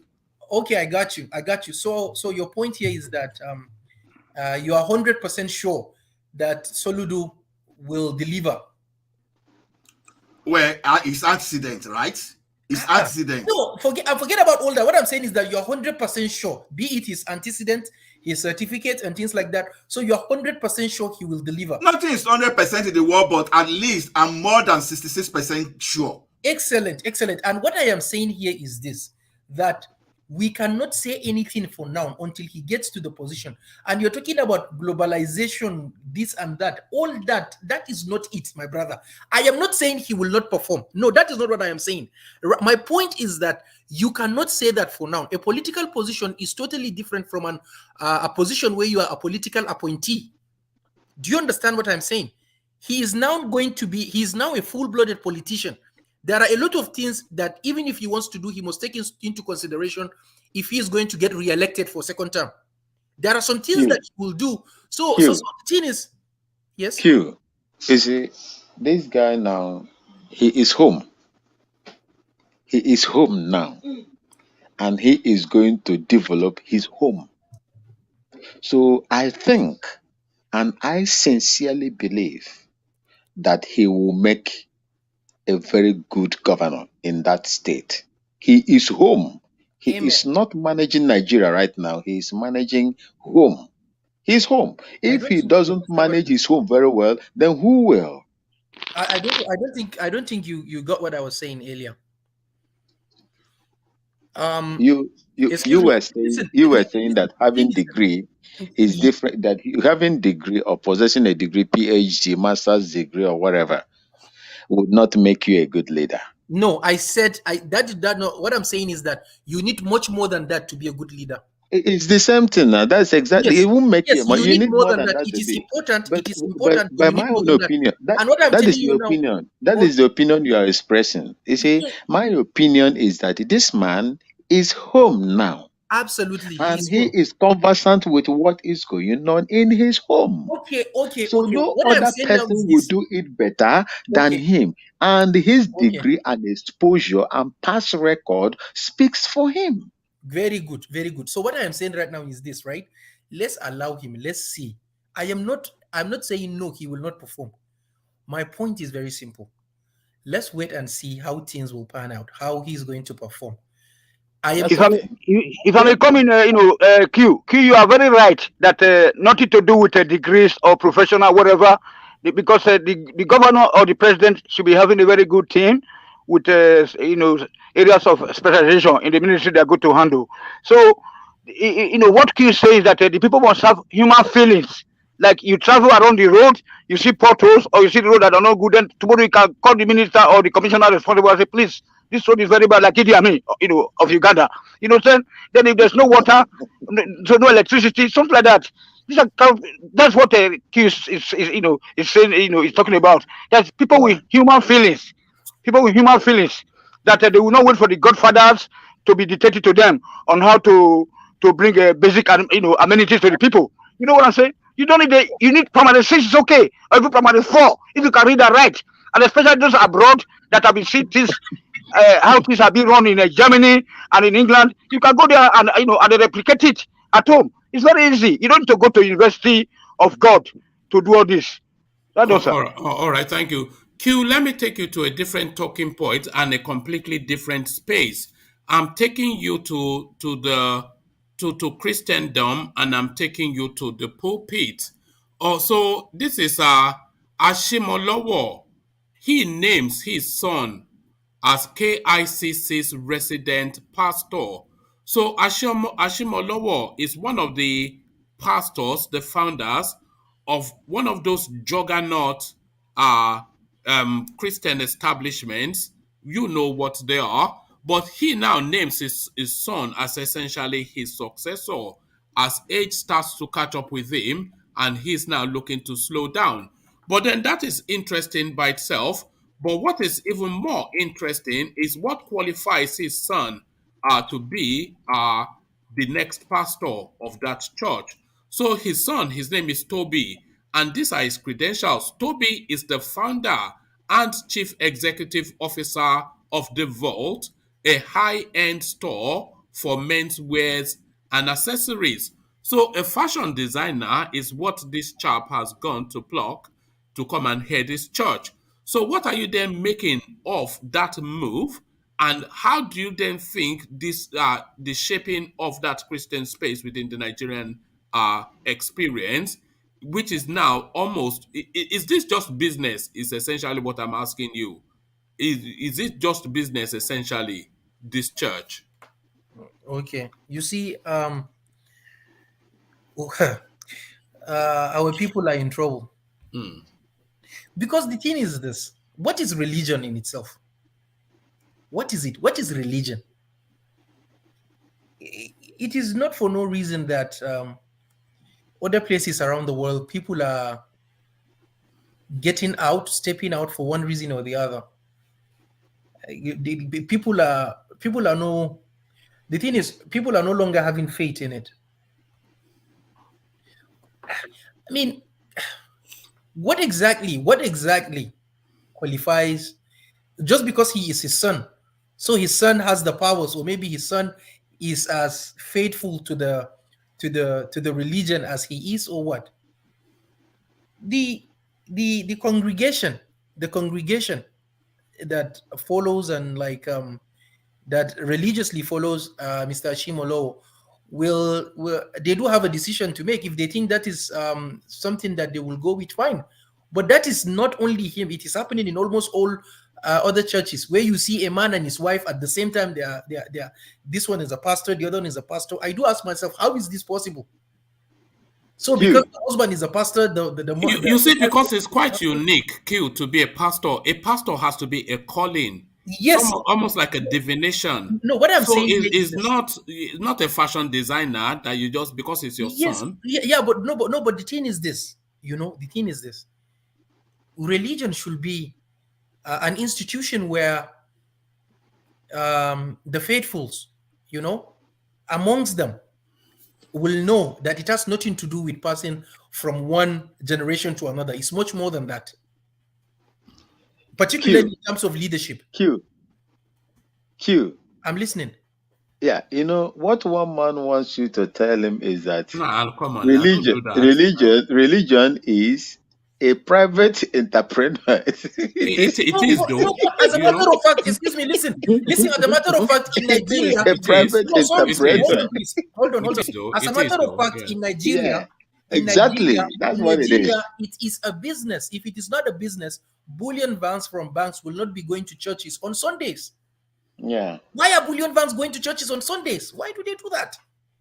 Look, as a people, we have a serious problem. I have said this so many times, and people are saying that. The thing is this: they connive with those who mess up the country. Then how religious and how faithful are you? On Sunday in the morning, you are there, right there, close to the pastor at the forefront, praying without cap and dancing and doing things like that and showing yourself as if you are faithful. And then on Monday in the morning, you're working towards using your pen to loot the treasury. I mean, the irony is just staggering. And bring part of it to the same church. So I mean, we are in a mess. That I said earlier on, we have a serious problem. And the thing is that they use these people to preach. The other day, someone was saying, Tunde Bakari, he's indebted to the tune of close to 10 billion naira.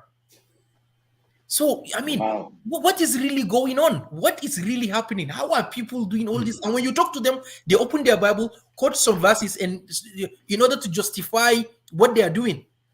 Touch not my anointing. Do my prophet no. At the end of the day, to that Tunde Bakare narrative, he took loans from about 3-4 banks to build that is a chapel, I think somewhere in Lagos. But and he built that looking to service the loans from the banks with the tithes and offerings of the congregation. But then the pandemic did knock that back a little bit. So he's now not able to service that debt anymore, and the banks are after him. Do you know one of the people that is trying to bail him out, that donated to try and bail him out? It is his paddy man from Daura. Buhari even gave him about 10 million. I know about that. Buhari gave him about 10 million to go and bail himself out. Let me tell you the story. That 419 guy. The thing is this. Q, let me respond to one man, because sometimes I need to tell what if I know that some people don't know what is happening. Yeah, did they borrow money to build Citadel? Yes. But what Citadel is all about? Citadel is a place that has a business center. It's not about the church auditorium alone. They have business center here, there. They have creche there. They have school of leadership. So if you want to call it, if you want to say there are some businesses along with the church, yes, you are very correct along that line, because those businesses attached to those things, they'll be collecting rent. You'll be going there for leadership school, for leadership training, and you'll be taking. No, were you the one telling us the last time that he made his money from writing books? Yeah. Wait, that's it. We are talking of church. We are talking of church. We are talking of. The guy is a gangster now. There's a difference. Now, one man. 1 minute. One man. If Ola is derating, if Ola derates, I'll tell you. I know this Citadel story very well. This Pastor Tunde Bakare story, yes, very well. So what Ola is saying is on track. If he derates, I'll let you know. Ola, go ahead. So the businesses around Citadel, we pay that loan, and the loan we are talking about is not. There's nothing so much to repay back. According to all these, forget about all the whatever story they are telling. The black are pressuring to foreclose. What do you mean? No, where did you get that? Well, No it bank was will in the come news out. just a week ago. See. That Buhari had to give him 5 million or something. To Well, say the banks are on his back. The bank are asking him the money back. One man is right. Yes, they're asking him that money, that loan he took because he defaulted. Hold on. Ola, what do you think is the main income generator of that complex? Is it the creche that you are describing, or is it the congregation and 10% of their salary that Bakari is collecting every week? Woman, it's not only crash. It's not only crash there. Don't be saying crash. No. What is the biggest income earner of that establishment? There are business centers there that people will rent. You heard the question, Ola. What is the biggest income earner of that establishment?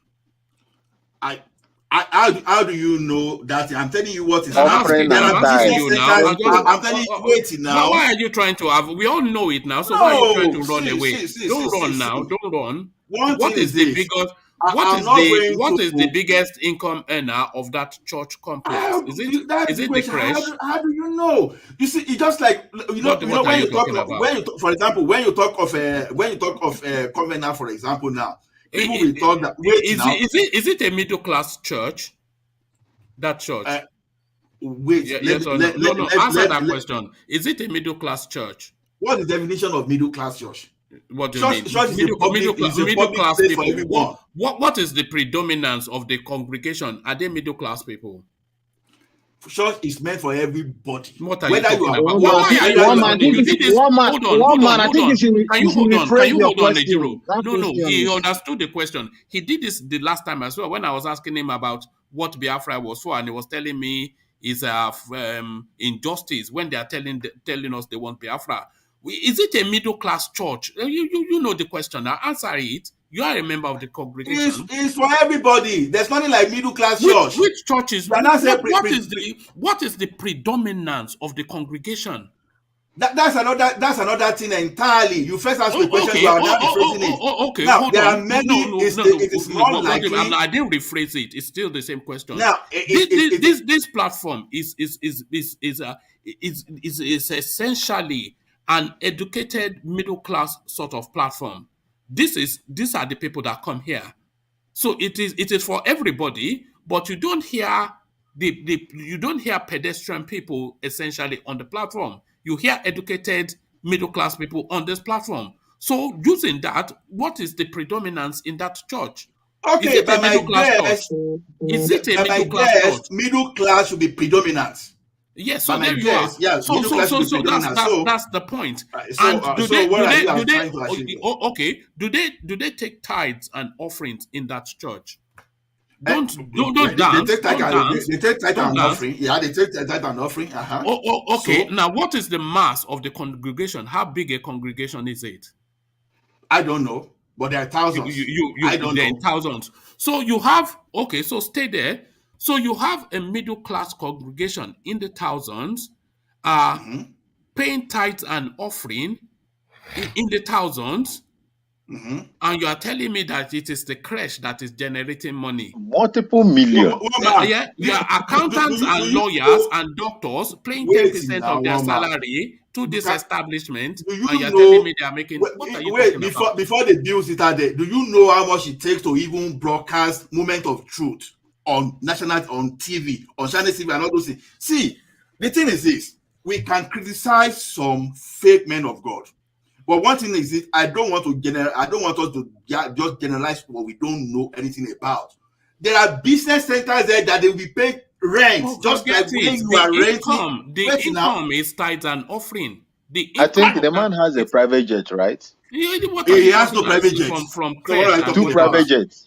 He has no private jet. Where did you hear that? Bakari don't have a private jet. He doesn't have. But the income of that church is from tithes and offerings. And you've just said so. You said the congregation is in the thousand. You said they are middle class, which makes them essentially a good body of lawyers, doctors, accountants, and they are paying tithes and offerings, which is 10% of their wages, including the offerings which they pay every week in the tens of thousands.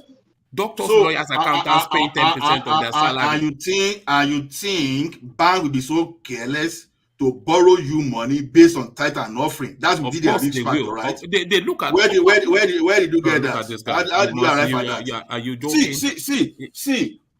Citadel is Bank more than the bank will church borrow you money auditorium. based on Wait the now. numbers now. Based on the numbers. Take the church auditorium out. There are business empire around Citadel. Empire. What are you talking about? Empire. One man. The complex has it has what's it called Shopping again? It has a centers. shopping mall, So banking halls. It has banking halls and a 40 classroom facility for creche, nursery, and primary school. Tithe and offering. How can it be tight? One man, how can it be tight and off? Because see, this is what I'm saying. We see when bank want to loan sometimes, okay, you think you can want to build because you have 1,000 congregational member and you can go to bank and borrow 100 million, you think bank will borrow you? Which bank will do that? They will. No bank will borrow you money based on your tithe and offering. Do you know how banks lend money? They know the amount churches are making in Nigeria. They will give you. The banks lend money. They know your balance sheet. Yeah, they look at your balance sheet. They see how much is coming in. Hold on. They see how much is coming in over a set period of time to show consistency of a level of incoming, and then they lend you on the back of that. So I will make bank lend you loan over 10 billion naira just because of tithe and offering, right? Yes. If you are taking 100 million in tithe and offering every week, a bank in Nigeria that lend money with a very high return will be so stupid to do that. See, what is stupid there? No, hold on. When you are taking 100 million every week in tithe and offering, bank will lend you 10 billion now. Why would they not? I can't laugh. How did you arrive at that? No, he's right. One man is right. You are saying sometimes we criticize some of these pastors unjustly. Look, that was why I was trying to make that of Covenant University and all those things, for example, now make an example. I've heard so many people say, oh, we contribute money, and after building church, we cannot send that this thing there. That's a business. Do you know how much these guys spend even on contributing to international researches alone? Do you know how much they pay their professors and all those stuff? And now, someone will now be telling me that off the back of people's money, 10% of their salary. Oh my goodness. Someone will now be saying it's tithe and offering they used to build a Covenant University. Where did people get all these stories? See, like this one is not. There's a difference between someone trying to be fallacious and someone trying to place the fact on the ground. See, churches do borrow money, but borrow money for what? Is it all about building church auditorium alone? I don't think so.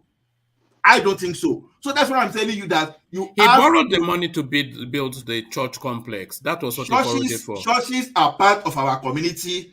They contribute to the social responsibility and development of our community too. That is what some churches that you see building schools, building facilities, they are doing other than the church. See, when you see churches building more than the worship center alone, just look at it that these guys, they are contributing to human resources development of that particular community. So we can't just pack all of them and throw them under the bus. Yes, all of that predicated upon tithes and offerings.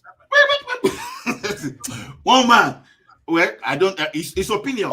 It's not opinion. If they are not paying tithe and offering, do you think that they will run those churches? I don't understand what you are talking about, because we are already going beyond. There are some churches, for example, that all they deal with is the mall and the worship center. But we are talking of churches that they are not only dealing with the church activity now, but they are building business empire. Just like, for example, they are building those business. Hold on.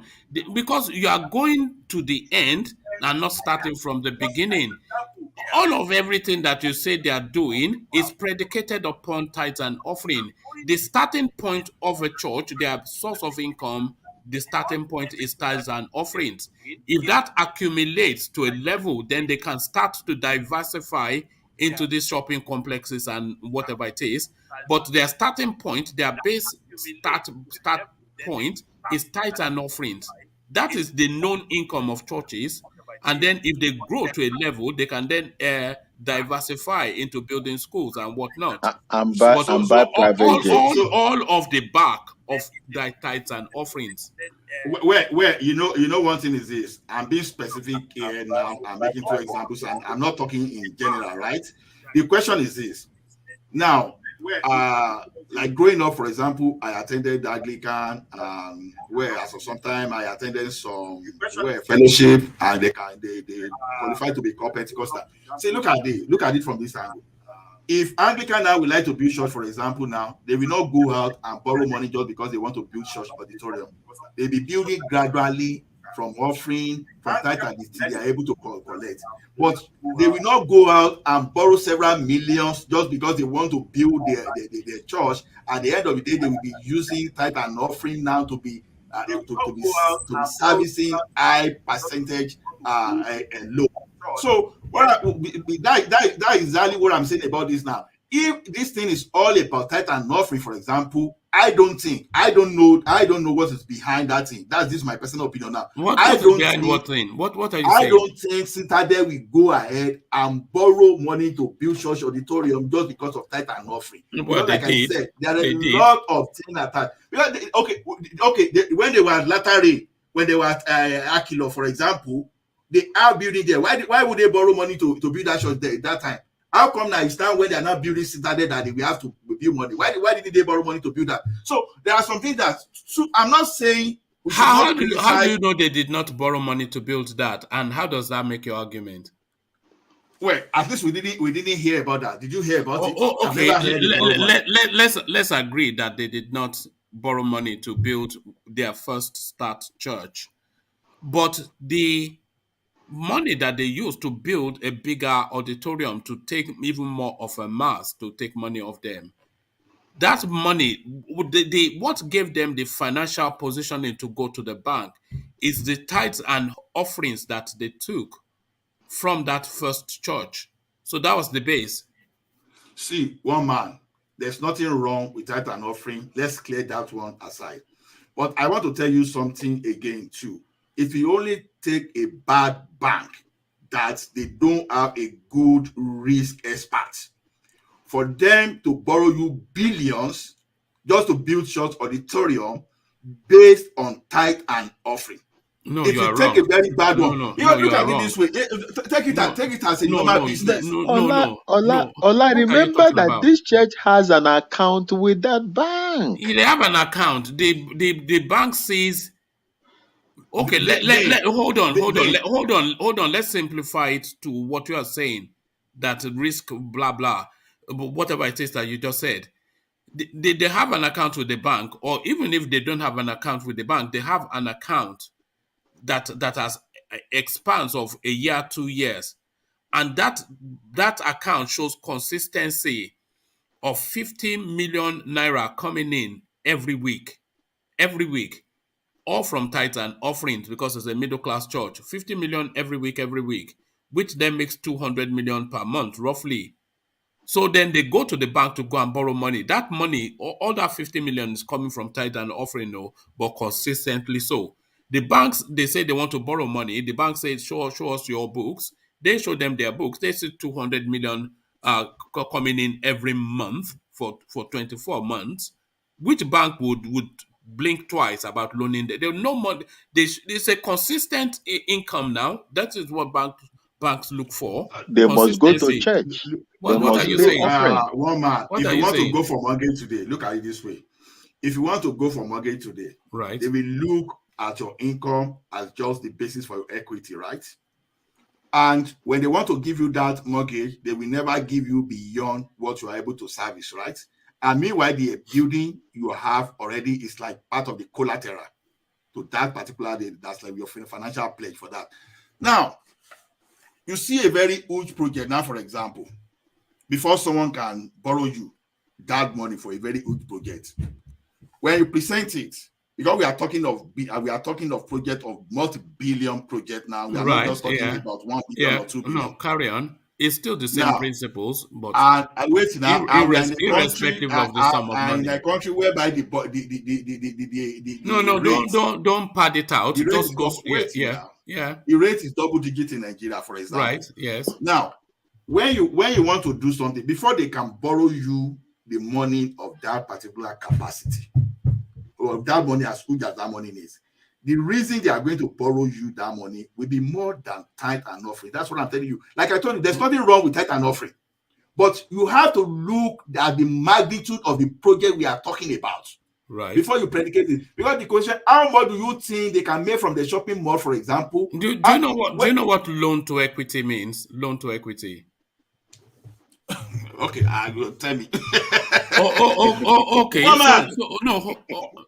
Do you want me to tell you? I want to tell you what loan to equity is. I am just laughing, and that's why. Well, then, if you know what loan to equity is, I've already told you that if you are in a good bank, no reasonable bank. If a banker is here, let him tell me that I will lie. No reasonable bank will borrow you that that kind of money based on tithe and offering. I'm telling you, because that is you are venturing into a very high risk terrain. So no bank will borrow you based on tithe and offering. But did you hear? Hold on, Vin. Did you hear the example that I cited, Ola? Even if you are making 50 million constantly from loan, no reasonable bank with good risk, but with good risk management, will borrow you money based on tithe and offering. You can have the cash flow, right? But that will not be the basis. It's just because of the basis of presentation behind your businesses, the long-term sustainability of that business, the asset you have, the asset you want to acquire, because that's why I make reference to mortgage and all those things. The asset you have, the part of your asset sometimes will be part of the financial pledge to this thing, but they won't just say because of tithe and offering and agree. Because when you look at Citadel alone, what's the worth of that place alone, for example? That's the thing, because this was a warehouse that is converted to that particular project. So we are talking of there were 40 classroom. 40 classroom is not a joke. 40 classroom is not a joke. Shopping mall, not a joke. Parking, not a joke. So then what I'm saying, there are many businesses that whosoever was approving that loan must have considered before they could approve it. So it will not be because of tithe and offering. That's what I'm telling you. Tithe and offering is not what anybody, any reasonable risk manager will put head down and approve that because of this one, you are putting shareholder money at risk. And no, the depositor money at risk. No, I disagree. I don't know. Well, you can disagree, but the bank knows that from tax from tithe and offering is stable. The income there is stable, and it comes every week on Sundays. There you are. It's just your capacity to service the loan. It doesn't change. Every church will then approach banks to borrow money if that's the way it is. Well, right? if they can show the capacity.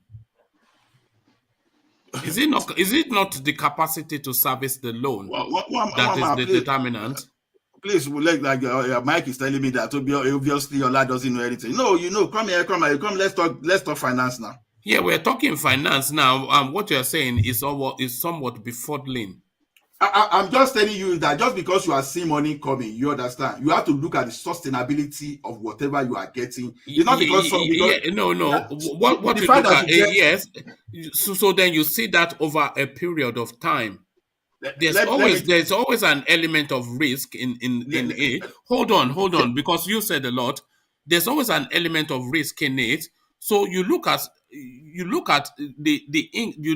somebody's income. You look at it over a period of time to reassure that there's consistency to it, and then there's a loan to equity which we've already discussed. So you are loaning them to the 70% value of something that they're looking to borrow for, and then you put a charge, you put a legal vehicle on that thing as additional surety. But all of that predicated on tithe and offering.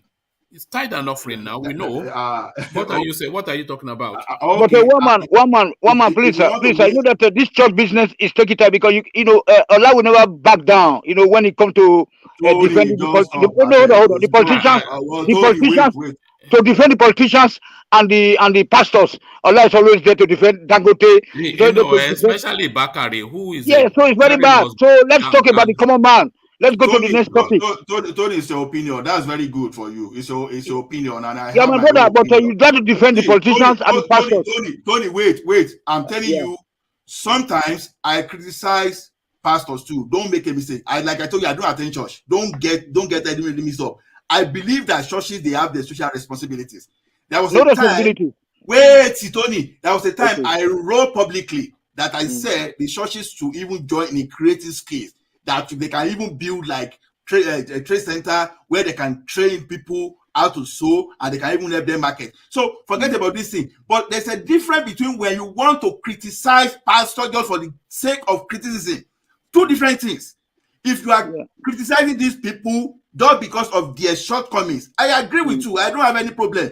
But if you are criticizing just for the sake of it, see, pastors, they are not totally our problem. Some of them, they are part of our problem. No argument about that. Just like we have traditionalists and we have some people that are part of our problem. All of them are our problem because religion is foreign. Wait. Okay. Now, you can't tell me now that you are not a pastor now, that you are doing better than Oyedepo, that has university, that is training people, that is paying, that is creating jobs. There's no way you can tell me. Some of these pastors you are talking about, some of them, they have like 10,000, tens of thousands of employees. So we can't just come and criticize these people on the large scale because they are part of the economy. So that's the way you look at it. Now we are saying that Tunde Bakari borrow money now, for example, for this thing.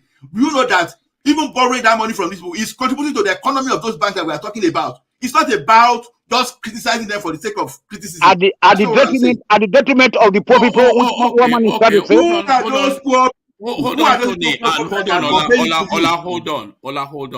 Hold on, everybody, hold on. I'm going to give you three paragraphs. So I'll just rattle through it quickly.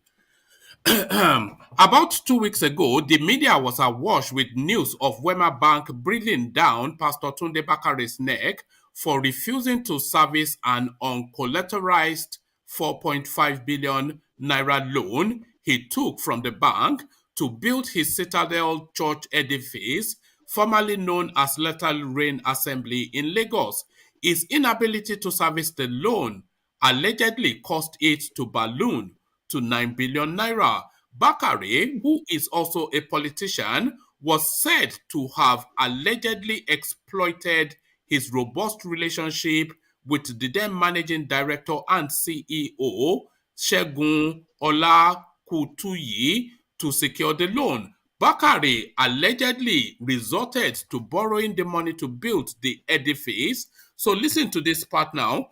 Bakare allegedly resorted to borrowing the money to build the edifice, hoping that the bigger the church grows, the more populous and prosperous it becomes, and it will be easier to pay off the loan. So this is it. Unfortunately, Unfortunately, he did not foresee the effects of the C-19 pandemic on the fortunes of many churches, including his, via offerings and donations. Tithes and offerings is what are you talking about now? What are you talking about? Even from that thing you read, how possible it is? When did he take this loan? The loan ballooned from 4.5 billion to 9 billion. Wema Bank.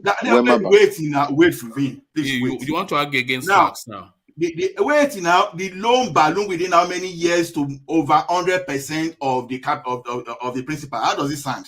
What's the interest rate? So this is what we are saying, that when people write, they write. So let's assume you borrow 1 million today, and in the next 2-3 years, it's already 2 million. Where? Which financial economy? So see, sometimes the fact that someone rules something doesn't mean this. Now you are talking of tithe and offering. COVID and pandemic never stop tithing. That's what I'm still telling you. That's why I keep telling you. Because don't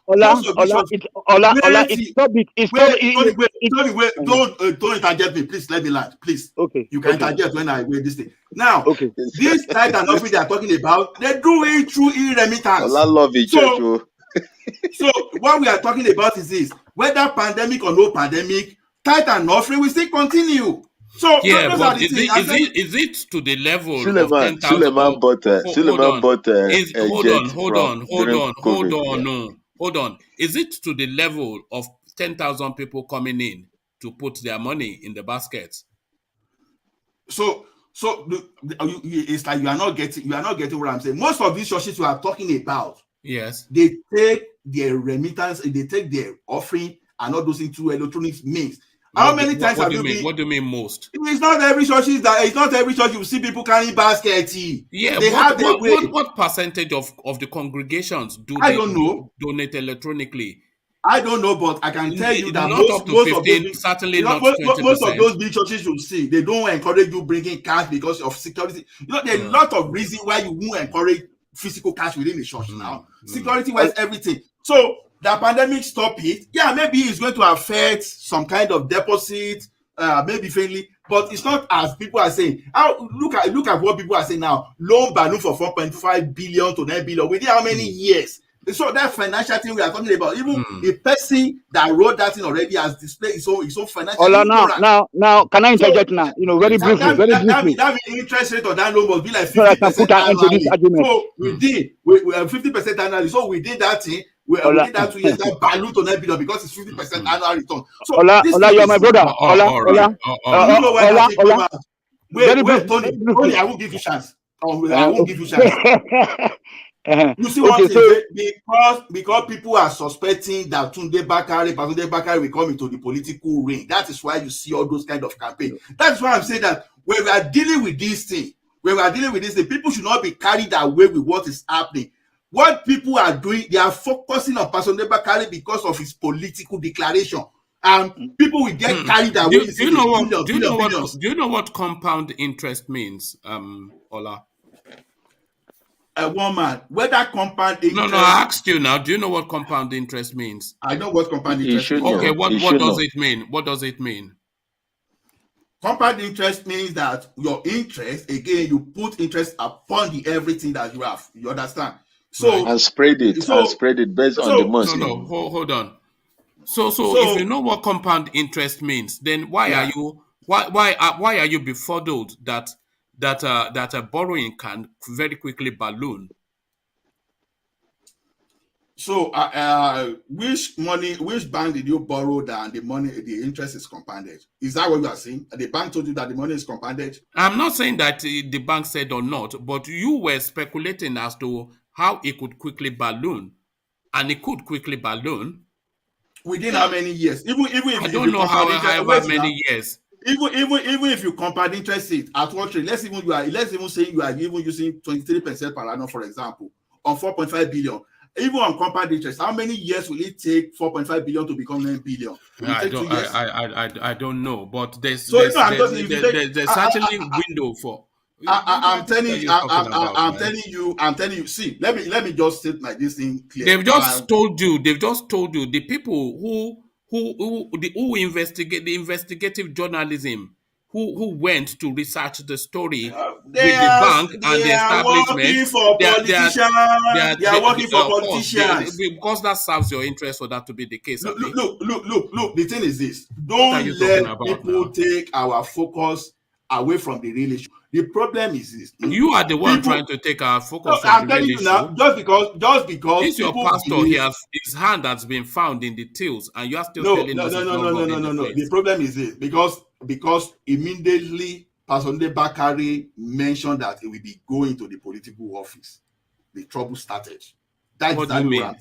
What political potency is he for trouble to start? It's a non-entity. Well, I don't know. It's a non-entity. Who is he politically for anybody?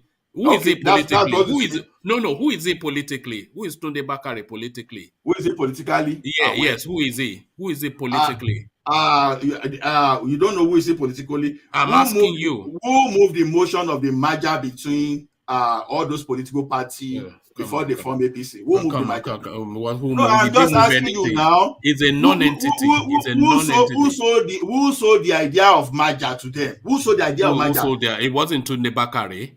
It was not. What are you talking about? It was really? not. No. And you think you have more political information more than myself in that Nigerian country? Why would I not think that? What would make me think otherwise, especially based on what you're saying? When Jonathan was when people refused to reinstall Jonathan as the president, who gave birth to Save Nigerian group that moved the motion and more pressure on the doctrine of necessity? The doctrine of necessity. Tunde Now, Bakari affected. When Jonathan pardoned Alami, said that DP Alami said, who moved the motion? Who advised? Who among those people that advised Jonathan to pardon the Presidency Alami said, so that they can resolve some kind of issue within the Nigerian? So the thing is this. Look, come on, man, you're talking yam. Look, see, the fact is that the church borrow money. Yes, they borrow money, but how is that private business supposed to be what we should share our energy on? I'm telling you that why is this thing coming out? I'm telling you because of the political calculation. That is why nothing to do with political calculation, because Tunde Bakari is of no political resonance. He had everybody gets 5 minutes of fame, and he had 5 minutes of fame when Buhari wanted to use him both for his ethnicity and religion in 2011. That never panned out and it was parked aside, but he didn't know when to leave the stage. It's of no political consequence in any way, in any single way. It's a non-entity politically, a non-entity. Okay, let's what are you talking about? Let's move on. Come on, man. Hola, check that. So you know that this argument, should have been stopped long time ago, because one man already pointed out that this guy was borrowed money, based on the projection of the audience that he commands, in the church, because they have to bring even if it's 5 naira, because this runs into hundreds of thousands members of his church. So now, because of the COVID-19, so everything just have to crash like any other business. So in other words, church is business in Nigeria and Africa. You know what I'm saying? So the same thing like any other business. Yeah. So everything, the projection was now miscalculated because they didn't know that COVID-19 was coming, the recession that they can't. So even though it was begging people to be sending money through letters and through email or whatever, there was no way. So that they are all thieves, all the pastors, 101%. And especially this Tunde Bakari, a gangster. Tony, church is a business. If that's what you are, anything, any woman endeavor is a business, whether you like it or not. But sometimes you describe the type of business, you understand. That's why you have some non-profit and you have for-profit organization. Now, you see, a person like me, when you want to talk, I don't just want to talk for the sake of talking. I don't just want to gossip for the sake of gossiping. That's why you see me talking about Pastor Bakari, because whenever I talk, I want to be taken seriously. I don't just want to gesticulate or just to keep guessing, right?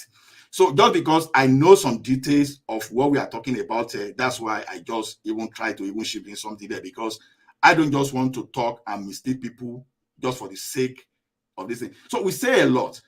Things started like this, for example, when Buhari was coming to power, when people started crediting what it was not to him, and this guy kept quiet throughout. Even when he got to that place and even threw the But Ola, you say you don't want to mislead people, but now you've tried to deviate that tithes and offering is the mainstay of the income of a church.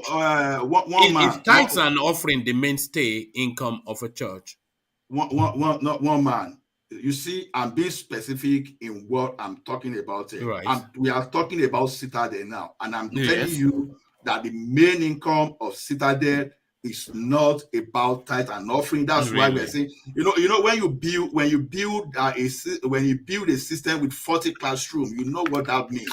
When you build a system with shopping mall, you know what that means. When you build a system that has some huge parking, so see, that's why I'm saying that when we want to say something, you see, it is possible to say to just castigate without having far to back this thing up. I don't have any stake. But you are arguing against. No, you are arguing against facts now. You are saying because of his political potency. Yeah, one man. What The question is political this. I potency said does he have? I'm privileged. I'm privileged to have access to some of these facts. And what facts are you people privileged to? wait now. Well, what these people are publishing, for example, what these publishers are, what you read here, for example, is nothing but malicious publication, politically based. You see, if that loan has gone bad as you are talking about now, they will have moved beyond the level we are. So AMCON is very swift in taking over assets sharply. He didn't take it off AMCOM. He took it off. It was a financial mix of about 3 banks, because this is I've read it in about 3 or 4 spaces, not just this article, but 3 or 4, 5 outlets, the same narrative. So it's a mix. So it was Wema Bank, I think Fidelity Bank was one of them as well, and one other bank as well. So it was a mix of banks that they packaged these loans together with. And the totality of all of the narrations was that he was struggling to repay that loan. So it's not to say it has gone bad. So that then means that they will renegotiate the loan and maybe respread the missed payments over a different borrowing period and have a higher repaying rate. So it's all of that. But essentially, what led him to the financial position, the totality of all of the reporting, was the pandemic space that reduced his income via tithe and offering, which then impeded somewhat his ability to repay the loan. This is what everybody reports. So quite how you will have it to the contrary, I don't know. Yeah, one man. If after I try this thing, I think we move on. See, like I told you, that maybe pandemic may reduce tithe and offering just because of some people that want to do physical. Because you were here the other time, you were asking me a question when it was convenient that those people in the church, they are mostly middle class. And I told you that most churches now, they do e-tithing, e-offering, they do this thing electronically. Now, because it's wasn't convenient for you, you move it on to physical again. See, the thing is this. I'm trying to just tell us where we can decide to listen, and we can decide to let us get carried away. The problem why they are trying to run down Pastor Tunde Bakare has nothing to do with that loan. This is just purely my opinion. It's purely my opinion. Has nothing to do with that loan, but is politically motivated. Nothing more. That's just my own opinion. So if we get carried away, we concentrate on that issue of loan, and because that's not the only church that we having loan in Nigeria, but it's unpicked for a reason. So, like I said, it's my opinion. You don't have to take it as a fact. But a person like me, based on my experience, whatever you are, whatever this type of person, the financial this thing you say, you understand, there's no justification for it. Even if it's a compounded interest rate, within the short period of that particular time, there's no way a loan of 4.5 billion will balloon to 9 billion. And one thing these people are missing out of those loans is that they are not even talking about the equity of the church, which I'm not ready to tell you about. You recite that and you get that equity. So now, when you take, when those people take the equity of that church away from it, so that they help you represent a very big figure, so that one thing about Nigeria is that whenever you want to capture the emotion of Nigeria, just throw figure. Oh, Obasanjo just spent 16 billion on power project. Before you know, even when Buhari wanted to fight the other time, some people spent 16 billion. The question is where are the facts that they spent 16 billion that time? The same way they are talking about 4.4 this thing. Any financial experts that will tell you that within that short period of time, that the loan of 4.5 billion ballooned to 9 billion, then it's better for you not to even move closer to any bank in Nigeria to borrow money again. So I don't have more, because I'm not here to be. I know Tunde Bakare or the congressional member can defend themselves. I'm just talking about my own as just an outsider. Like people like so for example, now I see now people will say, okay, I talk down Showore and Kanu and all this thing. Now, for example, person I say I talk down Kanu, for example, at the go now. When you look at people like that now, for example, they are talking based on their opinion. Because someone I say I talk down on Kanu and Igbo, we know that that's pure fallacy. I never did that, for example. Now, if I'm a public figure, for example, and someone is saying that, oh, he talked down Showore, he thought that, yeah, Showore, you say I talked down Showore. I didn't talk down Showore. I'm saying I respect Showore. No, we're not talking about Showore. We're talking about Bakari. No, I'm just talking about fact. You know, by the way, that politically motivated is the go-to escape route of the Nigerian scoundrel. Everybody and anybody that is caught in the act is politically motivated. That is the goal. How many times have we heard I'm that? the one saying that. That's what I'm saying. Politically motivated. I'm the one saying that. It is nothing politically motivated, and it is not even that big a deal.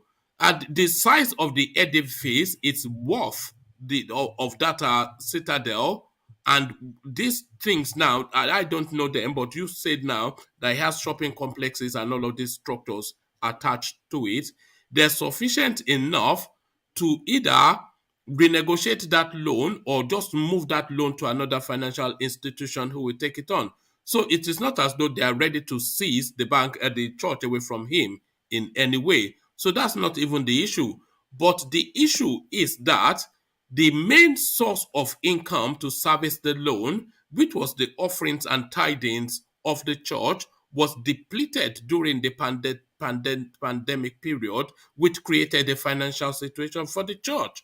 This is what happened.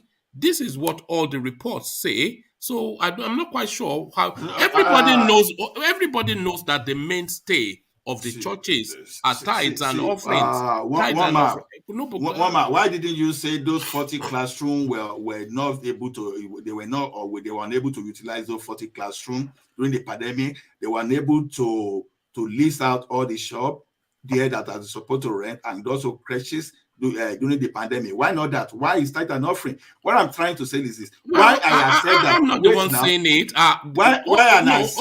All the experts that looked at the space, they're the ones saying it. I mean, what is the argument here? It's not even my words.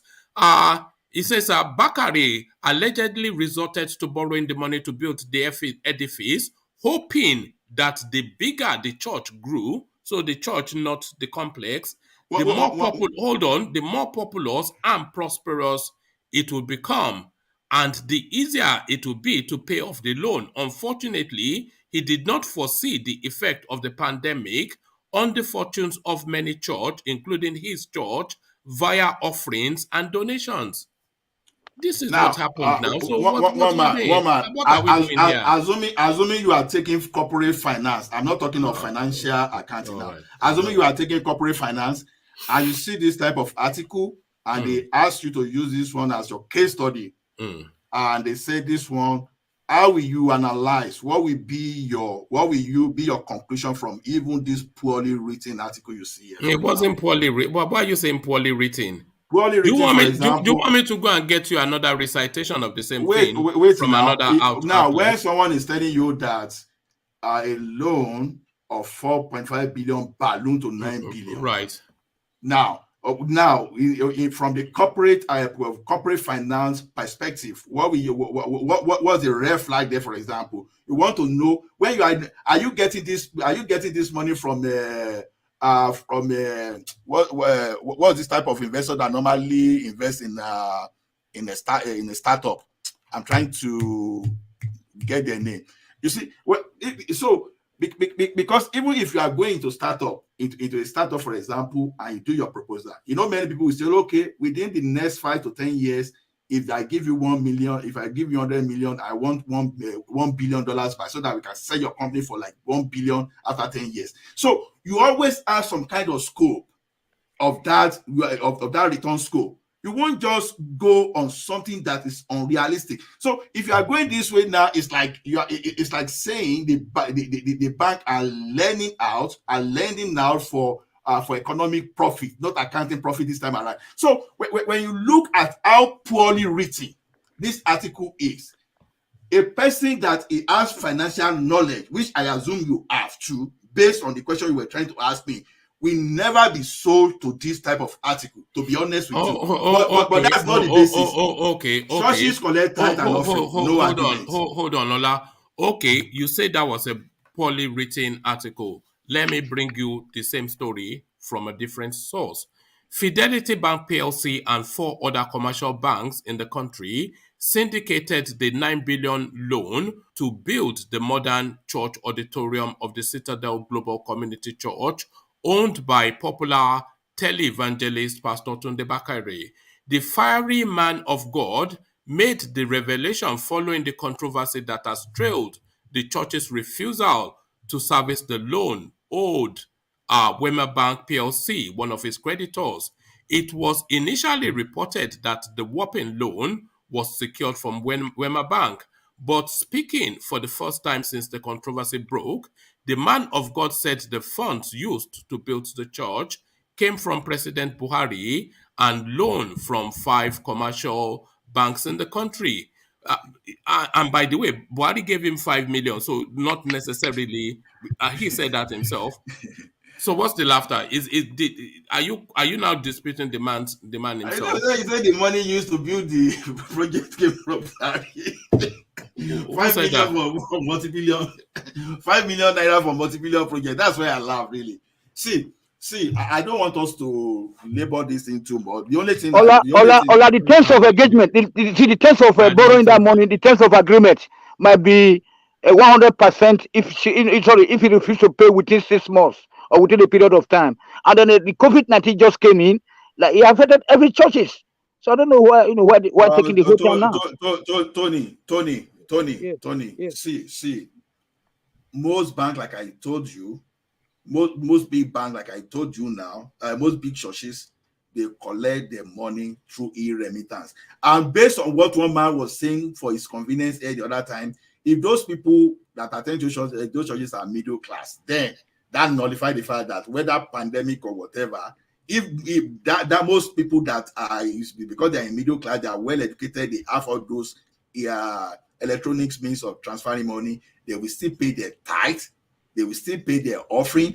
Yeah, maybe they are supposed to collect, let's say, 100 million before. Maybe they will collect 80 million, for example. No, one man did not say that wholly that it was middle class people. He said mainly, maybe half, but the poor people that this guy has been sucking their blood.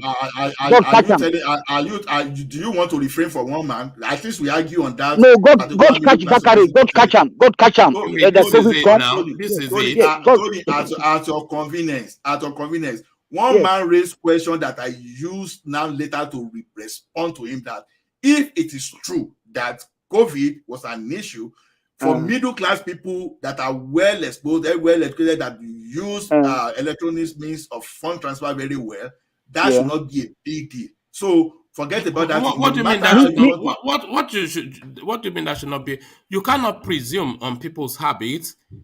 I don't know how well educated or middle class I am, but I have never electronically donated to a church. I take my wallet out. Take physical money, and I put it in a basket, as do everybody else in the church that I go. Well, I know I may not be middle class or educated, but 80% of they are lawyers, a good number of nurses, the bankers in the church that I go. All of them, they reach to their wallet and put the money in the basket. So I don't know quite what you are saying. I know what you are saying. Even in Canada here too, they do that. So what are you then saying? Wait now, in Nigeria, even when I was there, as far back as the time I was even there was this aggressive mobilization of bringing revenue. What bank would like to do that? They want to bring your deposit. So they were deployed aggressively, to all those banks, because they will cite the cases of security and everything. So before you know, churches in Nigeria, most of them, you understand, most big churches, they embrace. So the fact that they are not doing it in London, you can't compare. Because the sizes of churches in Nigeria... And by the way, churches, they de-incentivize people from sending money electronically. Do you know why? Why? Because the way the churches run, they will, when it comes to donations, they'll put the basket in front of the pulpit, and then row by row, people will come. You come out of your row, you go and put into the basket, and then you go to your seat, and then the next row behind you, and then the next row behind you. So you are almost somewhat obliged to go and put money in, because you don't want people going past you to go and put money in the basket, and you are the only one standing in that row. But if they are telling people to do it electronically, then you are not really obliged to do anything, because nobody knows if you donate or not. So churches actually de-incentivize people from donating electronically, because people don't readily part with money unless they're somewhat strong-armed. So I'm not quite sure if what you're saying coheres. And even beside that, there are no middle class in Nigeria right now. There are no middle classes in Nigeria right now, because the middle class have been totally wiped out. While I was in the bank, really, I was actually in the e-banking sector of the bank. I don't want to talk too much. Were you not in private equity the last time? What are you? Are you? Why did I tell you that I was in private equity? One man. Look at that. Any day I told you that I'm in private equity. That means it's either I was lying. If I told you that means I was lying. You were tell me that I was lying. Private equity? When did I tell you that? No way. You know I don't forget things people say here. No way. In my life, what I've done so far, apart from printing industry, I work in the financial industry. Move on. We are getting tired. Yes, you're right. I never worked for any private equity. When did I tell you that? Please, I would like to know that. Because I want to know when I became a liar. I would like to know when I became a liar. I would never, even if I was sleeping, if I was dying, I would never tell you that I was in private equity when I was not there. See, do you know why it's not good for someone to lie? Because you lie and someone with the same knowledge will ask you, and the person will look stupid. So I will never tell you what I never did. So forget about that. So just like me telling you that you are really struggled though, because the article tells us one thing, you are arguing. We all know that the income of churches are tithes and offering. You are arguing, and you are saying they are after Tunde Bakare politically when it's a non-entity. It's just very weak. Yeah, I've made my point, Mama. What I actually wanted you to know, what I wanted people to know, is that Citadel is more than the church auditorium. There are businesses built around last question. When you say churches are businesses, I say, well, it depends. They are businesses. If you call them businesses, and there are non-profit businesses, and there are for-profit businesses. So it depends. So churches are businesses depend on the perspective, right? So saying churches are businesses in Nigeria is a non-statement for me, because that's what they are. Churches are businesses. But the bread and butter of the church is tithes and offering. But let me just ask you, for some tithes and offering, yes, all of them.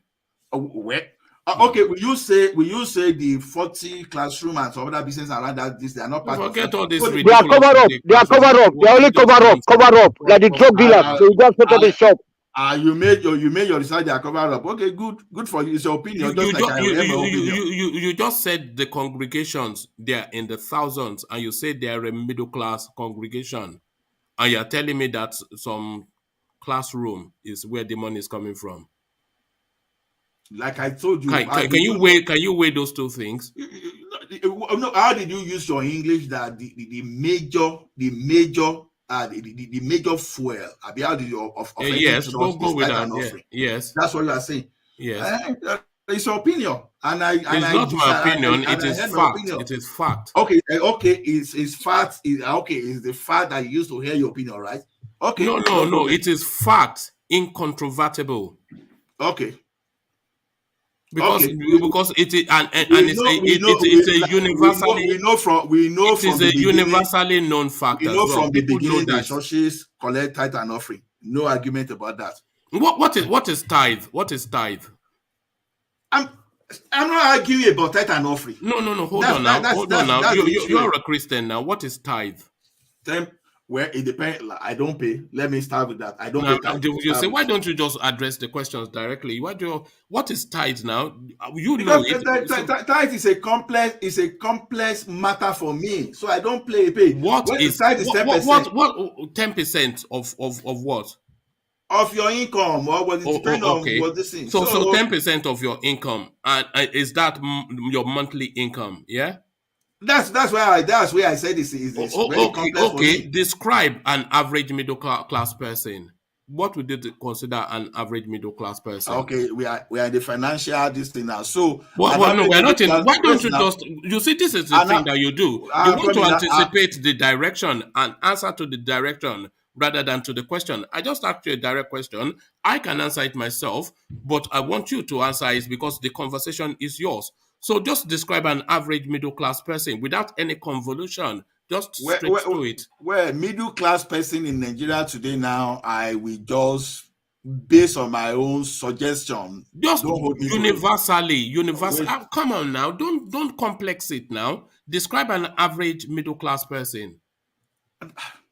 Okay, please go ahead and describe it because I want to give my opinion. An average middle class. Okay, I'll describe it and tell me if you disagree because rather than an average middle class person is somebody of a reasonable education and a reasonably decent income. That is an average middle class person, and often they are liberal in politics. So that's essentially, loosely, globally, an average middle class person. So do you accept that, or do you deviate from that? I agree with you. No argument about that. So now let's put figures on it, and let's put international figures on it. So an average middle class person, let's use the United States as an example, will be on about $40,000 to $70,000 per annum. Would you deviate from that? 40 to 70? Yes, I agree with you. Okay, yes. So let's land in the middle. Let's say they're on about 50 to 60,000. So an average middle class person. So now the congregation of that church, it has a mass to take at least 10,000 people. Do you consider that the Citadel? Honestly, I've never been there. I can't say, to be honest. Okay, broadly, let's half that. Let's say 5,000. I'm not sure. I don't know. No, we're going somewhere. I'm not sure either. We're just guessing at the you know how they build the churches, industrial. In fact, let's go with 10,000 because the average it may not even be up to that. It may not even be up to that. Okay, then let's narrow it to 5,000. So the average, let's 5 to 7,000. So the average mega church would comfortably take 5 to 7,000. So of that 5 to 7,000 middle income church, how many of them are middle income? If they are a middle income church, you wouldn't necessarily find a working class person there because they will feel uncomfortable.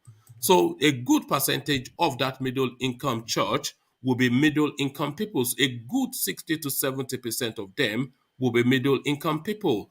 So you have a congregation, we're saying 5 to 7,000. So let's say 5,000 just for the purposes of. So a 5,000 strong middle income congregation that comes every week, and every week they are handing over 5%, 10% of their salary. Every month they're handing over 10% of their salary, and every week they also give offerings because tithe is a one-off a month, but every week you give offerings. So what sort of offerings are they giving? They are not giving your 1 naira, 10 naira, 100 naira.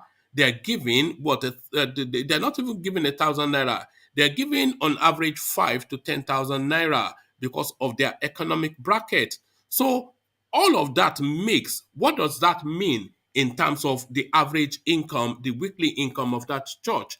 We're talking 50 to 70 million naira, if not 100 per week. So this is a church that is taking 200 million naira a month, and you're telling me that is not their mainstay. There, by your calculation, there no bank should be after them and should be talking about the loan. Because they couldn't then take in that money. They couldn't take in that money, and that was where they... Because because What you are you made talking about now? financial Come on now. accounting, you made the managerial accounting sound so fantastic that by now they should not even be talking about, because if you say 70 million, that's 280 million a month. So that means that on average a year, they should be making over 3 billion, right? Then they should not be talking about the loan. Yes, but The there are pandemic we are talking overheads. about. There are overheads, as you know. The pandemic we are There are talking about. overheads. There are overheads, and as you know. How long did it take? How long was the close down the lockdown take in Nigeria? How long? As is when, since when? When did they The resume? lockdown go on. Okay. When was the lockdown lifted in Nigeria, for example? I don't know, but essentially the mainstay of that church and any church is the tithe and offering. It is now. It is. See, like I said, for example, I said I'm not even arguing this tithe and offering. No, you cannot, because then you'll be arguing against I logic. was just telling you, my argument was that Citadel is more than the church auditorium. That's what I'm saying. There are businesses around it too. That's why listen. Now that churches collect tithe and offering, it's not what I've never argued that. Did I ever say anything against that? No. No, you are arguing that is not their mainstay, and it is. Oh, where? It is. If you say the mainstay, a middle class church with a congregation of 10,000 collecting 10% of the salaries of doctors, lawyers, and accountants, that is their mainstay. Okay. It depends on the churches to know that there are some churches that have big business empire. So that even by the time you look at the tithe and offering, maybe perhaps it's just going to make like 5 to 10% of the total revenue. Church Wahala, they take our time. Oh, all right. So thank you, Tony. So we round it off there. I think if we keep going, Ola, I don't think we will ever agree. If we go till 2023, you will stick to your guns. Because I know it's politically motivated. That's why I'm just saying it is not political, because Bakari is not a political entity. It's just a chancer who got caught a little bit, but he recalibrates. But thank you. I wonder if we still have. It's not my opinion. We've argued it, and I think the facts present. The facts present, and all the people who investigated it also said the same thing. So you're the only one running contrary to facts. The only thing I'm just telling people is this: people should face their problem. Yeah, why some fake pastors might have contributed to misleading people, but the major problem Bakari is a fake pastor, is he not? Your opinion? No, I'm asking you. You are his follower. Is he a fake pastor? To me, he's not a fake pastor. If he's a fake pastor, I won't be talking. What was his initiating religion of birth? I said, to me, it's my opinion. Yeah. I said, to me, it's my opinion. Right. It's not a fake pastor. You are saying it's a fake pastor, maybe you have your own, but me, it's not a fake pastor. The facts again, the facts point to. Where did you get your own facts? Is a pastorpreneur. Okay. Is he not a pastorpreneur? Because I can't be attending. Is he a pastorpreneur? And I'll be attending. Is this covenant, living faith, and be attending? See, you will see that when you talk of, there are several pastors you will talk about that I will hear my opinion about them. And I can't be attending all the churches at the same time, right? It's not about, it's just like Dangote now. Some people will say I'm working for Dangote. No, they just happen to be those people that I admire. When people accuse Dangote, you can admire him, but it doesn't make him. I will tell people is that people are saying Dangote is monopolizing everything. The question I keep asking people is Dangote business the only business in Nigeria that you don't have any of that businesses? So it is common for people, when some people are making money, for example, when someone raises sentiment against them from tithes and ignoring some facts. I'm not saying rich people are clean, don't get me wrong, but it is common that when people raise some allegation against them, public opinion don't want to give them justice. They must have done something wrong. I don't know where you're going with that. We were just looking at the facts, what you call facts to you may not be fact to me, or maybe I have my own set of counterfacts that will tell you that. What counterfacts? Is he not owing bank money? Has anybody I disagree with that today? Yes, and is the loan not under pressure? Where under pressure? Yes. Where, did the bank say that if it's under pressure? They said. Do you know they sacked Wema Bank's director? I'm just going loosely now. I may be wrong, but I will have to go and double check. But somebody got into trouble, and I think that Wema Bank man might have actually been sacked off the back of the Bakari loan. Okay. Okay. I will. Okay. We should be. We all have access to. We all have access to public information, right? And so there's a way you peruse the public information and you make your own informed decision. Like I said, for example, now when I read this type of article you posted there, you understand the person he did a very good job, but for a person like me, he has successfully misled so many people. But for a person like me, I will ask some questions. I pick some points from that article and ask questions. How possible is this? How possible is that? Once I'm able to arrive at a particular conclusion that this guy is just writing jargon, then I form my own opinion and I move on.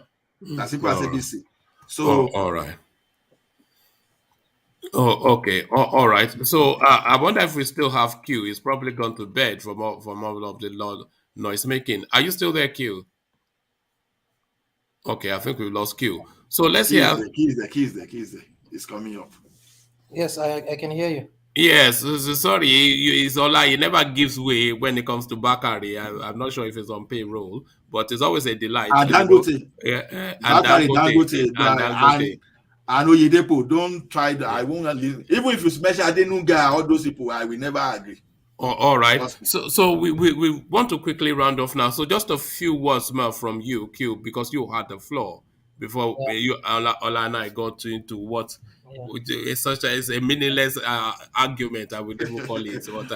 But nevertheless, entertaining for me. It actually keep me alive, because I've been under pressure for the past 3 days. So, well, what is putting you under pressure? What is it? Have you misbehaved? Is Madam? No. Some of those people that I've been working with, they caught COVID, so all the pressure when in fact. Okay, are you isolating at the moment? Are you? No, I don't have COVID, but they.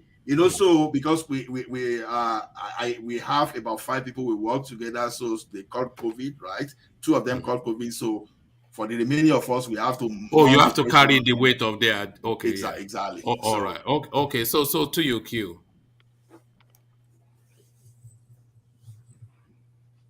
Yeah. Thank you very much. I think I will just sum up. As I said earlier, we need to look at the way things are and address them as they are. For the fact that policies are applicable in other countries and they are working, that does not mean same policies will work in our country. We have our own peculiarities. We are a different set of people. We are a developing nation that is going through a lot. As I said earlier on, more than half of the population are poor, including those who are working and they are getting paid. So we need to pay attention to that. We should not get carried away by people that will appear on television and keep coming up with some economic policies that just does not make sense. They use economic terms, trying so hard to convince Nigerians. They move from one television to another, trying so hard to convince Nigerians about deregulating the economy, liberalization, removing fuel subsidy, free market, capitalizing. They are using economic terms that just does not make sense. These things will make it very difficult for our people. I mean, the thing is this: how come there are no people who are challenging these guys? That is what is so surprising. How come no one is coming up to say, look, we don't have to apply these policies for us as a nation? Why is this happening? Why can't people talk about these things? Whatever it is that people are talking about, there are always people throughout the country who come up with other positions, say, okay, we don't have to do this, we have to apply that solution, maybe it will work. But in our own case, it's different in this particular case.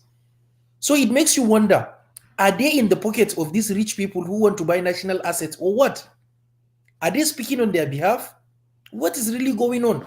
And people are not paying attention to that. People are just saying, no, we should allow free market. Government has no business in business. Government has failed in business. I mean, it is something that I think we don't even pay attention to all these things. Look, it is not for no reason that other countries around the world, even before deregulating their economies, they were in a better position than our country. They were in a better position.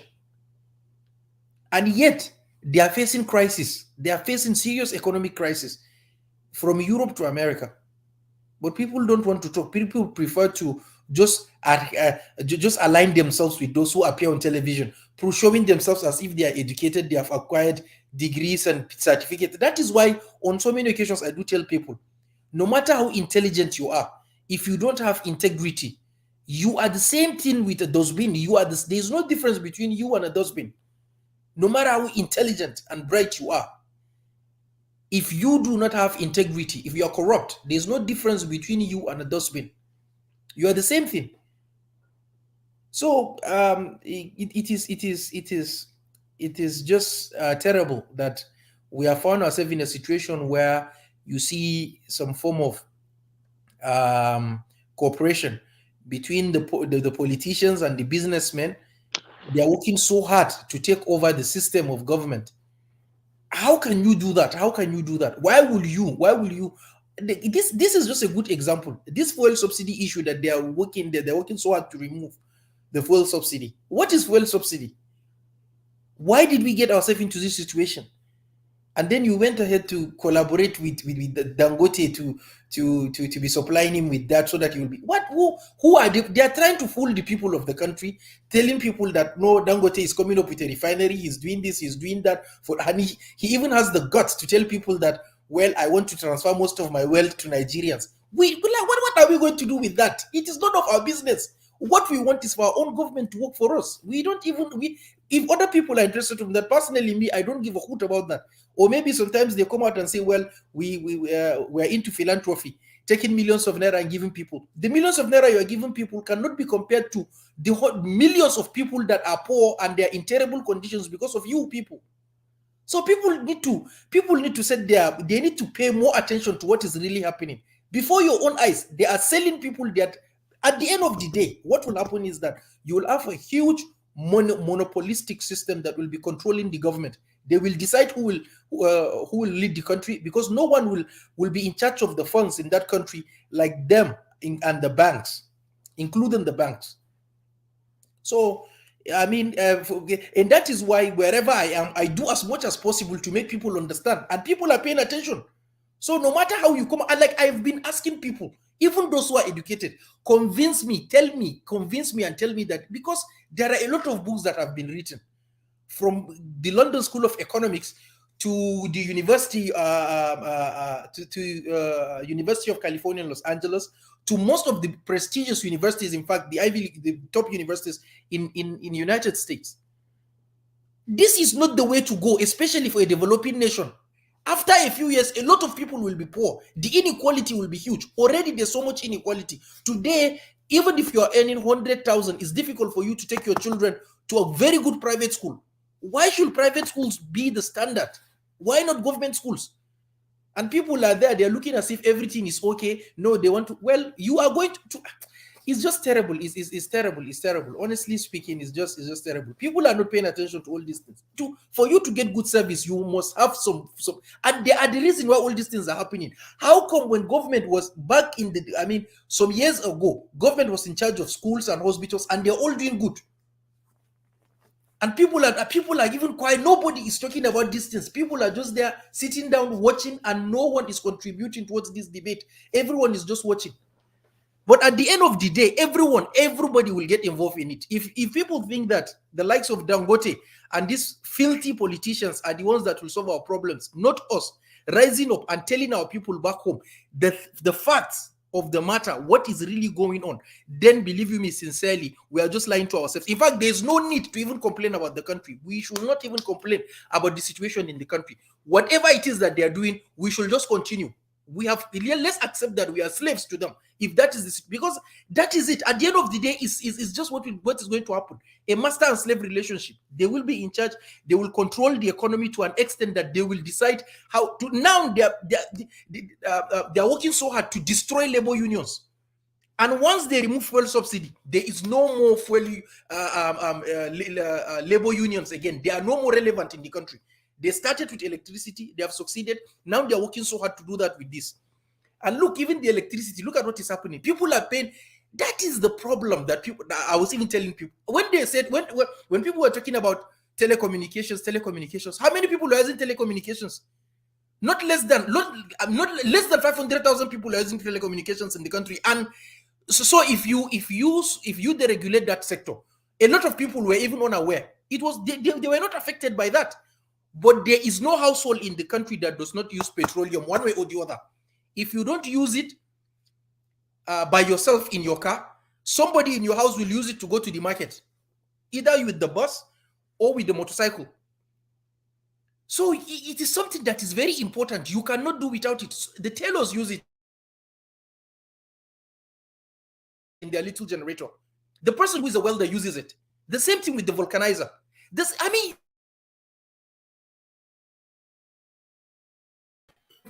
How many people are using kerosene in Nigeria? How many people are using kerosene? A lot of people are no longer using kerosene. They prefer to use gas cylinders. And that is even very, very expensive for them. Some people have devised several means of starting fire to cook. And yet we keep lying to ourselves. They want to free the market. No, the regulation. No, they use stupid economic terms that will not make any sense to us as a people. So therefore, people must just be honest with themselves, talk to the people. People should not pay attention to... Look, if you are interested in applying policies that you think will be in the best interest of the country, the policies should be in tandem with that people, with the people within that country. No, they applied it in South Korea. It worked. They applied it in Japan. What is the population of those two countries? What was the standard of living in those countries before applying such policies? And what are they? How are they now? How are they faring now? What is the standard of living now? So what I am saying is, even if the standard of living is good over there, you have to look at other factors, their well-being and other things. So it is something that is very, very important that people must pay attention to. You cannot allow people to capture the country just like that, and people are watching, people are looking, and they are not even talking about it. Rather, they are even commending it. From the newspapers, the media completely, the newspapers, the electronic media, they are all part of it. They invite people, calling them professional economists, no consultants, lying to the people on television stations, telling them this is how it is supposed to be done, or else we are going to have some problems. And it just does not make sense. The earlier we realize it as a people, the better, or else it will get worse. That is just the fact. It will get worse. It's already difficult for people, from security to education to every facet of human endeavor. It is extremely difficult for people to survive. And yet, no one is paying attention to that. Rather, people are always thinking about themselves. That is why we have serious issues with security. That is how our educational system is not in good condition. People for you to build a house and say, yes, my house is well built and everything, and is ready for me to move in with my family, you must make sure that you have a borehole to provide you with water. What sort of thing is this? And yet, people are there not talking about important issues such as that. And now they want to make it worse by ensuring that the little petrol that people find it even very difficult, even at this point, they're saying, no, we have to take out the subsidy that government provides. Okay, you're taking it out, and then what will happen next? People will become poor. Come on, man, come on. Seriously, it's important for us to be honest with ourselves and you're to taking take charge. it out, and then what will happen?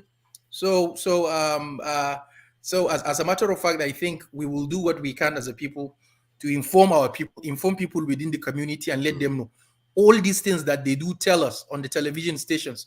The fact of the matter is that it's not the only way out. I still strongly believe that, because there are papers to prove to that. There are papers to prove that. I mean, even in those situations, if you are a poor person today in Europe, there are places where they give people food. There are places for instance, like in America, they give people some form of money, in form of welfare. And here they're saying, no, we are going to give you 5,000 naira. 5,000 naira for what? What do? It they themselves that are dishing out the 5,000 naira. What is the value of 5,000 naira in their lives? we are in trouble. And the earlier we realize that as a people, the better. That is just what I'm going to say.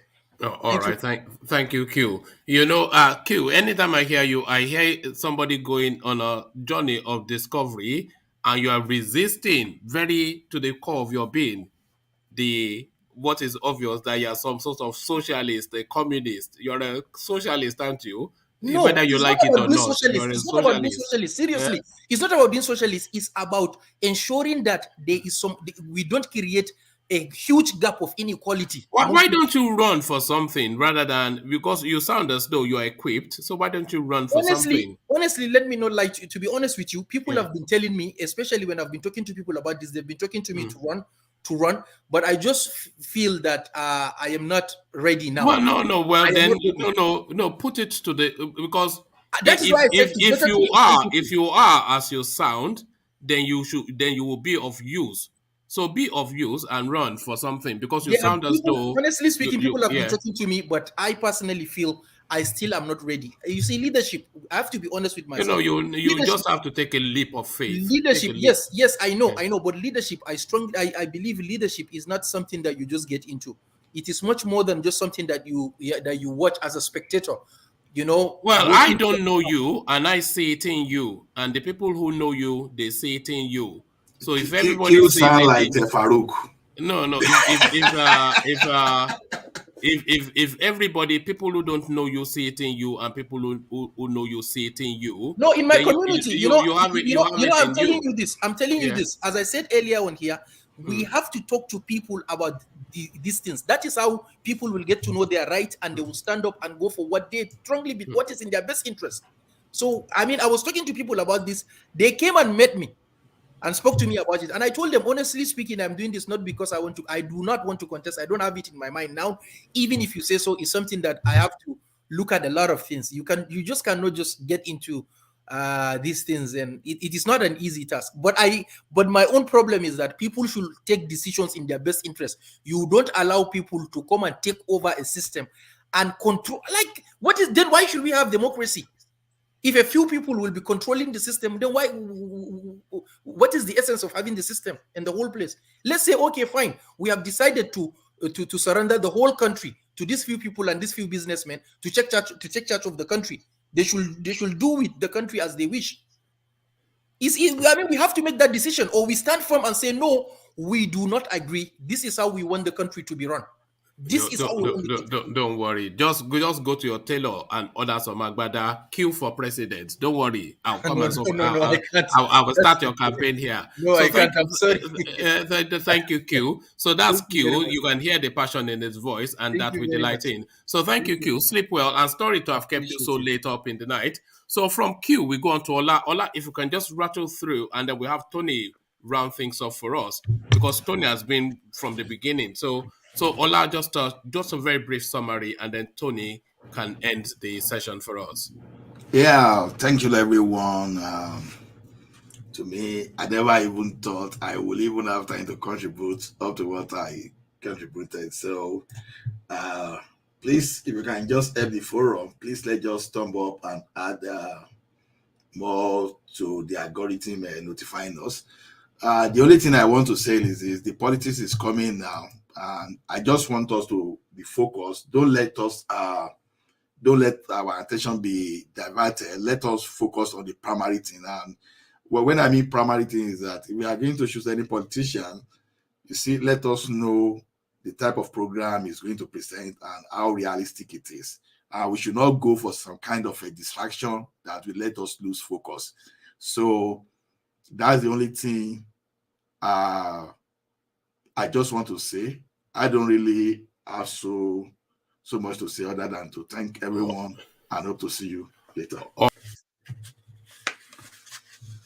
All right, thank you, Ola. So thank you, Ola. So Tony now, as Tony, sorry to have kept you for such a long time, because I know you started and you were not anticipating to be all the way, but here you are, just the two of us. So now just you. So round it off for us, Tony, ladies and gentlemen.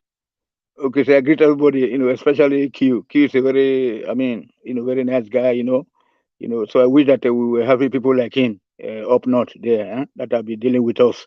So anyway, in order to have peace in our country, there's no other way because based on this the list, you see the explicit or whatever they call it is, whether an explicit list or or explicit list. There's no way we can be able to make it.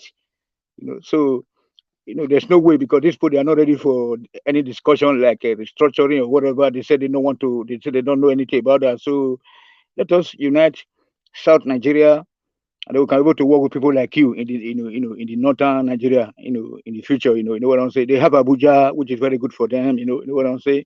So we don't have to fight each other. People like you is very nice guy. And then that's all. So and then the woman. So I hope that you will be here tomorrow because I can see that you're not so okay. But thanks a lot for even just holding up to this time. So everybody should thumb up. We don't have to begging like we said yesterday. We don't have to beg up. Black race, wake up, and then embrace each other. Love each other, love one another. Try to help this our platform grow, so that we spread this news or whatever the gospel, so that our continent can move forward. Otherwise, it's just like a cause that a black man will remain, like this forever. Okay, sir. Thank you, sir.